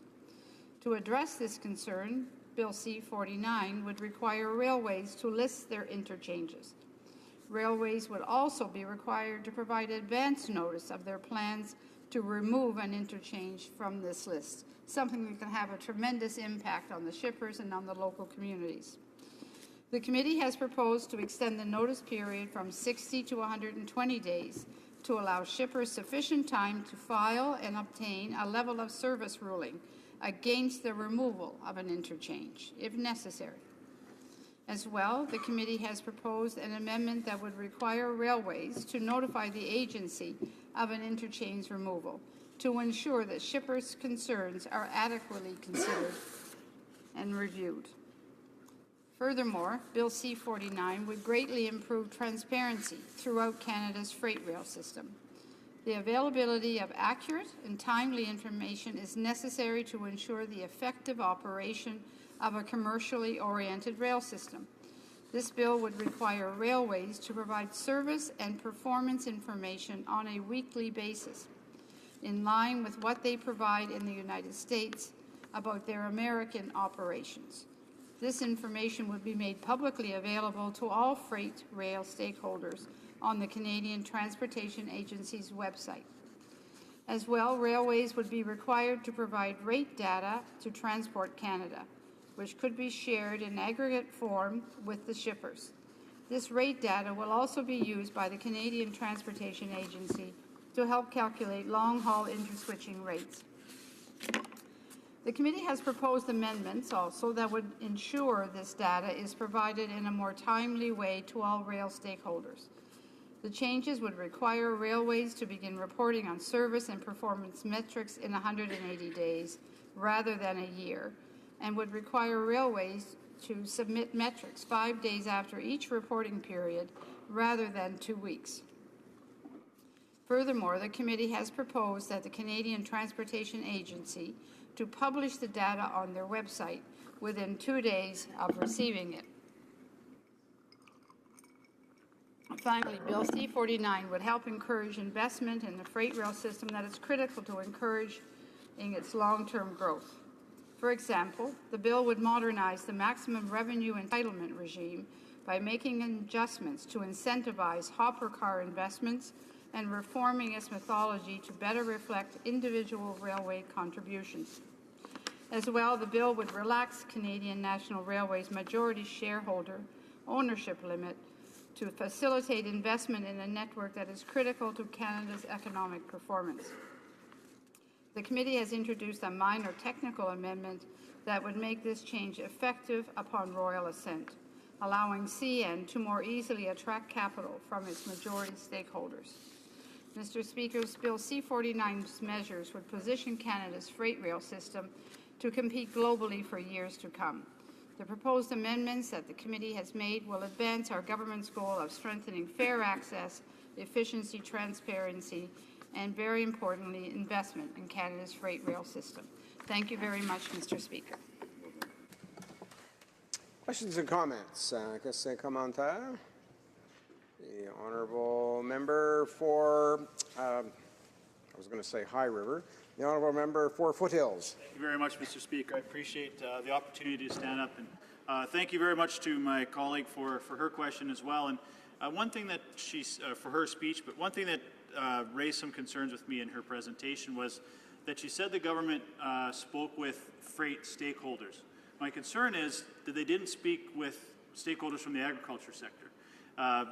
Are the producers that I've spoken with over the last few months are very concerned with Bill C-49, the fact that it doesn't entrench the Fair Rail for Grain Growers Act, which we as Conservative government put in 2015, when this was a policy that ensured that the grain growers had access to rail transportation. They saw a real glut from the huge harvest that we had in 2013, 2014, and we're seeing again in a lot of the Western Canadian provinces a very strong harvest again this year. And the concerns I'm getting from grain producers is that the access to grain act is not in this bill, is not part of that. It sounds like they didn't have conversations with agriculture stakeholders, but simply listened to what the rail companies wanted to see in the Bill C-49. So my question to to my esteemed colleague is what conversations did they have with the egg producers, and why did they not entrench the Fair Access to Grain Rail Act as part of this bill? Member for Humber River, Black Creek. Thank you, Mr. Speaker, and I want to thank my colleague for the question. Let me assure the member that through our committee hearings, everybody on the committee was especially sensitive to the issue of the shippers and the agricultural community and what needed to be done. Once C-49 is passed and moves forward and hopefully gets royal assent, people in the agriculture area will know that they have certainty about getting their grain to market when they need to get that. And that's an important part. It was important for every member that sat on this committee. I think we heard more from the agricultural side than we heard from the railway side, because clearly the committee wanted to make sure that we did this right and that we would ensure that the farmers had the ability to get their grain to market as quickly as possible without any additional problems. Questions and comments? Question commentaire. The honourable member for Niagara Centre. Thank you, Mr. Speaker. Mr. Speaker, the Transportation Modernization Act would represent a first step to provide Canadians with a safer, more reliable, and efficient transportation system that would better facilitate trade and travel across this great nation. It would respond to the needs of Canadians and their expectations for services to allow Canada to take advantage of international opportunities and contribute to a highly productive economy. As a member of the committee, and I thank the Speaker for her leadership as chair of the committee, one of the concerns that I did hear was with respect to LVVR. And I would like the Speaker to explain what LVVR is and the realities of what the conclusions did contain upon bringing the bill back to the floor here in the House of Commons. Honourable member for Humber River, Black Creek. The LVVR refers to the cameras that would be put into the front part of the train. And exclusively, though, that having that camera there is there from a safety perspective. In the event of an accident, they can go back on that camera and see exactly what was going on in the front of the locomotive prior to that accident. It would not go into the hands of the Human Resources branch for any kind of a discipline area. This is strictly go to the Canadian Transportation Department when they required it or when they needed to check on something. But it cannot be used in any way, shape, or form for discipline amongst the members. It's clearly the intent is to protect the safety of the passengers and to ensure that they are well aware of what is going on at all times, and that we ensure that our safety in our railways is extremely important. Resuming debate. La reprise de débat. The honourable member for Central Nova. Thank you, Mr. Speaker. It's my pleasure to rise and offer some comment on Bill C-49, an act to modernize transportation, the Transportation Act. I had the pleasure of sitting through an inordinate amount of witnesses as we went through this important bill, which really is the first step in implementing the Minister's Transportation 2030 strategy to make transportation more efficient in Canada. Let me start by offering just a few comments on the importance of transportation to our country. In the 21st century, we know that Canada is a trading nation. We know that in order to maximize our economic output, we depend heavily on global markets. When we're trying to maximize the economy in Canada, it doesn't take long to realize with our skilled workforce and with our natural resources, we have the capacity to produce more than we have the ability to consume domestically. As such, getting our goods to the world market is of extraordinary importance if we're going to actually succeed and thrive, in fact, in a 21st century global economy. This is where Bill C-49 comes in, because we recognize to get our products to market in a timely way, we depend on the efficiency of the transportation system. We know that customers around the world are waiting anxiously for their products, and if they can't find a reliable supplier, then they're going to go elsewhere. Now, the Canadian transportation system has a number of different important links along the way, and Bill C-49 addresses a few of them. Specifically, it deals with certain measures in the rail sector, in the air sector, and in the marine sector, which has been the subject of little debate thus far, that really does enhance efficiency of getting products to market or improves the experience of Canadian travel, or international travel, in fact, for Canadian travelers. So starting first with transportation of rail in Bill C-49. The importance of the rail sector in Canada cannot be overstated. Of course, before Confederation, north-south trade was of extraordinary importance. But as I mentioned in the outset of my remarks, getting products to global markets is becoming of increasing importance. And of course, the rail corridor from east to west is of extraordinary importance as well. The key part, in my mind, of the measures dealing with rail transport really has to do with the concept of long-haul interswitching. When I looked at the rules that we had in place embedded into law before Bill C-49, they were not sufficient to deal with the need to get products in different industries and different regions to market in Canada. Now, what we did have was, and we've heard this in a number of the questions who have come from the members opposite, was a fair rail grain, sorry, I'm stumbling on the title, Bill C-30, which dealt with the transportation of Western Canadian grain to markets. Where this need arose was in 2013. There was a unique set of circumstances. We dealt with one of the worst winters in modern memory, and at the same time dealt with an unimaginable overproduction at the time that really put our producers and shippers in a bind. If something weren't done to get the product to market in a timely way, the economic output would have been significantly lessened. And to the government at the time's credit, they took some action to deal with that.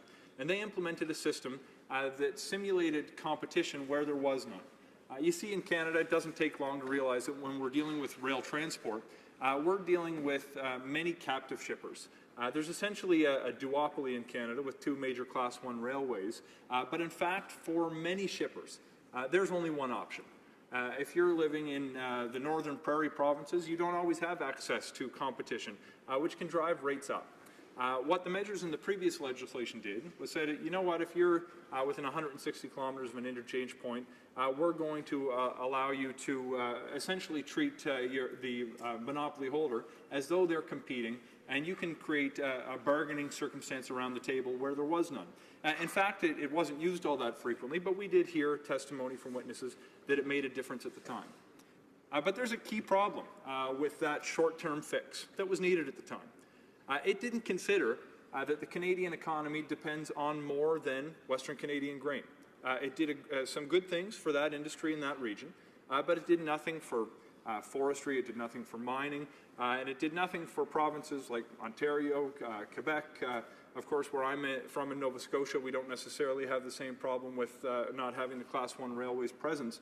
But my point is that long-haul interswitching has come in to solve this problem because it provides opportunities for captive shippers who might not be within 160 kilometers of an interchange, who might be in the industry of producing natural resources outside of grain in Western Canada.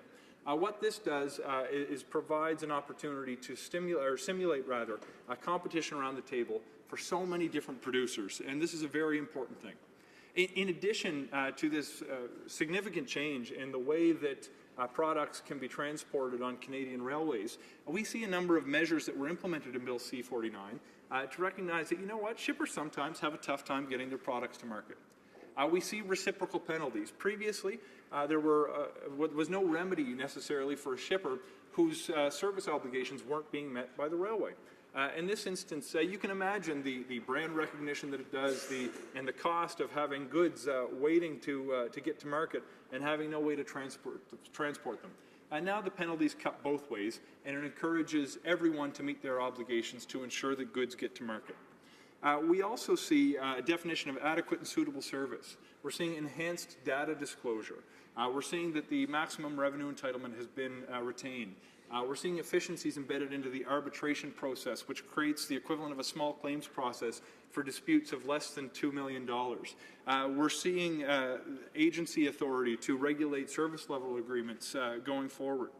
Mr. Speaker, there's been quite a big focus of our testimony over the course of our committee study on this issue that went to the rail sector. But I don't want to ignore the other important sectors that really do make a difference in the communities that I represent as well. When we look at marine transport, one of the somewhat nonsensical features that we had embedded into Canadian law previously was that international shippers didn't have the ability to move empty containers within Canadian port system. This might put someone who's shipping from Europe to or from Europe to a port in Montreal, for example, in a place where they're not able to take that container from Montreal and move it to the port of Halifax to help local exporters in the province I represent get their products to Europe. When we put it to them to say, look, is this a big Canadian industry right now? Are we going to be interfering with local jobs? We heard that, in fact, this is not being done right now. But to protect the economic interests of Canadian workers, the Bill C-49 only allows this kind of practice to go forward on a non-revenue basis. So essentially, if I'm a European shipper, for example, and I want to move my own empty containers between Canadian ports to make the transportation system for Canadian exporters more efficient, I will be able to do that under Bill C-49. But of course, Mr. Speaker, one of the key parts of Bill C-49 was the Air Passenger Bill of Rights as well. Now, there's a number of substantive rights that were built into the framework, although a lot more of the details and specifics are going to be embedded in regulations that follows. But one of the reasons that I think this has gotten a little bit of uptake in the media is so many of us, when we see those viral videos of passengers being hauled off planes, become frustrated because we've experienced the ordinary frustrations of air travel ourselves. I've personally experienced having my luggage be damaged and come off one size 16 shoe at a time on the carousel. We know what it's like to be saying you're going to be charged more to sit next to your infant. When you're traveling with a musical instrument, if it's not handled properly, there can be severe damage that really damages some musicians' livelihoods.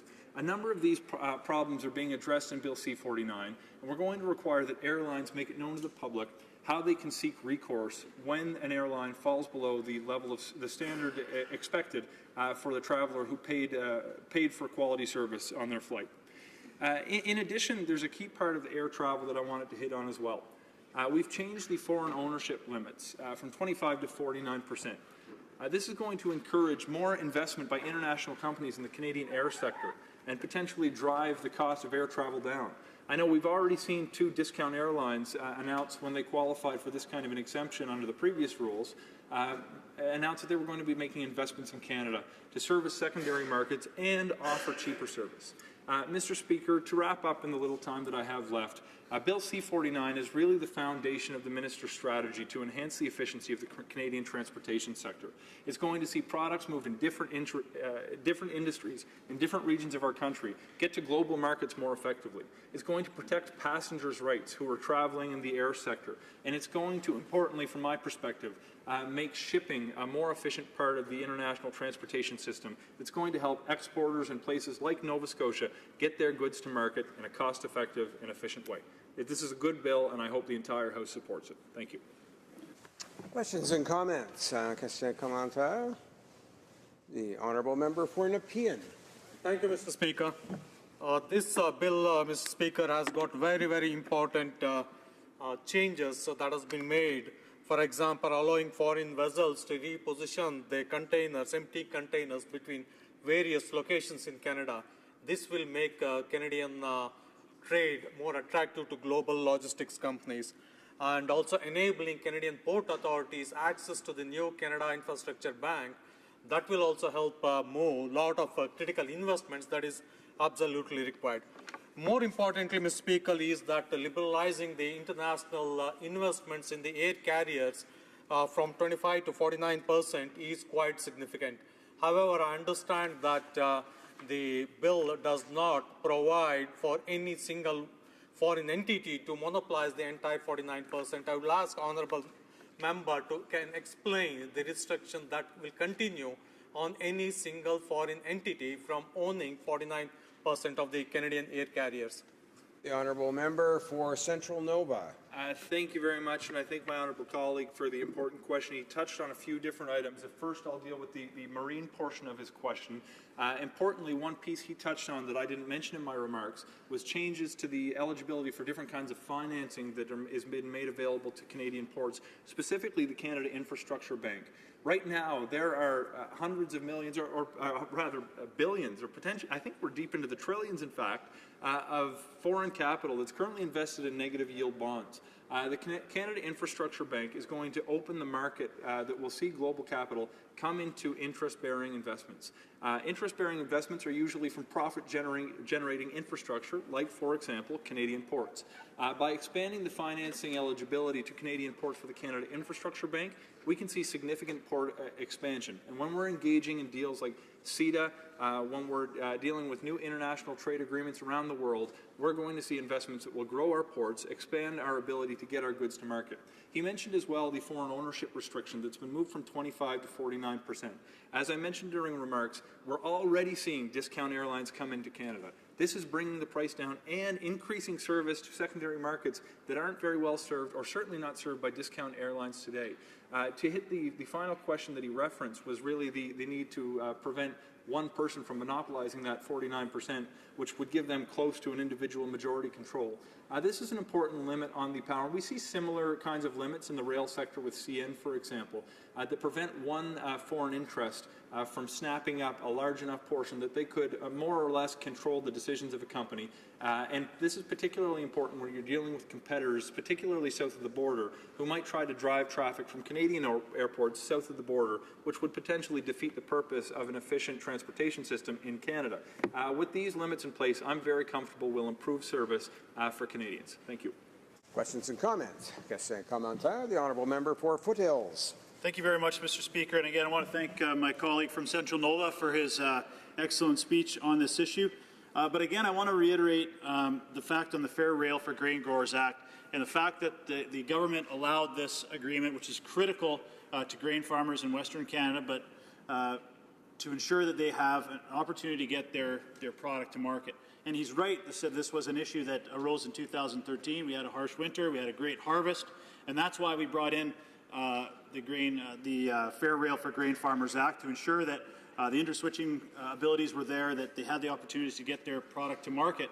But what concerns me, what concerns ag producers across Canada is the fact that this government allowed that agreement or that act to sunset in August. And despite lots of feedback from the Conservative government as well, or from the Conservative opposition as well, from stakeholders across Canada, to try and extend that act before coming forward with C-49. So as of right now, that option is not there for grain farmers should we come into some of these issues again this fall with harvest now completed. So I would like to ask my colleague from Central Nova, should we start hearing from grain producers about issues in terms of access and lack of grain cars, will the Liberal government and the Minister of Agriculture step in to address this prior to Bill C-49 being given royal assent? The honourable member for Central Nova. Thank you, Mr. Speaker, and I'd like to take this opportunity to thank the member for Mokatoks for his always thoughtful questions in this House. Importantly, this is an urgent issue. There's no question. I met with agricultural producers and shippers who said, we need to do this. Their top recommendation during the course of this study was, you know what, this could be a little better, that could be a little better, and all sides have different things that they could, that would like to see improved. And in fact, I think that's a good sign to signal that you've achieved a balance. But the number one recommendation that I heard was, get this done quickly. We've revisited the C-30 prior to the sunset on our Transportation Committee and extended it initially. The status quo is that there aren't rules in place. What we need to do is step on the gas with every member of this House, I hope, to signal clearly to the other House that we need to move this legislation through quickly. I anticipate that we're going to be voting on this issue before too long, and I hope we have the support of the entire House to ensure that shippers from across Canada have the remedies to get their product to market, indeed, before winter sets in. That'll finish this 5-minute period for questions and comments, but before we go to resuming debate, it's my duty pursuant to Standing Order 38 to inform the House that the questions to be raised tonight at the time of adjournment are as follows. The Honourable Member for Vancouver East in respect to employment insurance, the Honourable Member for Nanaimo Ladysmith in respect to the Canadian Coast Guard, and the Honourable Member for London Fanshawe regarding Veterans Affairs. Resuming debate, the Honourable Member for Markham Unionville. Thank you, Mr. Speaker. Mr. Speaker, I rise in the House today to discuss Bill C-49, an act to amend the Canada's Transportation Act and the other acts respecting transportation and to make related and consequential amendments to other acts.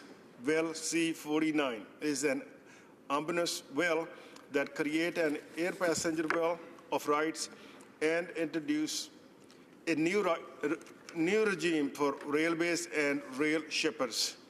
This bill would establish a new air passenger bill of rights and liberalize international ownership restrictions for Canadians, air carriers, as well as also allow the Minister of Transport to consider and approve application for joint venture between the two or more air carriers providing air services.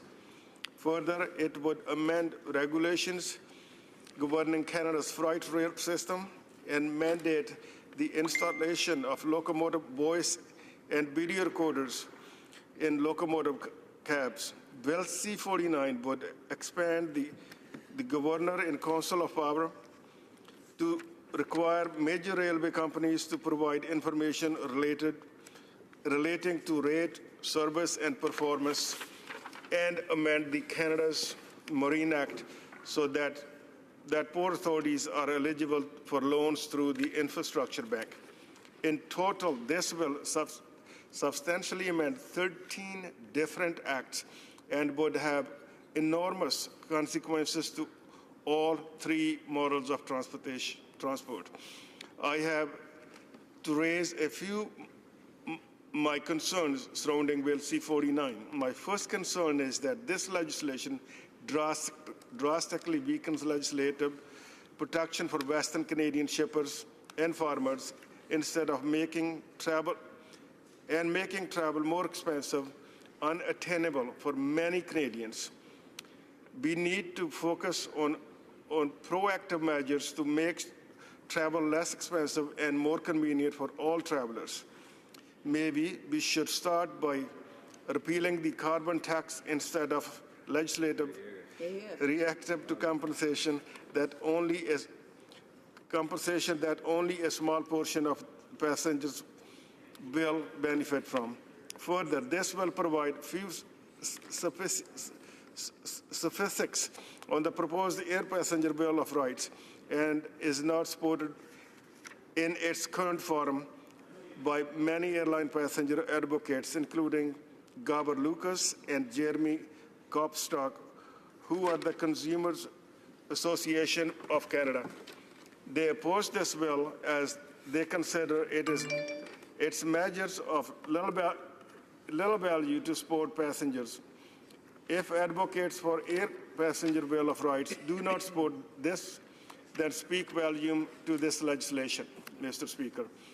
Port authorities and their wholly owned subsidiaries will be able to receive loans and loan guarantees from Canada's Infrastructure Bank.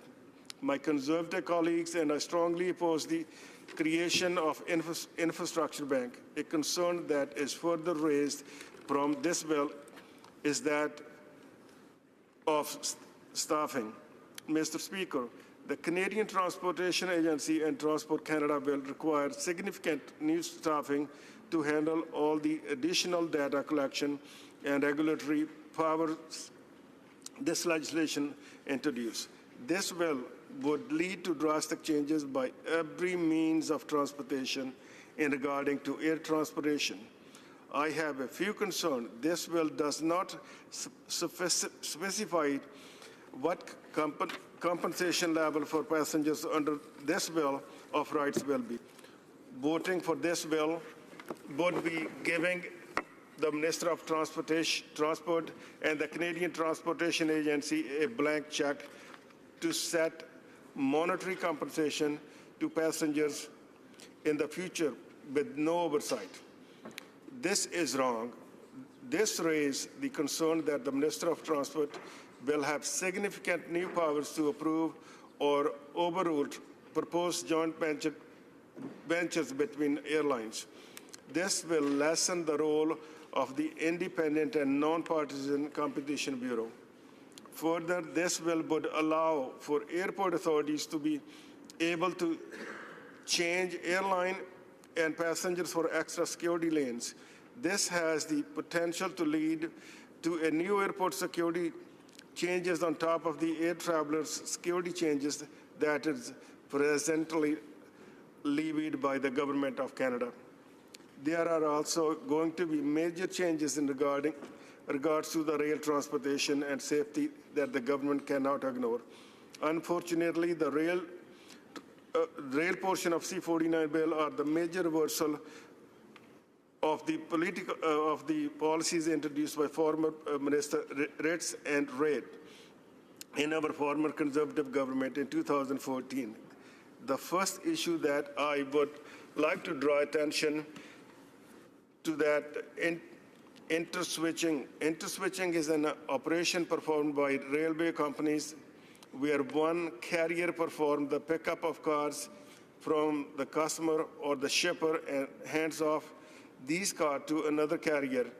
That performance, the line haul, or the majority of these liners distance of the overall railway movements.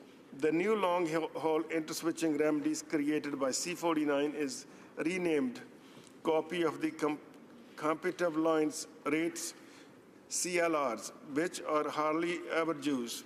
The new long-haul interswitching rate will be more difficult to use for shippers and will not serve as a useful tool in negotiations with the railroads. This will be a problem.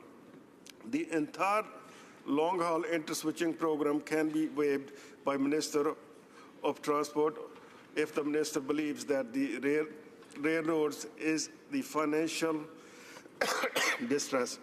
I cannot support this. Further, the 30-kilometer interswitching rates set each year. It will take into consideration the railroad's infrastructure needs across their entire network. I want to highlight that this will likely increase the regulated rates paid by shippers and interswitching and discourage the practices. Toxic inhalation hazard material, shippers will not be able to apply for long-haul interswitching remedies. This will negatively impact hundreds of shippers. While long-haul interswitching will extend to 1,200 kilometers or 50% of the total haul distance, the first interswitching location for many captive shippers in northern Alberta and northern BC would locate within the Kamloops Vancouver corridor, where interswitching is not allowed beyond 30 kilometers. Therefore, removing their ability to utilize this remedy to increase railway competition, we should not be stiffing competition in this country. It is this sort of legislation that is making more expensive and less attractive to do business in Canada. Mr. Speaker, it is clear that Bill C-49 will create surrounding air and rail transport, but it does not stop there. Marine transport will also be impacted if this bill is not passed. My concern here are twofold. The first part is being Canada's Marine Act is amended to permit ports authorities and their wholly owned subsidiaries to receive loans and loan guarantees from Canada's Infrastructure Bank. Second, the Costing Act is amended to allow ships that are not registered in Canada to move empty containers between Halifax and Montreal. This is simply illogical, and it is for these reasons I will not be able to support this legislation. Thank you, Mr. Speaker. Yeah. Questions and comments. The Honourable Member for Nepean. Thank you, Speaker. I'd like to ask my honorable colleague on the other side that there are very important things that bill has brought forward. One is allowing foreign vessels to reposition their empty containers within Canada. This, makes the Canadian trade corridors very attractive to foreign logistic companies. The second, this bill enables the port authorities to have access to Canada Infrastructure Bank.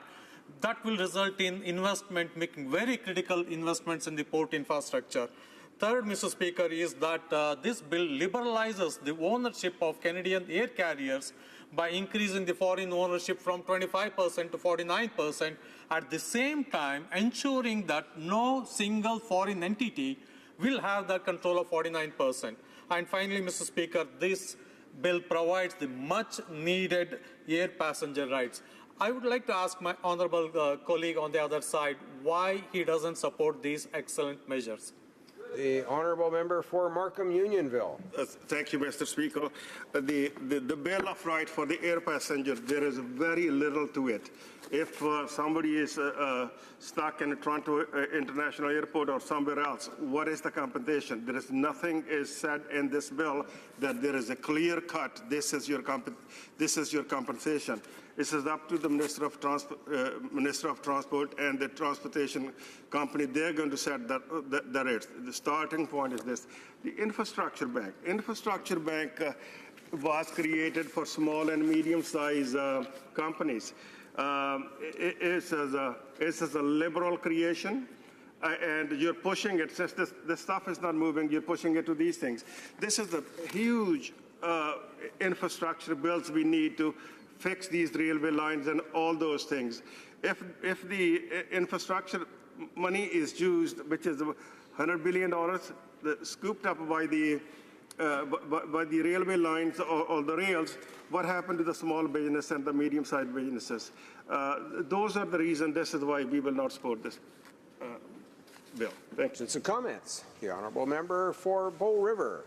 Thank you, Mr. Speaker, and I appreciate my colleague's comments on this particular bill. He has made some reference to infrastructure and the infrastructure bank, but one of the things I think that we heard also in the committee was the infrastructure for short lines. Short lines are a critical piece in our country to where they exist, and hopefully that the infrastructure would be supported through there, but it isn't apparent in this bill. But to the infrastructure he mentioned that could be produced to help the infrastructure bank, maybe the problems with it, I'd like the member to further comment on what he was suggesting there. Thank you, Mr. Speaker. The honourable member for Markham Unionville. Thank you, Mr. Speaker. Once again, the infrastructure bank is created or was created for the small and medium-sized banks. That money should be given to those medium and small and medium-sized banks. And furthermore, regarding this C-49, to my honourable friend, this created is in this house, in this place, is not supported by the stakeholders. It's not supported by the customers. It's not supported by the railway lines. There are 50 flaws in this bill. I'm strongly suggesting we should go back to we should go back and look into the questions from the railway lines, airlines, from all different sort of the people who are questioning for this bill. We should go back and reevaluate this bill. Thank you, Mr. Speaker. And we have time for one more question. The Honourable Parliamentary Secretary to the Government House Leader. Yes, thank you, Mr. Speaker.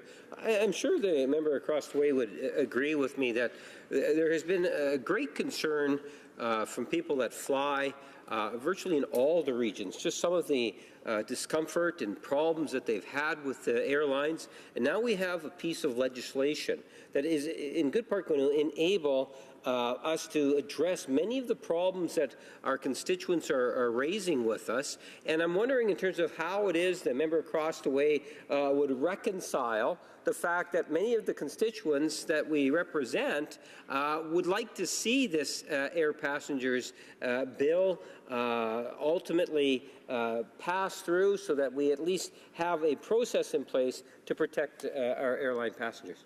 The honourable member for Markham Unionville. Thank you, Mr. Speaker. One thing is my honourable friend, it doesn't matter, he makes it look so good. But my question once again is what is the compensation? What is it? Is this we're looking for the crystal clear stuff? Is this all depend onto the minister or his staff or the airlines? Since we are doing this thing, why we want to go back tomorrow again? Let's finish this job once for all, make it crystal clear what's in this bill rather than the dabs here, dabs there. Thank you, Mr. Speaker. Resuming debate, the Honourable Parliamentary Secretary to the Government House Leader. Yes, thank you, Mr. Speaker. It's actually a pleasure to be able to rise and speak on a couple aspects, maybe something a little bit different, because I have had the opportunity to express a number of thoughts, and I'll go over a few of those. But I just wanted to take the opportunity to take a look at what I think is a very important issue. Even though the legislation deals with transportation in general, I wanted to focus at least my opening remarks on something that I think is really important. And that is, it wasn't that long ago when we talked about the important role that standing committees play in this Parliament. And I think this is, the Standing Committee of Transport did a great job in terms of just being able to listen to the different stakeholders that made presentation with respect to this particular piece of legislation. And ultimately, through those hearings, and I understand that there was even some extra time that was provided coming back early in order to be able to get the bill passed clause by clause. But the really encouraging thing here to recognize is this is yet another piece of legislation that went through the process where there was a number of amendments. Now, often you will hear about government amendments being brought to legislation and ultimately passed. But, in my years of opposition inside the House, it was very rare. I couldn't recall on one occasion where there would have actually been opposition amendments that would have been accepted and ultimately passed. And I was really quite pleased that there were a number of opposition. I believe out of the 9, there might have been 6. Don't quote me on it, Mr. Speaker, but I believe it was in and around there. And I think that demonstrates a great deal of goodwill, whether it's coming from the government or, in particular, the minister.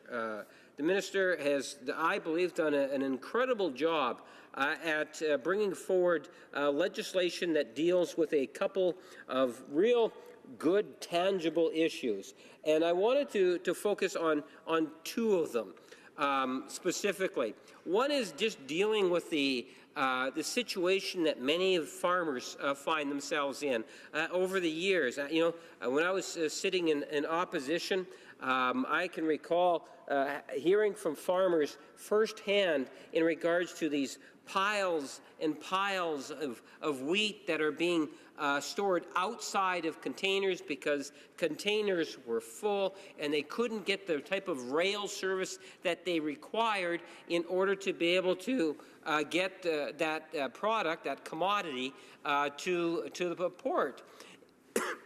And I understand, Mr. Speaker, that, excuse me, I understand that there were ships that were just outside of the port, empty, wanting to be able to have that commodity put into their ships. And unfortunately, the disconnect was through the railways. I know the member from Wascana at the time, along with myself and many others, were exceptionally frustrated because we felt that the interests of the farmers were not being listened to by the government of the day. Why couldn't we see more action? Why are we not trying to ensure that those people that are producers, the ones that are putting so much of their sweat and equity, their finances, their resources into producing, the world's best commodities, not being able to have them brought in a more timely fashion to port. And that's why when I saw the legislation and had the opportunity to have a briefing on it, it's one of the issues that stood out. That it is important that that we have mechanisms that enable service agreements at least to be arbitrated in somewhat of a fairer fashion, so that we could, at the very least, provide a better quality service to the producers.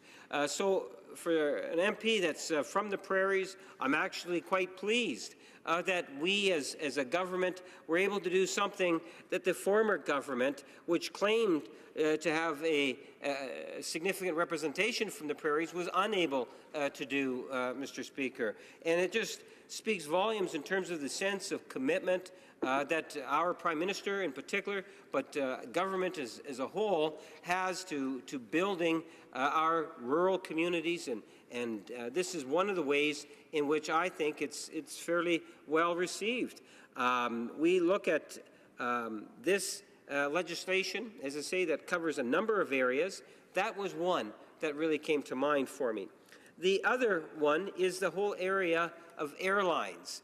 And the idea of having a passengers, an airline passenger of rights ultimately put into place. And within this legislation, we are seeing a mechanism that will enable that to happen. And I see that, again, as a very strong and encouraging aspect to the legislation, Mr. Speaker. You know, I don't know how many times we're, as members of Parliament, at least most MPs, will do a considerable amount of flying. Some more than others, depending on their proximity to the city of Ottawa.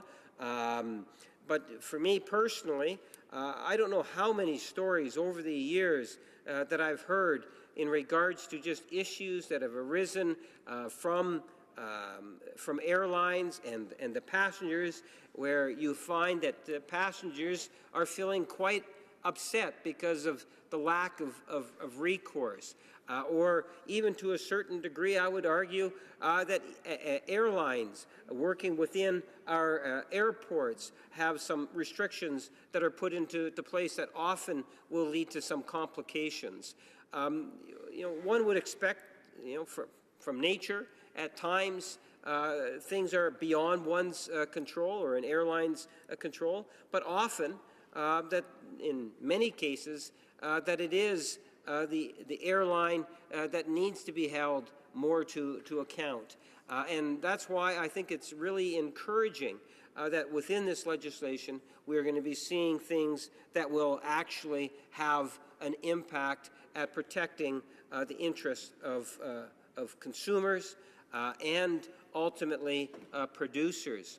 You know, my colleague raised the issue of the Canada Investment Bank and the opportunities that are there for ports and others, and how this legislation, again, will enable future investments.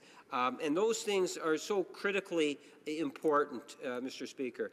You know, if we take the time and we do this right and we invest in things such as infrastructure, or afford opportunities for investment in infrastructure through things such as the Canada Infrastructure Bank, that will create all sorts of opportunities. We can talk about those opportunities in terms of just the jobs directly affiliated with the construction of a particular project. Those are very tangible and easily seen. But the types of jobs that can be created as a direct result, or I should say as an indirect result, I would suggest to you are equal to, or quite often greater than, especially if you start talking about issues surrounding our ports, Mr. Speaker. There is a huge demand out there for the modernization and getting out and improving our ports. And it's a substantial cost. You're going into the hundreds of millions of dollars. So where we can enable and bring in legislation that could potentially enhance that development opportunity, the flow of goods both into and outside of our country, is a positive thing. That's what assists us in creating the types of good, solid, middle-class jobs that are necessary in order to drive our economy. I am very pleased with, over the last couple of years, with the types of policies that this government has put into place and the real impact that it has had on Canada and our middle class, those aspiring to be a part of it, and those individuals that are finding it more challenging. And at the end of the day, we're seeing literally hundreds of thousands of jobs that are being created. We are seeing many different benefits in terms of the types of jobs, i.e. full-time jobs, Mr. Speaker, that are being created. This legislation does many things, and we could list off some of those, Mr. Speaker, but I won't have the time because I know you want me to sit down. But the point is it caters to whether it's our airlines, our ports, our railways, and I think that members opposite would be best advised to get behind this, what I would suggest to them is very good, solid legislation.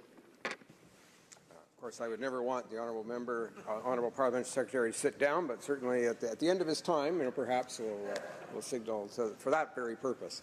Questions and comments? The honourable member for Kitchener-Conestoga. Thank you, Mr. Speaker. And while you might not want my colleague to sit down, I'm sure many on this side are very happy for him to sit down. Mr. Speaker, one of the campaign promises that the Liberals made in their previous campaign was to champion the so-called passenger Bill of Rights for air travel. And there are some movements in that direction in this bill, Mr. Speaker, but it's clear that they're very short on details in this legislation as it relates to preserving the rights of air traffic passengers. And currently I serve as the co-chair of the Scrutiny of Regulations Committee, and I'm very much aware that a lot of the regulations that are developed subsequent to legislation often end up creating some issues to be dealt with, and it certainly prolongs the process of actually getting the bill and its regulatory framework into practice. So, Mr. Speaker, my question to my colleague is, why wouldn't the Liberal government, after championing this bill or this idea in their campaign, why would they be so weak on details as it relates to preserving the rights of air passengers? Thank you, Mr. Speaker. Parliamentary Secretary to the Government House Leader. Yeah, but Mr. Speaker, I would argue it's quite the opposite. The member is right. We agree on one point, and that is that the Liberal Party, prior to the election, made a commitment to work towards getting a passenger Bill of Rights. And in a relatively short period of time, now we're talking about and debating and ultimately passing through legislation that is going to enact or assist in enacting that protection for our airline passengers. Now, we recognize that in good part it will be done through regulations, and there is nothing wrong with doing that by working with the many different stakeholders and individuals that have a lot of good ideas in terms of how it could be best done. The member is right in one sense that we're not saying, well, this is going to be the amount of dollars of a fine and so forth. You're not incorporating that into this legislation, but we are, in essence, enabling it to take place. And I think that's what Canadians want. I would suggest to the member that, in fact, through the passage of this legislation, what we're seeing is yet another election platform issue being acted on and committed to and ultimately passed. Questions and comments? The honourable member for Saanich Gulf Islands. Thank you, Mr. Speaker. There's much that we need to do in national transportation policy, and the Minister has been holding consultations with members of Parliament. A lot of it is still to be legislated. It's still missing in this Act. And as we touch in this piece of legislation in C-49 on rail service, I wonder if my honourable colleague from Winnipeg North and Parliamentary Secretary has any comments on the critical importance of maintaining passenger rail service through Via Rail. We haven't legislated Via Rail ever in this place. There are some changes to that legislation contained in C-49, but it's a missed opportunity not to legislate for Via Rail in the same way that in the U.S. Amtrak has a legislated mandate. The Honourable Parliament Secretary to the Government House Leader. Yes, thank you, Mr. Speaker. I suspect that if you were to canvass and talk with the minister responsible for the legislation, he could probably come up with a half dozen or more of other things in which it would have been wonderful to be able to incorporate in some way or in some capacity into other pieces of legislation. And I look forward in the months and years ahead to see what other initiatives that we'll be able to get out of the department. The idea and the principle behind Via Rail, I would like to think that all members of this House see the great value. It's, Via Rail is something in which I would love to see expanded in some areas of our country. There's really no threat. As passenger rail is exceptionally popular, well utilized. In some of the other more remote areas, there are some legitimate concerns. It would be a wonderful thing, and I don't know if the Transport Committee has even considered having that discussion or if they had that discussion in recent years, but I think Canadians as a whole support Via Rail, and if there's things in which the government can do, as it's demonstrated in the committee on this particular piece of legislation, I think we're open to ideas and thoughts, and let's have a discussion about it. Resuming debate, the Honourable Member for London Fanshawe. Well, thank you, Mr. Speaker. And once again, this Parliament has been presented with a poorly and hastily crafted omnibus bill that undermines workers' fundamental rights to privacy and protects the rights of investors. It's hard to see any difference in policies between this government and the one that went before. The disparity between Liberal election promises and Liberal actions in government is painful. Where is the promise to end the use of undemocratic omnibus legislation, so decried by the Liberals in opposition? But like the Conservatives before them, the Liberals are subjecting Canadians and members of this House to unworkable and flawed now liberal omnibus bills. Bill C-49, for all its omnibus bulk, contains only one measure that New Democrats can support. We do believe in the measures that improve the rights of air travelers and protections for grain shippers. These ideas are positive improvements to the status quo. For that reason, we are calling on the government to sever these two initiatives from the pointless and ineffective remainder of C-49 so they can be studied at committee and passed into law. As for the rest of C-49, we will vote against it, and I'll tell you why, Mr. Speaker. C-49 amends the Transportation Act, giving the Minister of Transport the power to approve joint venture arrangements between airlines. This is worrisome because that type of arrangement could proceed with the Minister's approval even if the Commissioner of Competition finds that it's anti-competitive and could increase the price of airline tickets. Mr. Speaker, let me repeat, it gives the Minister of Transport the final word on proposed joint ventures between airlines. And once an arrangement is approved, the Competition Tribunal can no longer prohibit it. The NDP proposed deleting Clause 14 of Bill C-49 because it exposes consumers to unfair increases in airline ticket prices. Yet that clause remains. The bill also increases the limit on foreign ownership of Canadian airlines from 25% to 49%, despite a University of Manitoba study published on Transport Canada's own website that demonstrates this measure has no positive impact on competition. Most concerning, Bill C-49 amends the Railway Safety Act to allow railway companies to use video and voice recorders.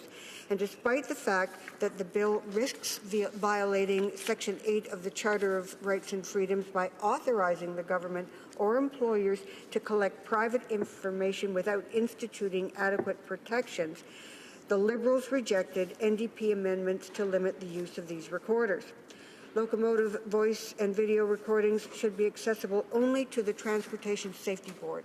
There's nothing to stop individual railway companies from using them to attack workers' rights. In fact, there are a number of precedents in which CN and CP have attempted to attack workers' rights and privileges.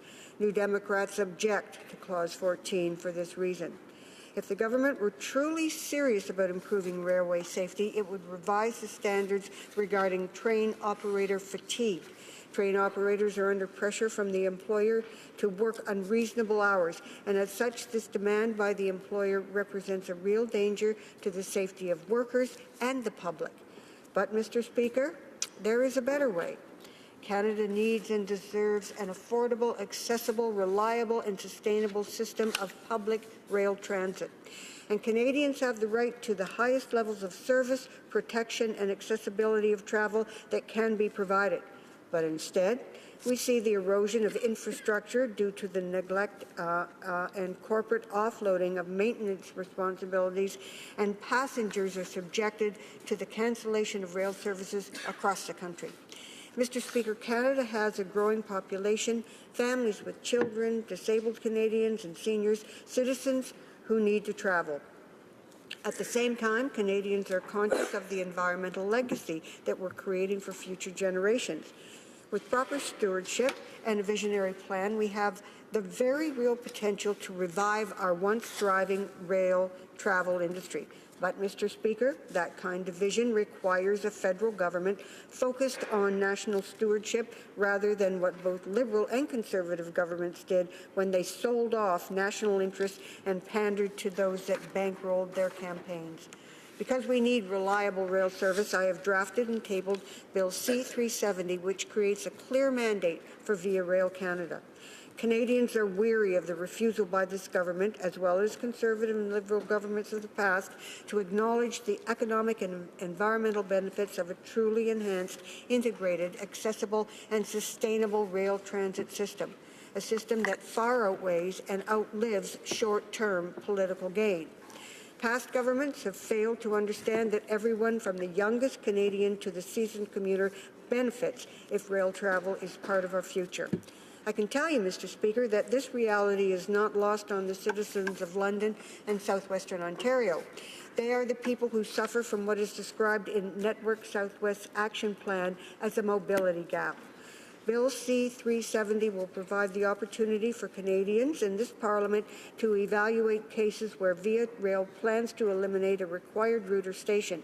In addition, my bill provides a legislative framework for Via Rail's mandate as a Crown corporation, makes services mandatory, and sets minimum frequencies for certain itineraries and increased levels of service with regards to punctuality.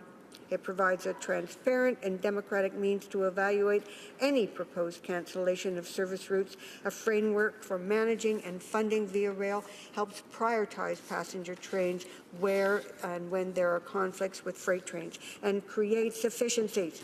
I encourage members on all sides of this House to support Bill C-370 when it comes to the floor for second reading. Mr. Speaker, in a previous Parliament, the NDP introduced a bill setting out clear steps to establish a passenger Bill of Rights. The current Minister of Transport supported our bill. He could have followed our lead and introduced concrete measures to protect airline passengers, but instead handed off responsibility for making regulations to the Canadian Transportation Agency. The NDP proposal for a passenger Bill of Rights included measures to ensure that airlines must offer passengers the choice between a full refund and rerouting under comparable conditions when flights are cancelled. Air carriers that fail to comply would have to pay $1,000 in compensation to every passenger affected in addition to the refund. And when an aircraft is held on the ground for more than 1 hour, the airline must provide passengers with adequate food, drinking water, and other refreshments, as well as compensation of $100 for each additional hour the flight is held on the ground. Witness testimony tells us that such measures could result in flight cancellation rates 4 times lower than those experienced in Canada. The Liberals heard this testimony in committee, yet rejected amendments from the NDP based on this solid evidence. It leads me to wonder what their motivations were and where their loyalties lie. It's unacceptable for the government to shift the responsibility of protecting passenger rights to the Canadian Transportation Agency. Passengers and airlines need clear measures to discourage overbooking, and we need those measures now. The minister promised them for some time in 2018. Mr. Speaker, not good enough. While our objections to this bill are many, Mr. Speaker, I want to focus on one final point. Omnibus Bill C-49 amends the Canada Marine Act to permit 18 port authorities to obtain financing from the Canada Infrastructure Bank. My New Democrat colleagues and I have spoken on the dangers of the infrastructure bank and will continue to do so as long as it exists as a loophole for selling off publicly funded infrastructure projects and public services to private corporations. We know this transfer of public assets will allow private corporations to impose user fees and tolls on Canadians who've already paid hard-earned tax dollars for their public services. C-49 allows private investors to provide loans to port authorities using the infrastructure bank. It allows those private investors to charge high rates of interest on those loans, with the consumer footing the bill. In addition, ports whose building projects are valued at less than $100 million may not be eligible for infrastructure bank loans and so be left without any resources.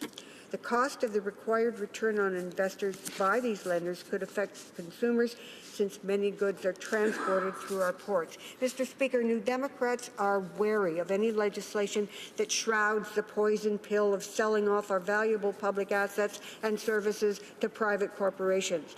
Governments do not exist to serve private profits. At best, it appears that Liberals don't seem to understand that. And at its cynical worst, they do understand and hope Canadians won't notice as they sell this country off to their corporate friends without any consideration for the public good. Either way, Mr. Speaker, Bill C-49 is a flawed and poorly crafted piece of legislation that New Democrats cannot and will not support. Thank you very much.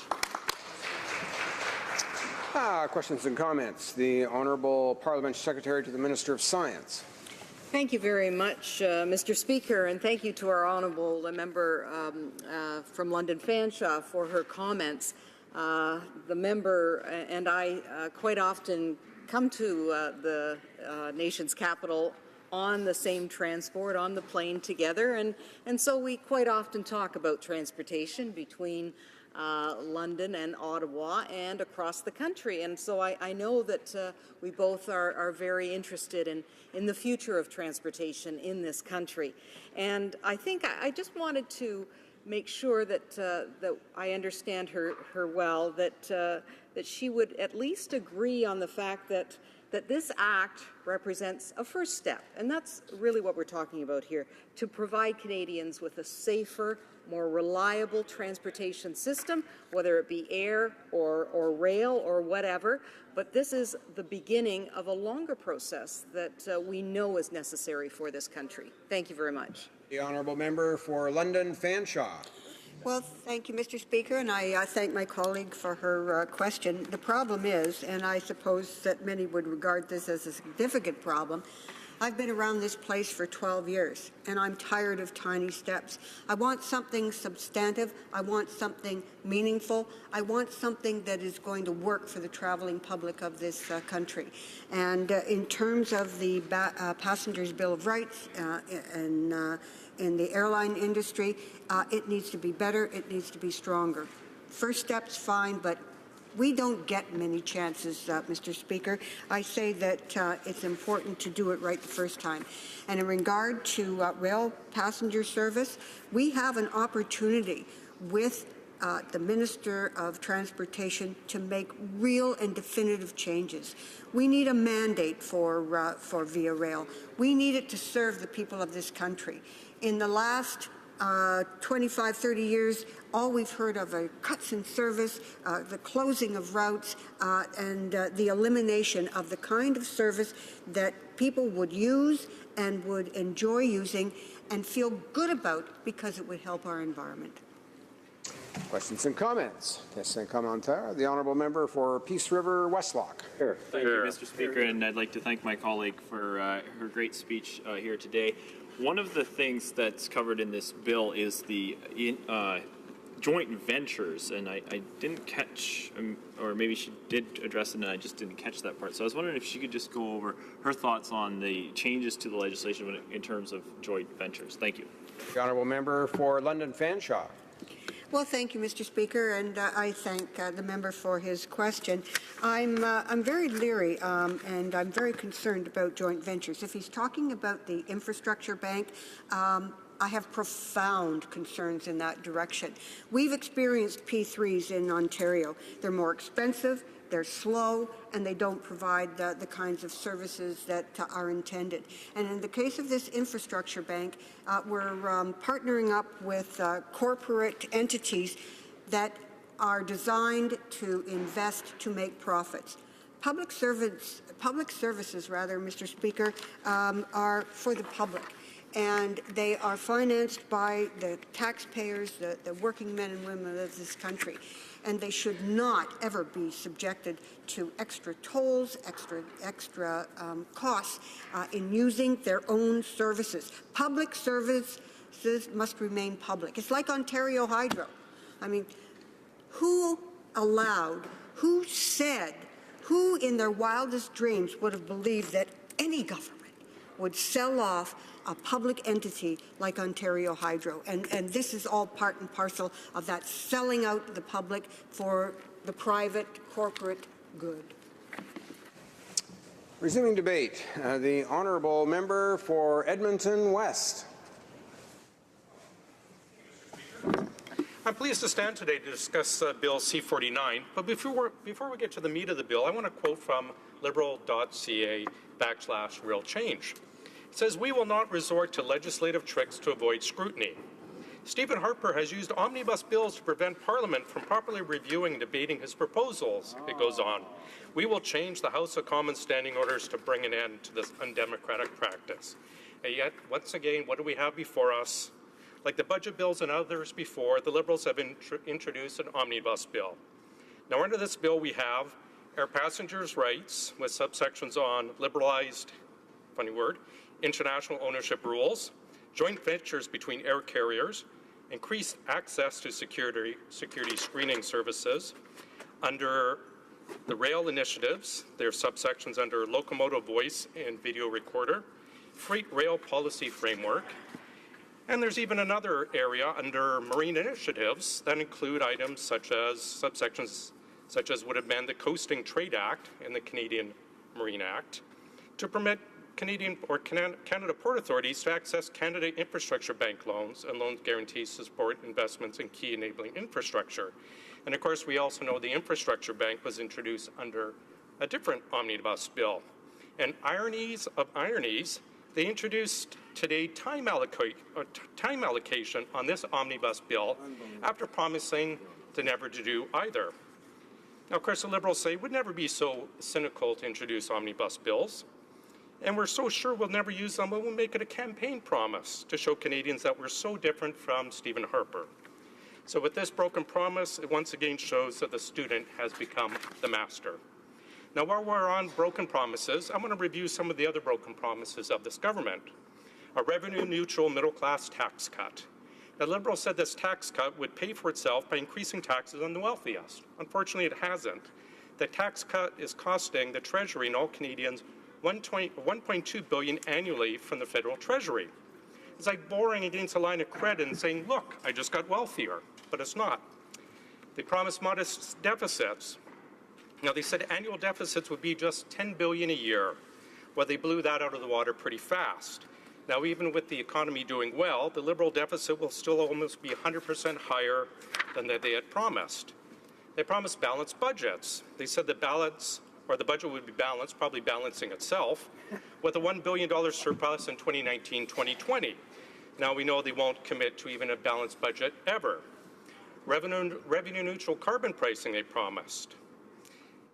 They said the plan would be revenue neutral for the federal government, but we know that's not true because they're charging GST on the provincial carbon taxes, which is expected to cost Albertans and British Columbians almost $250 million over 2 years. Electoral reform. Now, we are, of course, famously told that the 2015 election would be the very last using the first-past-the-post balloting system. Now, on this side, we've always said that if the government is going to fundamentally change the way citizens elect their government, we should have a referendum. So I'm not that sad to see this promise broken, but it still shows a pattern here. Make promises to get elected and then throw the promises under the bus faster than, say, the revenue minister threw Revenue Canada employees under the bus over her mess up with taxing minor employee benefits. The government promised open and transparent government. Now, this is an omnibus of broken promises with this one. Let's read from the mandate letters to the ministers. You're expected to do your part to fulfill our government's commitment to transparent, merit-based appointments. So here's some of these merit-based appointments. The former chair of the Liberal election campaign in Ontario was appointed to an ambassador role. They appointed a failed Liberal nomination candidate to the Via Rail board. Another failed Liberal candidate, who already has said she's going to run again, was appointed the director of the Hamilton Port Authority. And a Liberal described as a friend of Jerry Butts, who ran twice for the Liberals unsuccessfully, was given a plum government position in San Francisco at double, yes, double, the official pay scale. Now, the finance minister's mandate letter includes this doozy. Your private affairs should bear the closest public scrutiny. This is an obligation that's not fully discharged simply by acting within the law. And yet here we have the finance minister who, before entering politics, lobbied for a change in the pension system that would benefit his company, Morneau Chappell. And what does he do when he's elected and becomes the country's top financial regulator? He sponsors the very bill he lobbied for before entering politics. But he excuses it by saying he was following the letter of the law. And of course, there's also the Failed Access to Information Act we debated just recently. The Information Commissioner herself said she was very disappointed with the Act and that the Act is being used as a shield against transparency and is failing to meet its policy objectives to foster accountability and trust in our government. Now on to C-49. Now it's fortunate that this government has chosen to break their promise once again and present yet another omnibus bill to the House. C-49 is a lot like a game of three-card Monte. That's where the dealer shows one of the cards as a target card and then rearranges the cards quickly to confuse the player about which card is which. Except in the case of C-49, instead of the Queen of Hearts, the minister is presenting the Passenger Bill of Rights as a target. He hides the flaws and omissions of the bill under the guise of passenger protection, referring constantly to the much-reported United Airlines incident where someone is dragged from the plane, as if something like that had happened here. He tries to pretend that government regulation is what is needed to prevent those situations in Canada. Now, we all have our own horror stories on airline travel, but what would address this issue is not half-hearted regulations, but more competition. Now, changing the foreign ownership limit to 49%, up from 25%, is a good start, but I ask why limit it at all? If we want to improve service and other issues, then open up the market to more competition. We saw how this worked when WestJet entered the market, and I have to say, nothing has done more to force better pricing and service from airlines across the country than having WestJet expanding across Canada. Why not focus on this instead of measures that are rolled out populist style to take advantage of consumer sentiment influenced by a viral video? A UAT report found that relative to Americans, we often pay 50 to 100% more for comparable travel between Canadian cities. Various expert reviews of the airline industry, including by the Competition Bureau, have recommended allowing a right of establishment for foreign carriers on domestic routes to put pressures on our airlines here to improve. The airlines might argue that foreign carriers would only operate on lucrative routes. However, Canadian carriers are under no obligation to fly to money-losing destinations currently, and there's no proof that airlines presently are cross-subsidizing to operate otherwise unprofitable routes. One of the problems of the bill is that it amends the Canada Transportation Act with regards to joint ventures, taking away decision-making authority from the Commissioner or the Commissioner of Competition and places the power in the hands of the Minister. Yep, giving the Minister the power to interfere for political reasons is just what is needed to improve airline service and lower rates, said no one ever. Now, the CAA, the Canadian Automobile Association, notes that C-49 relies on a complaint from a passenger in order to trigger an action. The Canadian Transportation Agency cannot initiate domestic investigations on its own. Advocates and organizations cannot intervene, and each complaint is handled as a one-off, adding time delays. It's worth noting that the CTA was able to initiate hearings into the recent infamous Air Transat situation only because it was concerning an international flight. The CTA would have no authority, even under C-49, to decide itself to hold a hearing into a similar situation if the flight occurred within Canada. Nor will the CTA be able to examine any broader systematic issues the CTA might note that do not come from a specific complaint it would have to ask the minister for permission to investigate them. Now, noted passenger rights advocate Gabor Lukács says the bill is smoke, mirrors, and has no teeth, and contains no provisions about enforcement of rights of the passengers. He says, this strikes me as an attempt to shield airlines from complaint and further prevent the public from ensuring their rights. He says it, as I mentioned, contains no provisions about the enforcement, and it passes the buck to the Canadian Transportation Agency to establish standards at some point in the future. And what we need is more competition, not relatively toothless regulations, basically responding to a UAL, United Airlines video that went viral. What we do not need are regulations that will increase airport costs and thus ticket costs, which will happen as airports expand screening services and are permitted to independently decide how to cover costs. We all know how that will end, basically consumers paying more. I realize I'm running out of time. I'll wrap up very quickly. There's quite a few other issues on this bill. We would much rather prefer it be broken up into several bills to address. And it's unfortunate, once again, the government is hiding poor legislation in an omnibus bill, and Canadians will be the poorer for it. Thank you. Questions and comments? Questions et commentaires. The honourable member for Nepean. Thank you, Madam Speaker.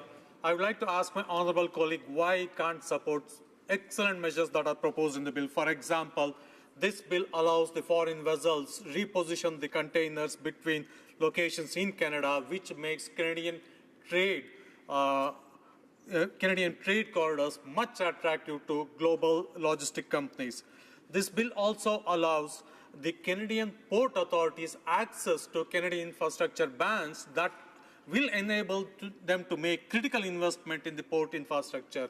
Also, Madam Speaker, this bill liberalizes the ownership of air carriers from 25% to 49%, while ensuring that no single foreign entity or a group of airliners combined cannot own more than 25% of the airline stake. At the same time, Madam Speaker, this bill makes sure that the specialty air carriers like the firefighting air carriers or heli logging or aerial photography, there's no change in the foreign ownership and it is still limited to 25%. I want to know why the member can't support these excellent measures. The honourable member for Edmonton West. Well, thank you, Madam Speaker. I think I outlined a lot of the reasons why I'm not supporting this bill. It's an omnibus bill that should have been broken up or presented separately in the House for review. But there's quite a few reasons. There's privacy issues with the locomotive voice and video recorder. The Office of the Privacy Commissioner herself said it could potentially encompass employee output measurement and other performance-related objectives. It could open the door to potential misuse of the data and function creep. The problem with this bill, it doesn't do enough to increase competition. This government seems to attack everything, rather than actually allow more competition. They seem to think more regulation, more government interference is going to make Air Canada or WestJet deliver better service. It strikes me as odd. I wonder if they went to a Tim Hortons, saw a lineup, they would decide they need to regulate that as well, instead of allowing more competition. This bill is flawed. It does nothing to actually service Canadians better. Thank you. Questions and comments? Questions et commentaires? The honourable member for Peace River Westlock. Thank you, Madam Speaker, and I'd like to thank my colleague for his great speech. One of the things that this bill addresses in Section 14 is the joint ventures and the ministerial, putting in place a ministerial component to it or a political lens to it as well. I was just wondering if you had any comments on that particular section.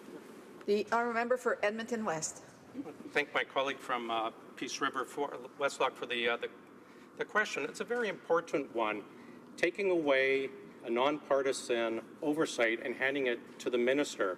We've seen this government interfere with Energy East to kill it. We've seen them interfere in lots of other things for political reasons. This will be a disaster if we allow the government and a minister to decide for political reasons what should be decided by the market. Thank you.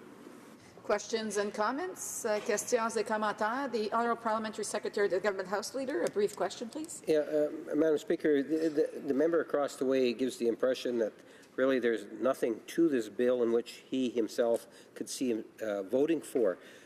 It does enable, at the very least, I would think his constituents would be very pleased the department to ultimately work towards having a passenger bill of rights, something that I would have thought his constituents would want the member to at least say some encouraging thoughts about the importance of those regulations. The honourable member for Edmonton West, you have 1 minute. Well, I want to thank my colleague from Winnipeg North when you said his riding and then a brief question. I thought the two of them really are oxymoronic, but thanks for the quick, the quick question. There are some things in this omnibus bill that I'm sure a lot of us can get behind. Problem is, it's all wrapped up into one large bill. There's issues with the interchange with the rail. There's problems with the infrastructure bank with the port authorities. There's problems with the bill. By throwing it all together, it's difficult to get behind it without getting a lot of real bad legislation, regulations rolled into it. Thank you. Reprise de débat.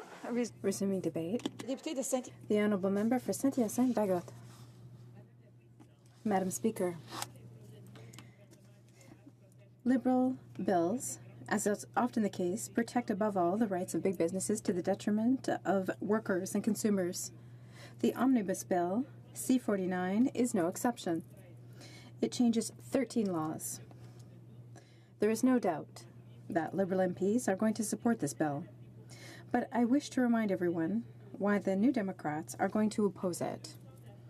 After 2 years of waiting, the minister wants us to rubber stamp a poorly crafted bill that promotes the interests of foreign investors and violates workers' and consumers' rights.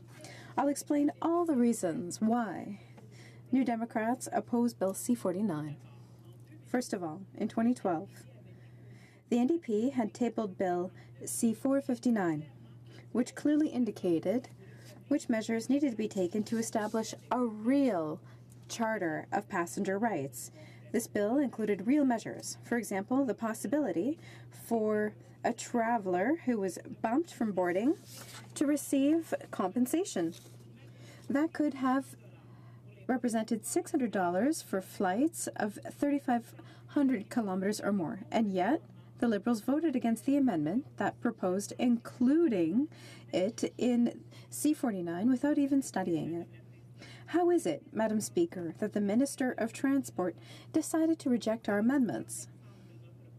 He could have looked at our proposal, which contained real airline passenger protection measures. It's even harder to understand when a study demonstrated that flights subject to European regulation have 0.4% cancellations, which is 4 times less than flights subject to current Canadian regulation.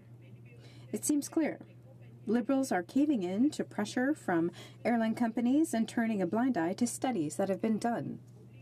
C-49 requires railway companies to install locomotive video and voice recorders. Yes, Madam Speaker, it seems like good common sense to fight against accidents, but companies should not be encouraged to use this information for surveillance or for disciplinary purposes. That's why we want the audio and video recordings to be used exclusively by the Transportation Safety Board. The provisions in Bill C-49 are not clear enough and do not outline how private locomotive conductor information will be used by railway companies. For example, the minister could decide through regulation that the hourly productivity of a conductor is an element that should be taken into consideration in a security analysis. Following that logic, Via Rail, a railway company, could use this data for employee performance management. For example, at the station in Saint-Hyacinthe, employees refuse to give away their right to privacy. The government has not listened to testimony such as that of Mr. Ronald Hackle, Vice President of Teamsters Canada Rail Conference. According to him, the bill, in its current form, runs counter to our rights as Canadians, and he is right. Section 8 of the Charter on Rights and Freedoms could be infringed upon by C-49 because it would authorize the state or employers to collect private information without offering adequate protection. Furthermore, the conclusions of a working group set up by Transport Canada demonstrate that locomotive voice and video recorders are not proactive security management tools. The NDP proposed a series of amendments to ensure that only the Transportation Safety Board would have access to the recordings during an accident. Our amendments guaranteed that the minister and railway companies would not be able to use the audio and video recordings.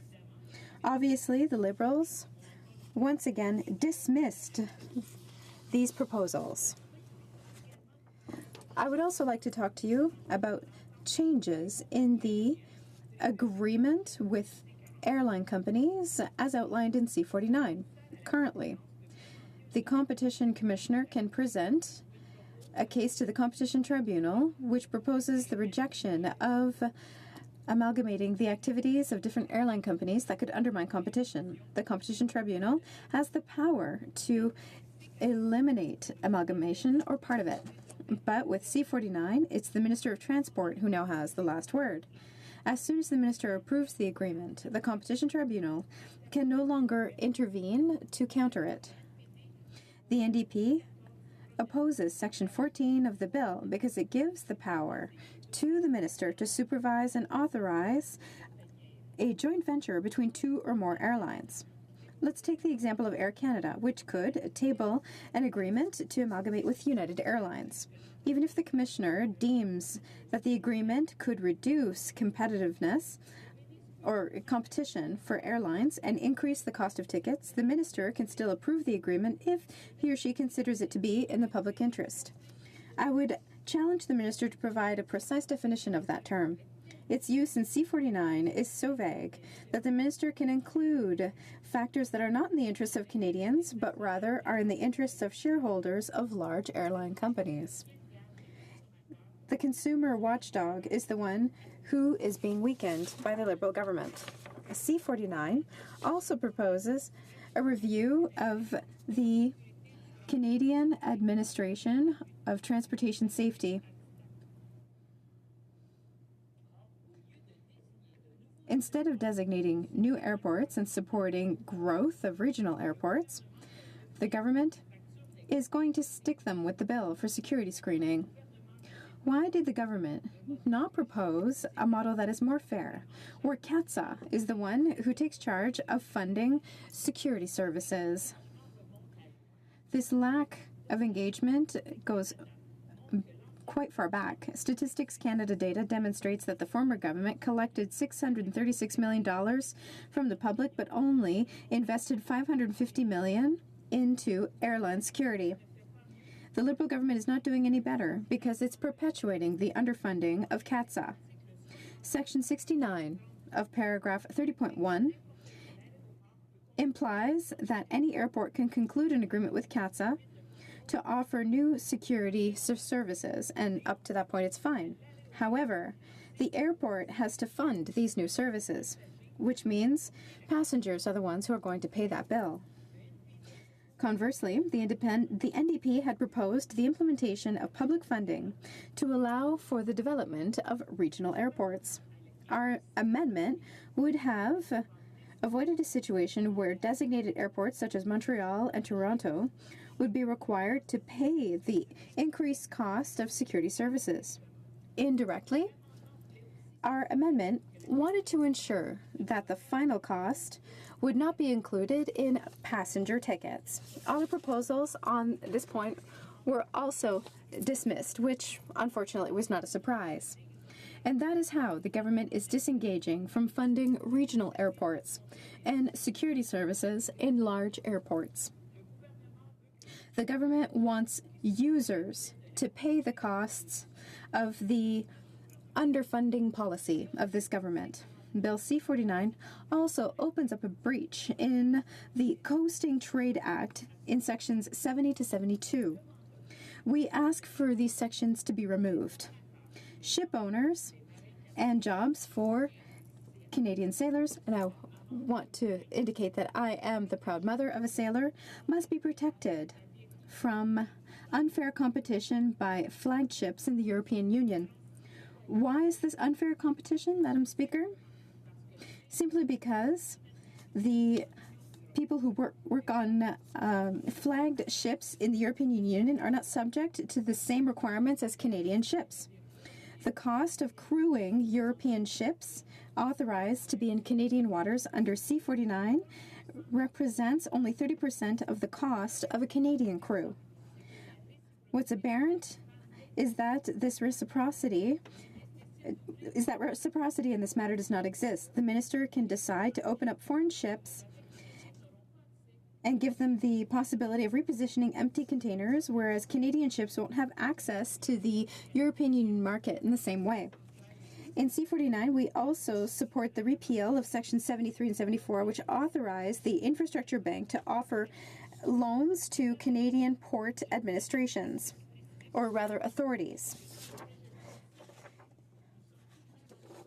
We are, however, in favor of improving rights for airline passengers and protections.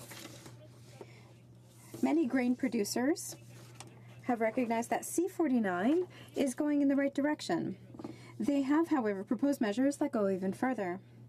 I would like to conclude by saying that we firmly oppose Bill C-49. Questions and comments? Questions et commentaires? The honourable member for Guelph. Thank you, Madam Speaker, and thank you to our colleague across the way for her intervention this afternoon. I'm very excited to see that small airports will have a chance to attract new, smaller air carriers to their facilities. I was on the advisory board of the Waterloo Airport for many years. One of the issues we had was trying to attract smaller carriers to our regional airport. The new act would allow international carriers to now own up to 49% of the air carrier versus 25% as it currently stands. Does the honourable member not see this as a great way to attract international investment into the Canadian marketplace to get better coverage for small facilities and small communities? L'honorable député de Saint. The honourable member for Saint-Hyacinthe-Bagotte. Thank you. I would like to thank my colleague for his question. Indeed, the question of development of regional airports is an important matter. I am also concerned about development. We have a small airport in my riding which wants to become larger. But what I was highlighting was how we cannot make these small airports pay the heavy price of security.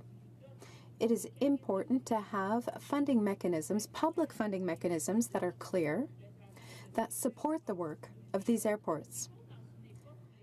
We live in a time where transportation is extremely important. In my riding, I have about 20 transport logistics companies, which demonstrates how more and more businesses need multimodal transportation.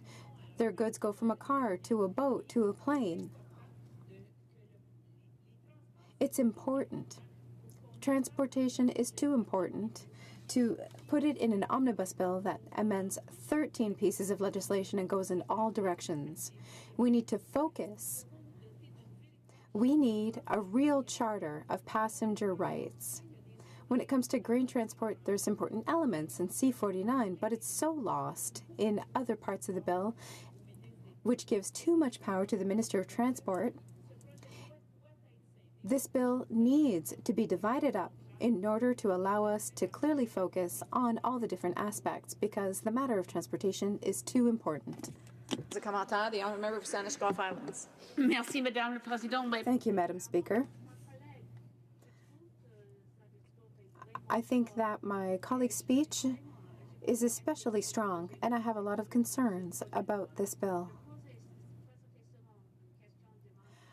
In my question, what part of the bill does the NDP find to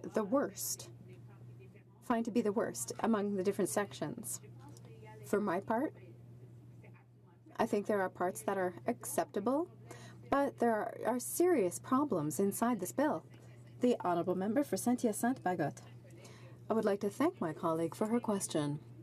What worries me in Bill C-49 is that the interests of Canadians are not put first, whether they be clients of businesses or consumers or even workers for these various businesses. When we look at C-49, we get the impression that this bill responds to the interests of big businesses and foreign investors, and does not look at how workers' rights are infringed upon through measures like the voice and video recorders on locomotives. It seems that consumers are again going to pay for the consequences of this bill. Our role here in the House of Commons is to make sure that we vote for legislation that is in the common good, that is there to meet the needs of the citizens that we represent. We need to vote for legislation that respects the Charter of Rights and Freedoms. In this bill, I've heard throughout days of debate that all the members of the Transport Committee mentioned how experts were unanimous on certain matters. And yet, despite that, those changes were not made at the report stage by the committee. Proposed amendments who actually dealt with the concerns raised by experts were not taken into account. We need to make sure that the bill that we are going to pass respects workers' rights and consumers' rights. Resuming debate. Honourable member for Peace River Westlock. More. Thank you, Madam Speaker, and it's my pleasure to rise today to talk about, and I like to term it the treat and trick bill that we are dealing with here today. It's kind of in keeping with the season that is upon us. Why I call it that, Madam Speaker, is that this bill is being brought through as the bill that gives the Bill of Rights to the passengers. That's been a big topic of debate with beyond this place, that's for sure. I know that around the coffee tables and coffee shops in northern Alberta, Bill of Rights for air traffic passengers has been an ongoing topic, particularly after we've seen some events in the media. And so here we are today debating passenger Bill of Rights. Now, Madam Speaker, one of the things that is beautiful about the country of Canada is the fact that we live in what we call a fairly free trade. We like to think of ourselves as a free trading country, and that nobody's under any obligations to provide their services, and nobody's under any obligations to buy services. And that free trade and the active competition that we have in this country allows for the ability for us to fairly cheaply travel around this country. Now, this Bill of Rights that we are being told is going to be coming as a result of this bill may or may not impede that ability for us to, of our own free will, choose a plane to fly on. Because as we impose a Bill of Rights, or as we impose things upon airline carriers, there may be difficulties for them to provide the same level of services that they currently provide at the same rates as they currently provide. We already, Madam Speaker, have some of the most expensive air traffic rates in the world, and so to put on more burdens upon them may actually increase the price. Madam Speaker, so that's definitely the main area that this bill, why I call it the treat and trick, because everybody likes the idea of a Bill of Rights, and yet we don't really know what the Bill of Rights is going to look like, because this bill only lays out the framework to write it, not the actual details. Beyond that, there's a whole bunch of other things slid in underneath the first page of the bill, and we get to things like the rail safety and rail interswitching and things like that. Now, Madam Speaker, up in northern Alberta, rail is a big part of our transportation system. A lot of grain, cereal crops, and canola, these kinds of things are grown up in my riding. In fact, Madam Speaker, I heard from the Canola Growers Association of Canada that perhaps my riding is the largest canola producing riding in the country, and so we definitely utilize the rail system. Now, the interswitching that has been brought in is 160 kilometers of interswitching. That was what we had brought in before. Now, that was really, it worked very well for the grain. However, the people up in my riding felt that 160 kilometers should have been improved much beyond 160 kilometers, given the fact that my riding in and of itself is 700 kilometers from top to bottom. Some of the grain that's grown in my riding is 700 kilometers from Edmonton, and that's about the nearest terminal. The nearest terminal is in Westlock, but yeah, it's still 700 kilometers drive. And so to increase the competition may actually bring the rail up north more effectively, or perhaps maybe even a loading terminal, that kind of thing. So the interswitching is a big deal. I've heard from people in my riding that they're disappointed that that particular method of interswitching that had been brought in by the previous Conservative government was not continued. In this bill, they talk about interswitching, they talk about making it better. However, the amount of regulation and the amount of different scenarios that have to be in place before the intersection can take place, it's so convoluted, and there's so many loopholes in it that producers in my riding are concerned that the interswitching that is currently proposed, or that is in this bill, will not have any positive effect on getting their products to market.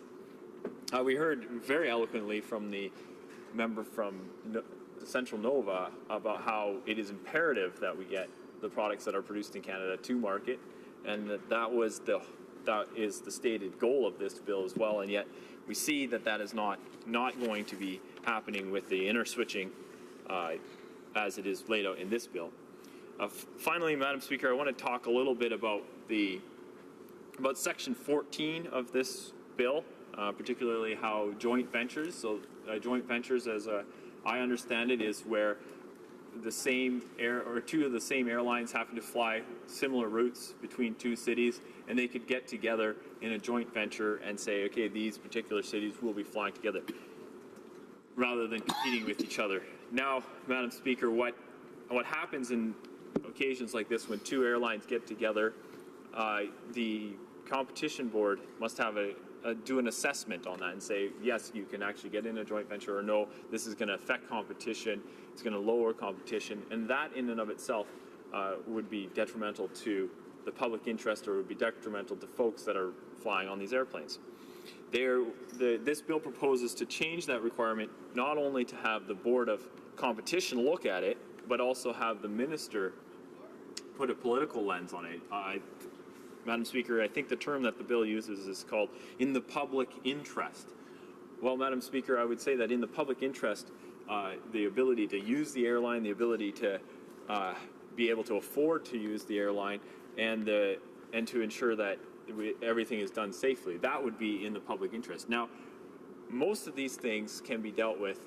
The safety aspect definitely needs to be addressed by the government, but the other two can be adequately addressed by competition, and to ensure that there is more competition. That is what we need to do. And now, some of the things that this bill proposes to do is going to make it more difficult for airlines to come into the fore when it comes to the rates at airports, some of the other things. But either way, the other area that this is concerning is that we've seen with this government already is the area when it comes to conflicts of interest, Madam Speaker. And so we'd like to see that the minister sign-off be taken back out of this bill, because as we've seen with other ministers of the Crown, they've not been able to avoid conflicts of interest, and now this would just place a potential transport minister in a conflict of interest when he is having to judge on these particular joint venture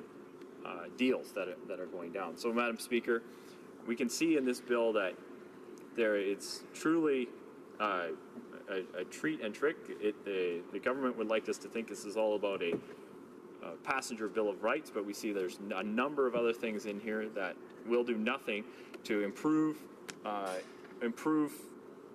passengers' rights, and it would also perhaps place ministers in a conflict of interest. So thank you for the time today, Madam Speaker, and I look forward to any questions. Questions and comments? The honourable member for Nepean. Thank you, Madam Speaker. The honourable member mentioned about the joint ventures. Talking of air carriers, Madam Speaker, the bill allows the liberalization of the ownership of airlines from 25% to 49%, while actually making sure that no single entity, no single individual, or no two carriers, international carriers, will have more than 25% stake on any Canadian carrier. Also, Madam Speaker, this bill does not allow the specialty air services, the ownership of specialty air services like firefighting, heli logging, and aerial photography, the ownership to rise above the current 25%. I would like to ask honourable member whether that this will not increase the competition in the Canadian air sector, or increase the choice available for Canadians and increase the creation of jobs, Madam Speaker. The honourable member for Peace River Westlock.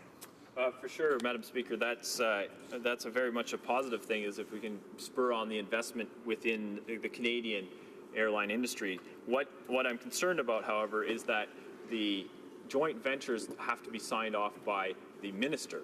That in and of itself, we already have a system that has worked very well to ensure competition and improve competition, and I don't see how this bill will work at all in terms of.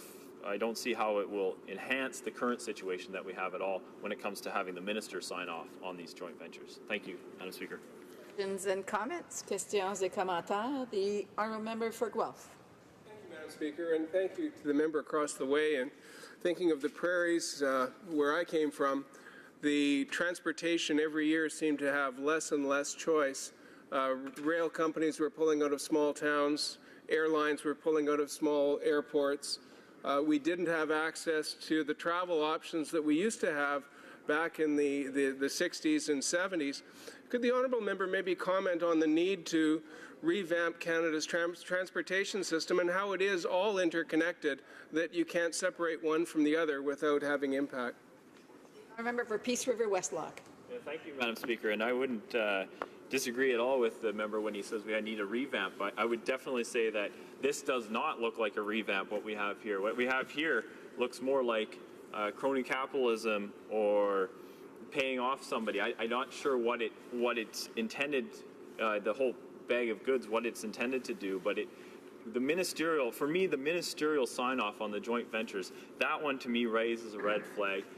It gives the opportunity for the minister to bypass the board, and it gives the minister the opportunity to participate in what I call crony capitalism.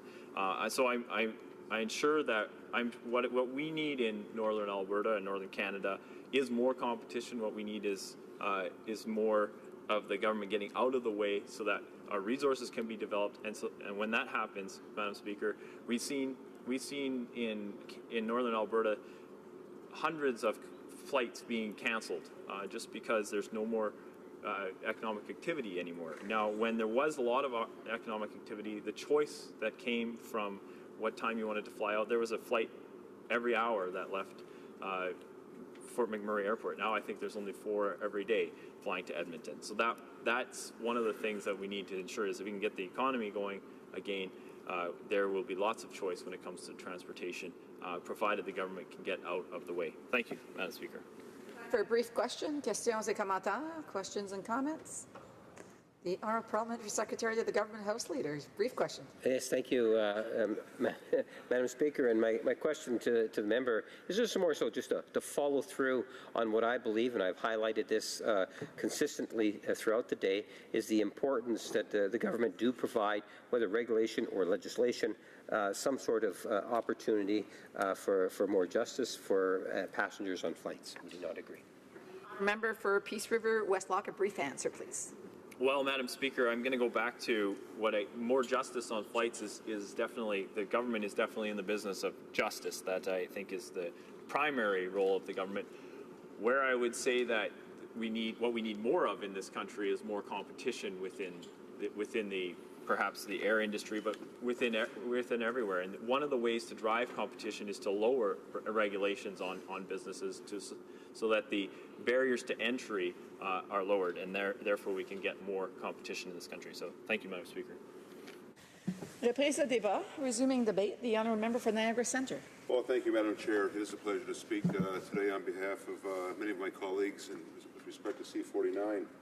Madam Speaker, I did have the opportunity and the pleasure and the privilege, as a matter of fact, to work on this, starting a week early before session had come back to the House, but working with many great people on both the committee as well as those witnesses and delegations that came out to take part in the discussion before bringing this to the floor.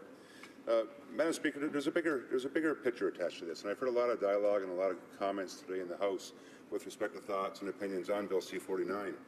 And although we dug a bit deep into the weeds, I do want to speak on a broader sense with respect to the strategic plan for the future of transportation in this great nation, and that being Transportation 2030, and how Bill C-49 actually contributes to that overall strategic plan. This, Madam Speaker, is in part an enabler, and I'll say that, and I'll emphasize that word, enabler, as part of a national transportation strategy, hence the reason why the Minister worked very hard throughout the past year to put together Transportation 2030, and with that, trade corridor strategy that is a part of that overall strategy. With that, Madam Speaker, it did become evident when speaking with many of our partners throughout Canada that modernizing rail, air, marine, and road is in fact a critical component of that overall national transportation strategy, and in fact, Bill C-49 is a critical component of accomplishing that. When we look through the bill and the process of which we worked very hard, and I say we, I mean the committee, as well as others throughout both sides of the floor here, we recognized quickly a lot of the particulars as it relates to how we were in fact going to ensure that Canada's transportation system is strengthened to then give us an ability globally to perform that much better with respect to our economy and the economies of our partners. Madam Speaker, we also recognized that we had to hear from everybody across the entire host of comments. It wasn't just about the Liberal side of the floor. It was also about listening to those folks from the Conservative Party, from the NDP Party, and other folks, as I mentioned earlier, that were a great part of this entire process.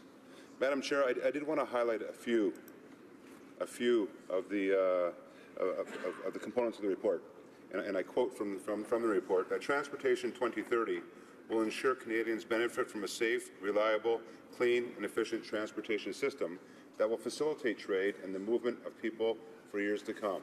Madam Speaker, once again, a great part of our national transportation strategy to ensure that we have a safe, reliable, clean, and efficient transportation system with respect to every method of transportation, that being rail, road, air, and of course water.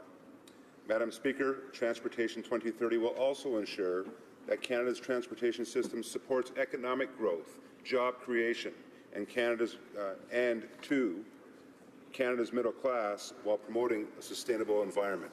Once again, Madam Speaker, we can see a trend happening here, a trend as it relates to triple bottom line, attaching itself to the lens that we all try to ensure that we look through when making decisions in this House, that being economic, environment, and social. In a vast nation as ours, Madam Chair, Canadians rely on economically viable modes of transportation to travel and move commodities within our country, across the border, and to our ports for shipment overseas. The time has come, Madam Speaker, to modernize our policies, not just here in our own jurisdictions, but how it as well integrates with other jurisdictions throughout both Canada and our trading partners, ensuring that we have a seamless, Madam Speaker, method of transportation to move global trade. These practices, Madam Speaker, also include, once again, safety, greener, more competitive and respectful system that can respond to market conditions and to Canadians' expectations, not only with respect to moving trade, but I'm going to shift gears now and with respect to moving people. When we look at further dialogue and further direction that this government, as well as with our partners across the floor, may take, that includes moving people, whether it be through high-speed rail, whether it be through any method of transportation. How incumbent is it upon us to investigate those opportunities as well? Madam Speaker, I mentioned earlier today that the Transportation Modernization Act would represent only a first step to provide Canadians with safer, more reliable, and efficient transportation, a system that would better facilitate trade and travel. Goods, and people. It would, Madam Speaker, also respond to the needs of Canadians and their expectations for services and allow Canada to take advantage of international opportunities and contribute to a highly productive economy.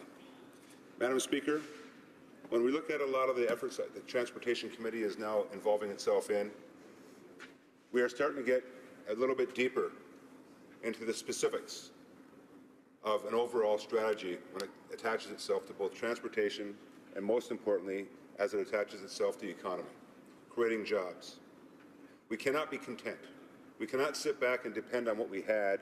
We have to work for what we can have, and that is dependent upon the strengths that we have here as a border country with our trading partners, such as the United States.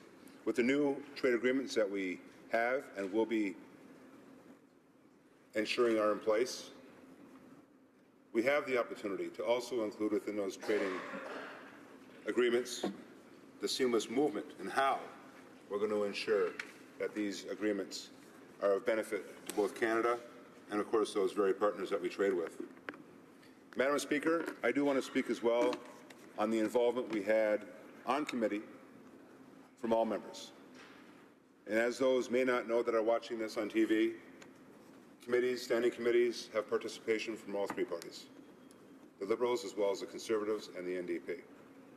And we listened, as the chair of the committee so eloquently alluded to earlier in her dialogue with us.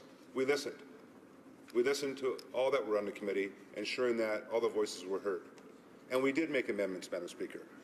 And these amendments came from all sides. Amendments such as changes to the exclusion zones in Quebec and British Columbia, which will open up the new long-haul interswitching regime to captive shippers in northern Quebec, and parts of British Columbia, Madam Speaker, and Alberta, that had previously been excluded with the agreement that was in place in the former government. This will be of particular importance, Madam Speaker, to the forestry and the mining sectors. Changes to the new system of approvals for joint ventures in the air sector to provide greater transparency to the process, to provide greater service to passengers, to provide greater certainty when traveling. Changes in the new system of approvals in joint ventures for other methods of transportation, such as rail and water and road. Changes to the rules around closing rail interchanges so that a longer notification period and greater transparency is required. As a former mayor for the past 14 years, I can relate to that one, simply because of the cost, as well as the work that has to be done on some of these interchanges within our own individual jurisdictions. Changes to the reporting requirements for freight rail will result in timelier reporting of data and will speed up implementation of the new system from 1 year to 180 days. Once again, Madam Speaker, service, transparency, leading to accountability. Changes to the amendment concerning the CN Commercialization Act were made so that CN's directors could apply for new 25% limit on individual ownership of shares immediately after rail ascent. Madam Speaker, in closing, I want to say this. Not only is there a bigger picture attached to the efforts that both the committee as well as the minister and ministry are embarking on with respect to a national transportation strategy, but as well when you go to the next layer and you see the minister's announcement of Transportation 2030, and then the next layer when you look at the specifics and the how that we're going to accomplish Canada 2030. Bill C-49 is but one component of that. Bill C-49, Madam Speaker, is going to be an integral part of ensuring that the overall strategy is put in place, that it's not just a document that's going to sit on the shelf and collect dust. It's a document that's going to breathe. And with that, Bill C-49 will be once again, as I mentioned earlier, an enabler to ensure that this great nation has the tools to move this entire strategy forward to benefit future generations. Thank you, Madam Speaker. Questions and comments? Questions et commentaires? The honourable member for London West. Madam Speaker, and to my colleague from Niagara Centre, thank you for those very important words. And we've had many discussions over the past 2 years about transportation, and I know how important it is to get this right. And I wondered if the member could reflect on how this bill, Bill C-49, will help the Niagara area, because I know how important it is to make sure that transportation is increased and made better in that general area. Thank you very much, Madam Speaker. Honourable member for Niagara Centre. Thank you, Madam Speaker, and I do appreciate the question from my colleague and honourable member who has done a lot of work within the transportation sector. Niagara is very unique, whereby we are a trade corridor. We do have a very robust multimodal transportation system with the Welland Canal going right up the middle of the region, as well as short and mainline rail, border community with road as well as air being shared by both nations, and quite frankly, Madam Speaker, within a 1 day's drive of over 44% of North America's annual income. Therefore, this bill, as well as the overall strategy with respect to transportation, does in fact not only contribute itself to Niagara, but also Niagara, because of the strength that we have, especially as a border community, we can contribute to overall accomplishing the recommendations that are going to be coming out of both the strategy and Bill C-49. So we look forward to that being passed. We look forward to taking advantage of the strengths as well as the resources that will be made available to us through Bill C-49. Any comments? L'honorable député d'Alfred Pellan. The Honourable Member for Alfred Pellan. Well, thank you very much, Madam Speaker, and I'd like to thank my colleague for his remarks. And I have a question for him. Bill C-49 is an important part in implementing the transportation strategy put forth by the Minister of Transport last fall. Could he tell us why and how it's important? Honourable member for Niagara Centre. Thank you, Madam Speaker, and I do appreciate the question from my great colleague who also does a lot of work with transportation, in particular on the committee. Madam Speaker, Canadians expect a transportation system that allows them to travel safely, bring global trade or throughout our partners' jurisdictions safely, environmentally friendly, and efficiently. And we want to ensure, Madam Chair, that where and when this product is moving, that it is also going to be moving that will economically ensure that jobs are created, jobs are preserved, and businesses and customers expect a transportation system that they can also trust to deliver and have confidence in. So this entire strategy with Bill C-49 being attached to it will then once again become an enabler for that transportation strategy and Transportation 2030 to become more of something that's going to breathe, something that's going to mature, and of course offer this great nation the ability to perform better when it comes to our economy on a global stage. And comments? We have time for a brief question. The honourable member for Humber River Black Creek. Thank you very much, Madam Speaker. I want to ask my colleague to talk a little bit about the onboard recording device. Certainly the unions that have visited us at committee and visited us here in the House and are quite concerned with that the LVVR system not be used for disciplinary proceedings. Now, we certainly had assurances from Canadian Transportation, Safety Board, all of the federal departments that this would be used exclusively for safety issues. I'd like to ask the member if he would like to comment on that issue. A brief answer from the member from Niagara Centre. Thank you, Madam Speaker, and this has been a point of discussion within both the committee as well as our side discussions with both the union, Unifor, and Teamsters. I'll be very brief, Madam Chair. The bottom line is that LVVR recording devices will not be used for anything but safety reasons, that they will not be used for disciplinary reasons. As was mentioned earlier today, they will be used in case of accident, but reactive, yes, but also proactive in terms of utilizing the recordings and the visual, both visual and recordings when it comes to voice, for recommendations that may in fact make it safer for the industry well into the future. Resuming debate, reprise au débat, the honourable member for Guelph. Thank you, Madam Speaker. It's my pleasure to rise and address the House on this topic today on Bill C-49. Listening to the debate, we've really covered a lot of ground today. The word omnibus has been used by both the official opposition and by the NDP to describe this bill. But I think the vision that I see coming forward from committee and from the minister is that this bill is really reflecting the nature of transportation. And transportation, as you know, Madam Speaker, is now called logistics. It's more than just moving goods and people. It's also data. It's the data behind the networks. It's tracking packages as they go from one form of shipping to another, whether it's coming from a ship onto a container on a transloading facility, onto a rail, and then onto a truck. We need a transportation network that has an act behind it that reflects the true nature of transportation. So when we look at the acts that this legislation is covering, the CN Commercialization Act, as was mentioned by the previous speaker, attracting investment up to 25% of the ownership of CN or CP being covered by international investment to look at attracting international capital into Canada.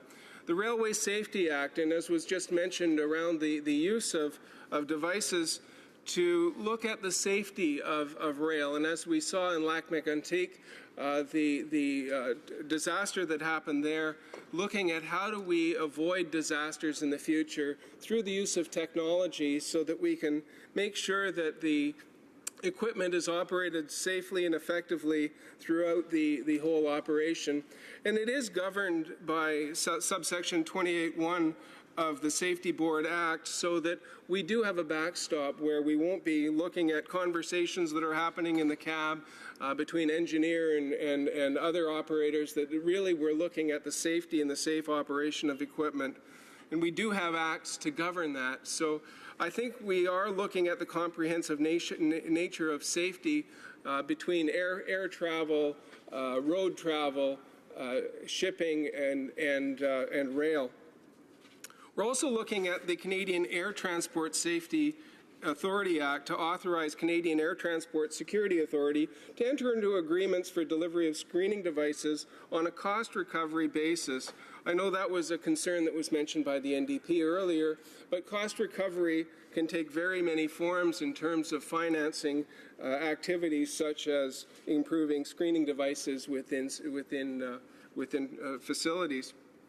Looking at the Coasting Trade Act and repositioning the empty containers by ships that are registered in any register so that we can safely have tracking of empty containers and have a more efficient way of handling the movement of containers across Canada as they become unloaded and then go into other forms of shipments to eventually get them back to the registered owner, but to make use of those containers throughout the life of them being in Canada.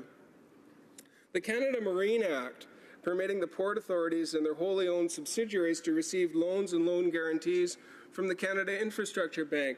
And that infrastructure bank, which is being discussed in this place on other occasions, looking at how do we attract international investment, how do we maintain control of that through our act of control with the management of foreign capital within our shores, and knowing how expensive it is to operate ports, to add rail infrastructure, to build bridges, to improve our transportation network across Canada, and knowing also that there are international markets looking for investment, looking for projects that they can participate in, as long as Canadians know how we're doing that and we're transparent in the way that the conditions of Bill C-44 will be coming forward to our Parliament so that we can have royal assent and then get on with investment in our transportation.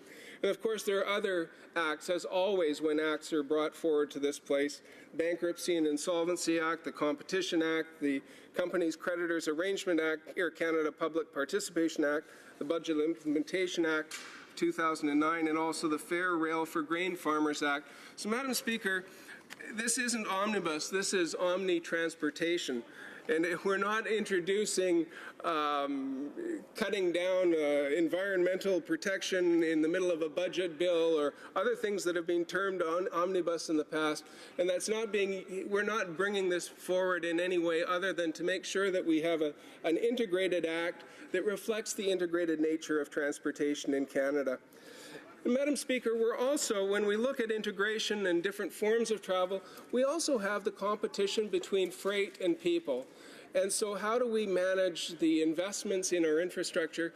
In my riding of Guelph, trying to get down the 401 to Toronto, and you're on the train, and then the train gets waylaid as freight comes through because freight makes the profit for rail organizations happen. So freight always takes precedence over people. When people are trying to get to work or trying to get home and they can't do that efficiently. And the only way to get past these problems is with comprehensive legislation that allows investment so that we can get dual tracks between Toronto and Kitchener-Waterloo, including Guelph, so that we can have one track for freight, one track for people.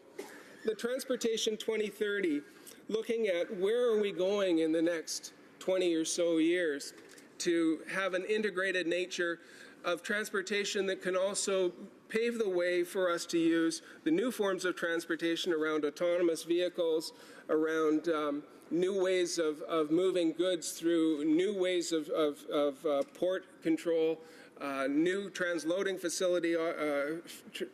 facilities for rail. We need to have comprehensive legislation such as Bill C-49 in order to make way for the future carriers of people and goods across this great country that we have. And when we look at Canada and the scope of Canada, we also need legislation that is broad in scope as we are as a country, so that we can reach northern Alberta, so that we can reach Windsor, we can have proper control in our major centres of Toronto, Montreal, Vancouver, Halifax, and all points in between, Madam Speaker. So when we look at the joint ventures, the attracting the most efficient use of travel so that we aren't having part carriers on part carriers and two operations losing money, but having a means in which they can collaborate and work to the benefit of Canadians under the new legislation. Competition is essential, and competition also, as I mentioned earlier, Madam Speaker, includes attracting international participants.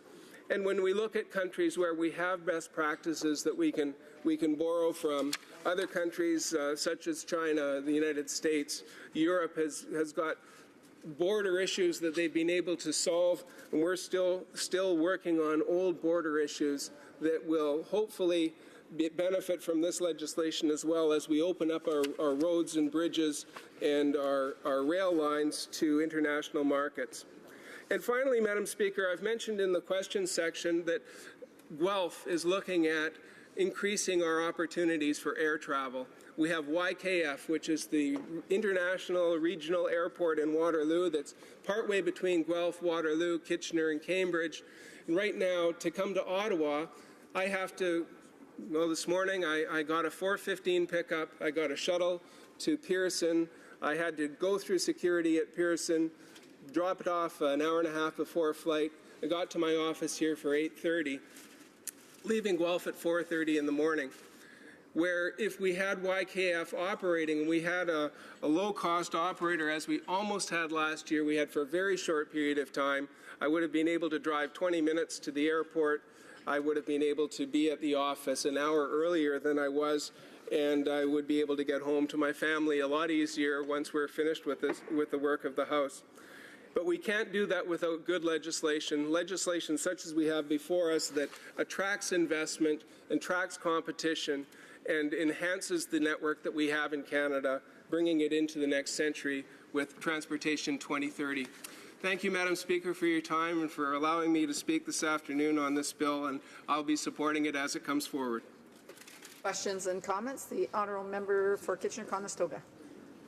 Thank you, Madam Speaker. I want to thank my colleague from Guelph for his remarks and just encourage him to remember that while he doesn't call this omnibus legislation, it's really a bit of verbal engineering to try to stay away from that.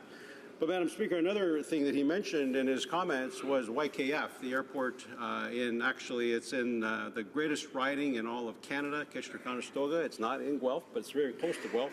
And I do remember, Madam Speaker, when we did have good service directly from YKF to Ottawa, and certainly anything we can do to restore that service would be welcomed by many people, not just members of Parliament. But, Madam Speaker, my question is related to the issue of the air transport and specifically the Passengers' Bill of Rights that this bill includes.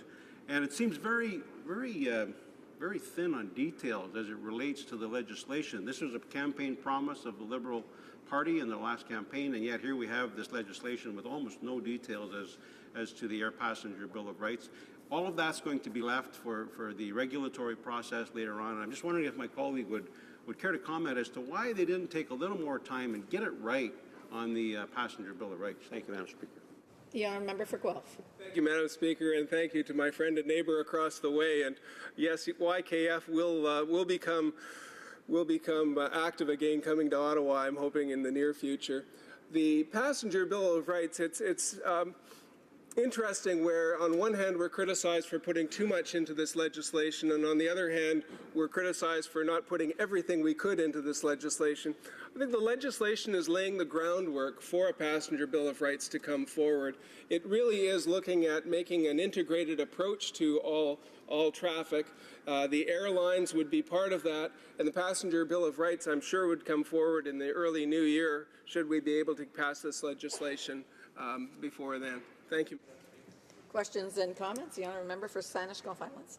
Thank you, Madam Speaker. And to my honourable colleague from Guelph, I couldn't agree more that we made a dreadful mistake when we separated out passenger rail and via and gave the tracks in this country, went to CN and freight. The current length of trains is so long that are bringing freight across the country that they don't fit on any siding, which is why passenger rail, via rail, doesn't control the signals, is sent to the siding, and passengers wait sometimes for as much as an hour for a freight train to pass.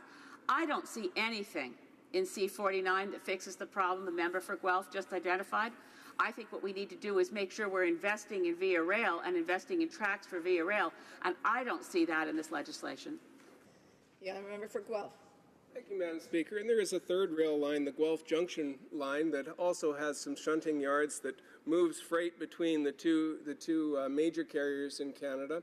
I think when we look at this legislation, Madam Speaker, it opens up the opportunity for international investors to see a more efficient network to invest in and attract the capital that we need to pay for the tracks that have to go in to do the dual tracking between some of the major centres in Canada. So I think really part of the work of this legislation is attracting attention and investment through greater efficiencies that this legislation provides. Questions and comments? The Honourable Parliamentary Secretary to the Minister of Science. Thank you very much, Madam Speaker, and thank you to my honourable colleague from Guelph. Of course, when we talk about transportation in southwestern Ontario, that always piques my interest. The London International Airport, of course, we're talking about a new low-cost carrier. We're hoping that that will come to fruition, and it might help all of us get to destinations that much quicker. I wondered if the honourable member could also talk about that type of investment and how that will serve southwestern Ontario in general. The honourable member for Guelph. Thank you, Madam Speaker, and thank you to my honourable member, the honourable member from London West. When we look at just our region in southwest Ontario, if we were able to have low-cost carriers in London, in Hamilton, at YKF, that would take a lot of load from Pearson. It would take a lot of traffic off the 401. A lot of our traffic now goes to Buffalo because it's easier to fly out of Buffalo. So the greenhouse gas emissions in our area would reduce. It provides further opportunities for people to get closer to home so they get home faster, they get to work faster. So I think the benefit is if we can get this working in London, Hamilton, and in YKF, Kitchener, Waterloo, Guelph, Cambridge, and I think that we'll see some terrific advances, not only getting traffic off the 401, but also in getting to work on time. Thank you, Madam Speaker. Reprise au débat, resuming debate. L'honorable secrétaire parlementaire. The Honourable Parliamentary Secretary to the Minister of International Development. Speaker, and I'd like to take this opportunity to stand and to speak to Bill C-49, an act to amend Canada's Transportation Act and other acts. Madam Speaker, this piece of legislation is critically important to help modernize the policies and practices to help ensure that we have safe, clean and efficient transportation across Canada. Of course, Canada is a vast country, and we rely on transportation to ensure that our trade happens across the country, that we're able to travel across the country, and so it is critically important. Madam Speaker, last week we had an opportunity to hear the great news of our fall economic statement. We saw growth in this country that has not been seen in quite some time in terms of our place in the G7. We've seen the creation of hundreds of thousands of jobs, more importantly, over 100,000 full-time jobs, Madam Speaker. Having an efficient transportation system allows that growth to continue. It allows the capacity for our businesses, our small businesses in particular, to get their goods and services across not just from city to city and from province to province, but across this great country, Madam Speaker. I know a lot of businesses in Whitby really appreciate the fact that we're looking at this at transportation. In Whitby, there's always heavy congestion on the 401. Just as it bottlenecks into my town. And so many of us realize the inefficiencies that can take place when we do not pay attention to the intricacies and the importance of our transportation networks and ensuring that we're able to get our businesses, goods, and services across the country. That helps spur on economic growth, and we want to make sure that we're taking a whole-of-government approach when we're looking at ensuring that Canada has vast economic growth. Madam Speaker, in Whitby, there are a lot of families, and I know families in our riding really like to travel across the country. And you know, we've seen various reports in very recent times where travel is not so nice for some of our for some passengers. And Madam Speaker, the introduction of a passenger Bill of Rights gives families, gives communities a peace of mind when they are traveling. They want to know that when they have spent their hard-earned money to take a trip across the country, either by train or by air, that they are going to be treated appropriately in whatever mode of transportation they take. But Madam Speaker, this isn't just about planes or trains. When we think about driving across country or taking a family trip in that way, it all really ties together. You want those roadways to be efficient. You want that transportation to be efficient so that people could travel across the country and make those spend their money. Encourage economic growth when they are going across the country. So again, it's very interconnected, and I think that this government has taken a really proactive approach of looking at each piece of legislation and seeing how we could build upon each other and ensure that we do have the economic viable modes of transportation that we need to continue to grow the country. Madam Speaker, I want to speak a little bit to the fact that we've adopted some of the amendments that were brought forward from committee. Madam Speaker, when I came to this place, people have asked me questions about the capacity to work together, the capacity for people to work across the aisle and to exchange ideas and to ensure that we put together the best pieces of legislation possible. Madam Speaker, we have taken the opportunity to put this piece of legislation to committee, and the committee has come back with various amendments which we have taken into account. We know that it is very important to the Canadians that we serve, to people within my constituency of Whitby, that we represent everyone and we take everybody's input into account. So the adoption of those those amendments represent a real critical opportunity to work together. And I see my time is running out, Madam Speaker. I will entertain the possibility for questions right now. Thank you. Oh, actually, the member will have 5 minutes left the next time that this matter is before. Oh, no, sorry, because we're going to votes right now. It being 6:45, pursuant to order made earlier today, it is my duty to interrupt the proceedings and put forth with every question necessary to dispose of the report stage of the bill now before the House. Madame Bloch, appuyée par Monsieur Straub. Ms. Glock, seconded by Mr. Straub, proposes that Bill C-49, an act to amend the Canada Transportation Act, with Those in favor of the motion will please say yay. Yay! All those opposed will please say nay. Nay! In my opinion, the nays have it. The recorded division on the motion stands deferred.